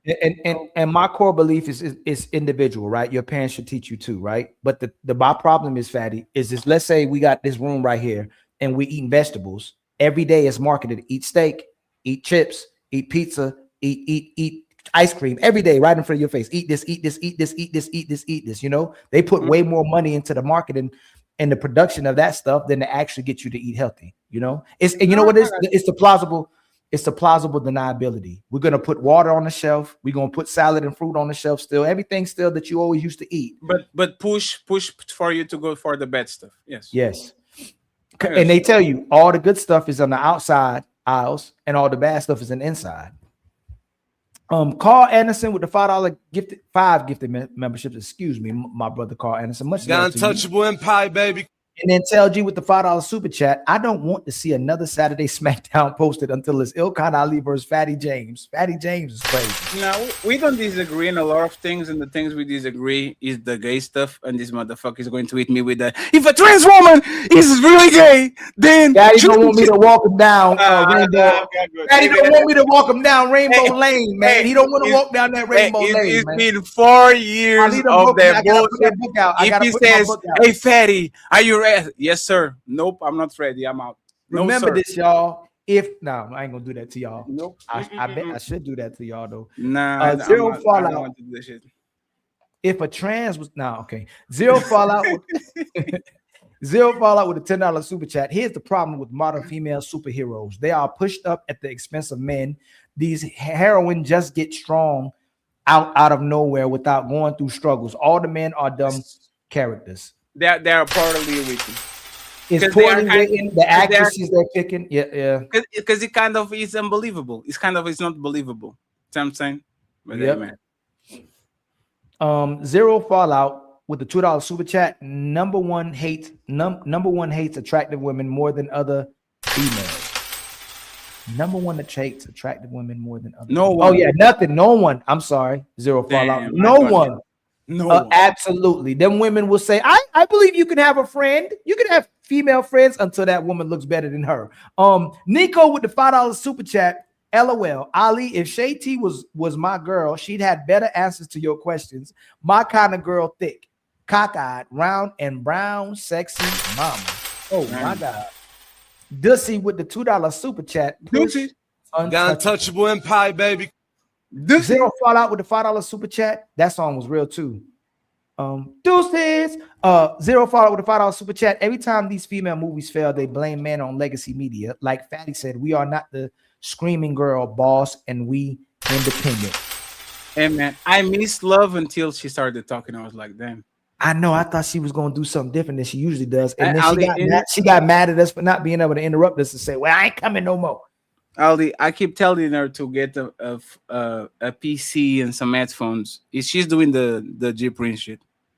I'm on the phone, so I'm screaming on the phone. Hey, do you see you talking to me while you see me, and I'm seeing you, and my mouth is moving, but your mouth is moving, and you still talking when I'm talking? Nah, you interrupting me. Okay. Zero fallout with a $2 super chat. Majority of booby and skin flick movies flop. Most men do not like. Hey, listen, if a man gonna watch porn, they'll watch porn. They don't want to see it on a big media on a big blockbuster movie most of the time. Zero fallout with a $2 super chat. They don't want the movie about that. I never watched a movie because there was a woman. That's ridiculous. Remember Pamela Anderson? Do you remember that far back? Yeah, Ali, one second. Ali, that's okay. So Ali, but there's the thing, right? You can fall in love as a kid or teenager. You can fall in love with the series character, like a series, like a weekly series. Like Baywatch, you fall in love with Pamela Anderson. You can't wait until Pamela. Like with the movie, I never saw that. Like with the movie, I never understood. Like you go into the movie because your dick gets hard because there's a bit there. That's kind of fucked up. We don't. We want to watch a movie when we watch a movie. And like I said, I'm trying to think about female-led movies that I liked. Tomb Raider was great. Tomb Raider was great. It was hard for me, Fatty. It was hard for me to watch Tomb Raider. Maybe I gotta go. I'll go watch it. The way she's moving, like I needed to move a little bit more aggressive. Was she moving like she's moving like the Kill Bill is believable. She was moving. All them girls that look like they can fight. Vivica Fox even was doing her thing. It looks believable the way it's choreographed. But in the Crouching Tiger, Hidden Dragon, the women when they fight in Asian movies, I can watch the movies all day. I like Sarah Connor on the Terminator. She did good. It was believable, right? She was a mama. I like the girl on Hunger Games. She did good too. I just hated how much they used her in X-Men, man, and made her the lead role. I hated that. And now you're the only kid seeing the X-Men, right? I can't stand There's some fucked up shit that you like. That's why Harry Potter probably never going to do a movie again. That motherfucker is Harry Potter. Right. And Macaulay Culkin, the same shit. There's only like Robert Downey Jr. Yeah, Robert Downey Jr. They're such good actors, they can get away with it. But Iron Man still almost, when you play that action hero, you get stuck on. Every time I see what's Chris Hemsworth, whatever, I'm like, oh, they gonna throw in another movie. Like when you play a superhero movie, I do. I was like, oh yeah. That's it ruins. It can almost ruin you because you got to keep playing that person forever, man. It's hard to get out of that. But every time I see him, I'm like, dang, Thor's in this movie. Zero Fallout with a $2. Look, how many people want to go watch Scarlett Johansson now in movies unless she the Black Widow? Ain't if she come out right now, ain't nobody want to go watch her in some cast or something else. I don't even remember movies with her. That's the point. Hey, Mr. and Mrs. Smith was an awesome movie. I love that shit. That was good. Now that was good. When that movie came out, I love that movie. Even though it be a little bit realistic too, but I like the movie. Angelina Jolie is a great actress. She's a great actress. I think it was a great movie. That was a great movie too. Brad Pitt is a great actor. But he killed roles. Zero Fallout with a $2 super chat. Majority my brother Brian Ross with the $2 super chat. That woman says she's a god. She is delusional. Nope, denial. Zero Fallout with the $5 super chat. Classic mama's boy. He threw his dad under the bus. Why is he talking? All his dad said was she left him. He heard what people were saying about his mama. Yeah, I think that's what he was doing too. Zero Fallout with a $5 super chat. The majority of divorce is irreconcilable differences, aka bored. We have the data because it's not just a single stat. Cheating is very low on the list. It's the first one is lack of commitment, and you know who be having lack of commitment. Mr. 420 himself with the $5 super chat. I'm just trying to figure out where was this energy when he was out building a brand. I know, man. The untouchable empire, baby. Ain't it crazy, Fatty? I don't think he's crazy, friends. I think y'all just have I expected. Fatty, don't listen to Fatty. After 50 years, you shouldn't like that woman. Mr. 420 himself with the $5 super chat. Most men won't leave because men value legacy and duty over happiness because structure is more important than valuable than feelings. Man, people want love around them, or at least a human being around them. Men do want that. Can't nobody lie about that. Who hit that button? Mr. 420 himself with the $5 super chat. Most men won't leave because I hit that twice. Dr. Brother Numsy with the $1. Much love to you, my brother. Hey, do you see my stream deck? Do you see? How do you? Is that your?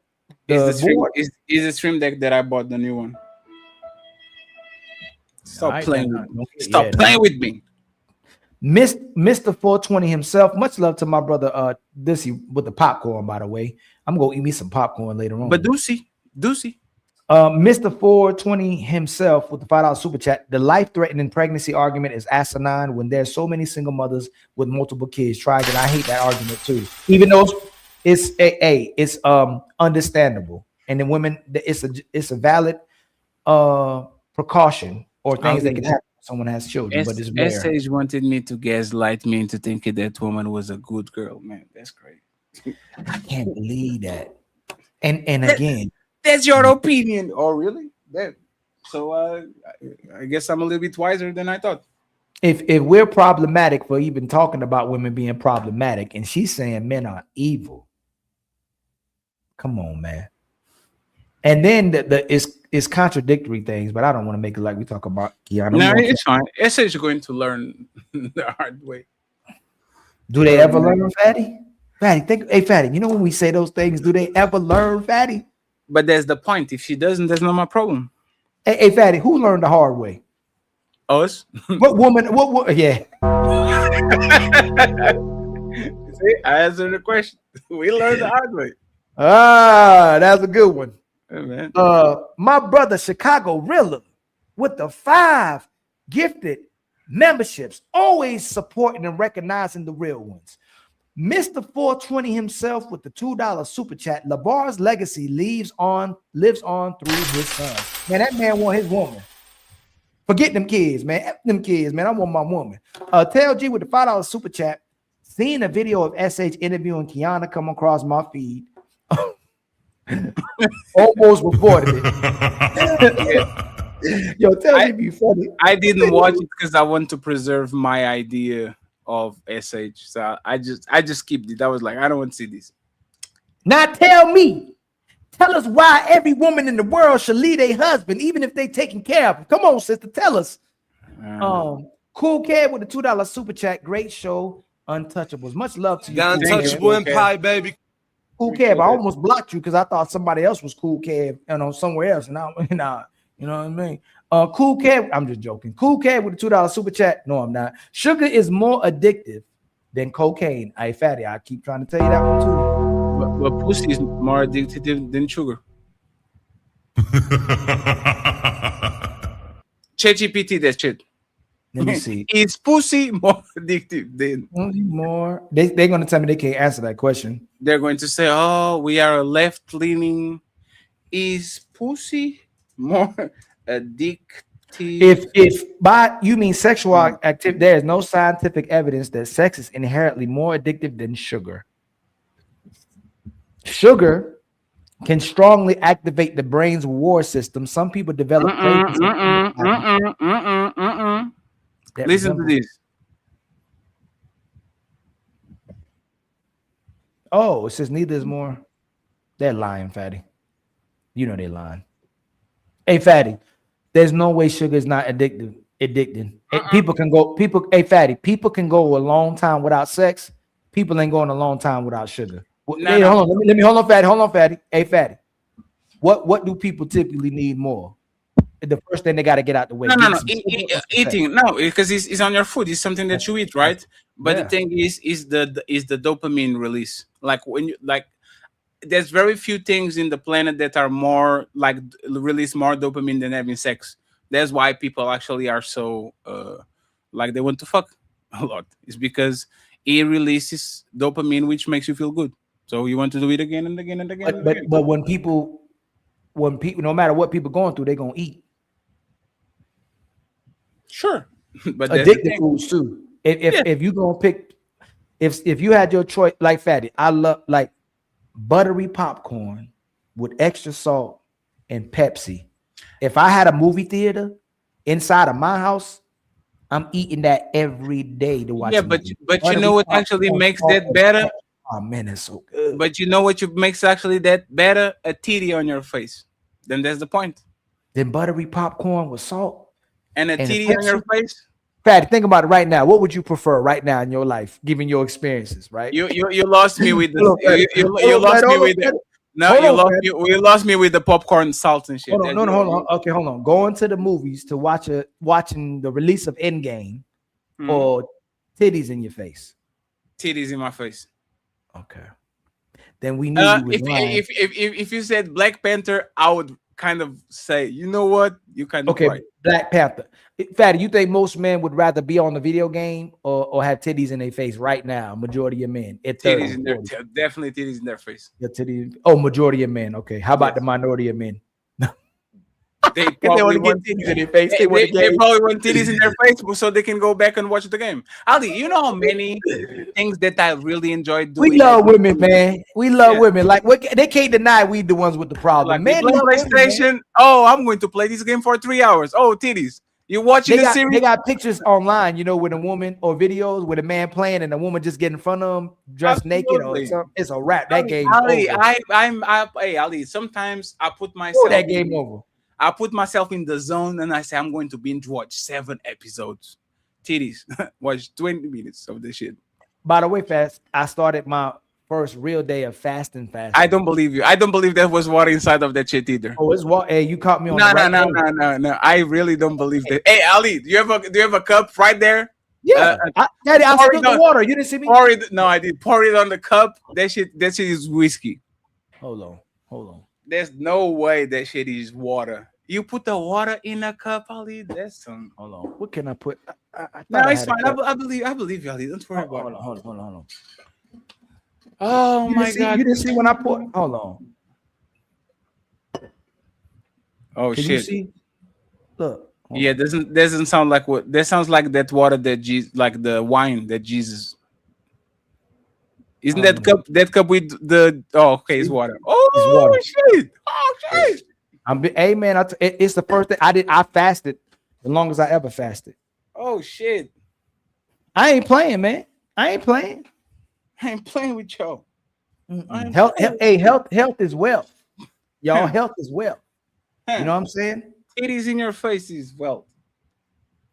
See, hey, you saw what happened. Well, never mind. I ain't gonna say that because I don't think that's what exactly. I was about to talk about like what happened with Steve Jobs and stuff. I don't want to say like he was eating bad or anything, but health is wealth. I don't know how he got sick. I know. Without life, you don't have nothing. Nothing is irrelevant if you're not here to experience that. Without health, man, you ain't got nothing. You can be a trillionaire if you're not here. What does that mean exactly? And then my brother, Cool Kev, again with the $2 super chat. You know me by now, brother. LOL, don't block your brother. Nah, I got you, man. I'm messing with you. And then my brother, again, Cool Kev with the $2 super chat. When you emotional, eat your grabbing snacks first. Well, what we doing now is making sure we buying fruits and vegetables and maybe some little peanut butter and stuff like that, man. Try to just eat health, and my kids eat healthy snacks as well too, man. I don't want to be while my kids eat horrible. My kids too. You gonna feed them healthy foods? Yes, after I go to Turkey, I'm going to get a BBL. Hey, you know what's amazing about Turkey? Boy, you stupid. You know what's amazing about Turkey, man? When you walk outside, it's produce everywhere on the street. Like that too. So you can buy a hairline in Turkey. You can get a nose job in Turkey. You know what's crazy? That's weird. And this is how I know something done gone wrong with our sisters too. A lot of black women are starting to get nose jobs. Like they're going to Turkey to get nose jobs. Yeah, the my nose dad, job. when he went to Turkey with my mom, there was a whole bunch of black girls on the nose job to me is a no. You know what? The nose job that I understand is that nose job that go up and down like a pyramid, like your bridge, just like it goes up. It's like those little the people, the small head people, right? Like the big nose that goes up and down. You look like it's crazy though. You're getting a nose job, man. Yeah, but like I don't like that you have like a black nose and you want to the. Yeah, that's correct. That's crazy. Yeah, that's a little bit too much for me. That's some crazy. Some I understand, but I don't think most people. Nobody's focusing unless you have that Ichabod Crane nose. Most people don't realize your nose, right? But if you got that Ichabod Crane that's like pointed way out, like I would understand if somebody gets surgery to correct their nose or some weird nose, but for the most part, nobody is recognizing the nose. That's how insecure this stuff be trying to make people feel. Fatty, you ever went, oh man, I don't like a nose? Hey, there was a girl in my school. She had a crazy nose, and she operated that shit, and I was like, I agree with this one. She had, but for the most, Ali, she had a nice waist, a nice ass, some nice titties. And then you look at her face and she looked crazy. And then she operated herself. She went from a 6 to an 8. Like that, she really needed the nose. Shout out to Lisa. Shout out to you, Lisa. Good job. You did great. This man talking about the people knows. All right, y'all. We gonna see you on the next one. We'll see y'all Sunday. Am I going live tomorrow? No, I'll probably go live tomorrow before Sunday. I think I'll go live maybe tomorrow. But we'll catch y'all on the next one. Hey, Fatty. Hold on. Let me see. Usually you just drop down to play the music, right? Yes. Forgot on you. Hold on. There's something we need a button at the end or something. No, you're already here. It's outro super. No. Hold on. There's something I like. Where's that button I like? No, there's a button that I like. I know you ain't take that button down. No, I put 3 sounds on the sound. I put the super chat and I put the super. I remove a bunch of like things. You remove the blame it on Fatty. Yeah, because this is a mutual show. I took all the individual shit. Man, come on, man. I'm not like that, man. Yeah, but you don't. I like that. I like you know. I know the streets is different, man. You know what I'm saying? Yeah, they don't like those motherfuckers said why he calls himself untouchable overlord, man. That's disrespectful. I'm like, damn, that's crazy. Everybody that want to be an untouchable, going at the untouchable. Ain't it crazy? These motherfuckers trying to scratch my ass, man. That's crazy. So just leave it on pause, triple pause. Team Fatty, Ilkan Ali, and the Untouchables. We see y'all tomorrow. Signing out. Peace.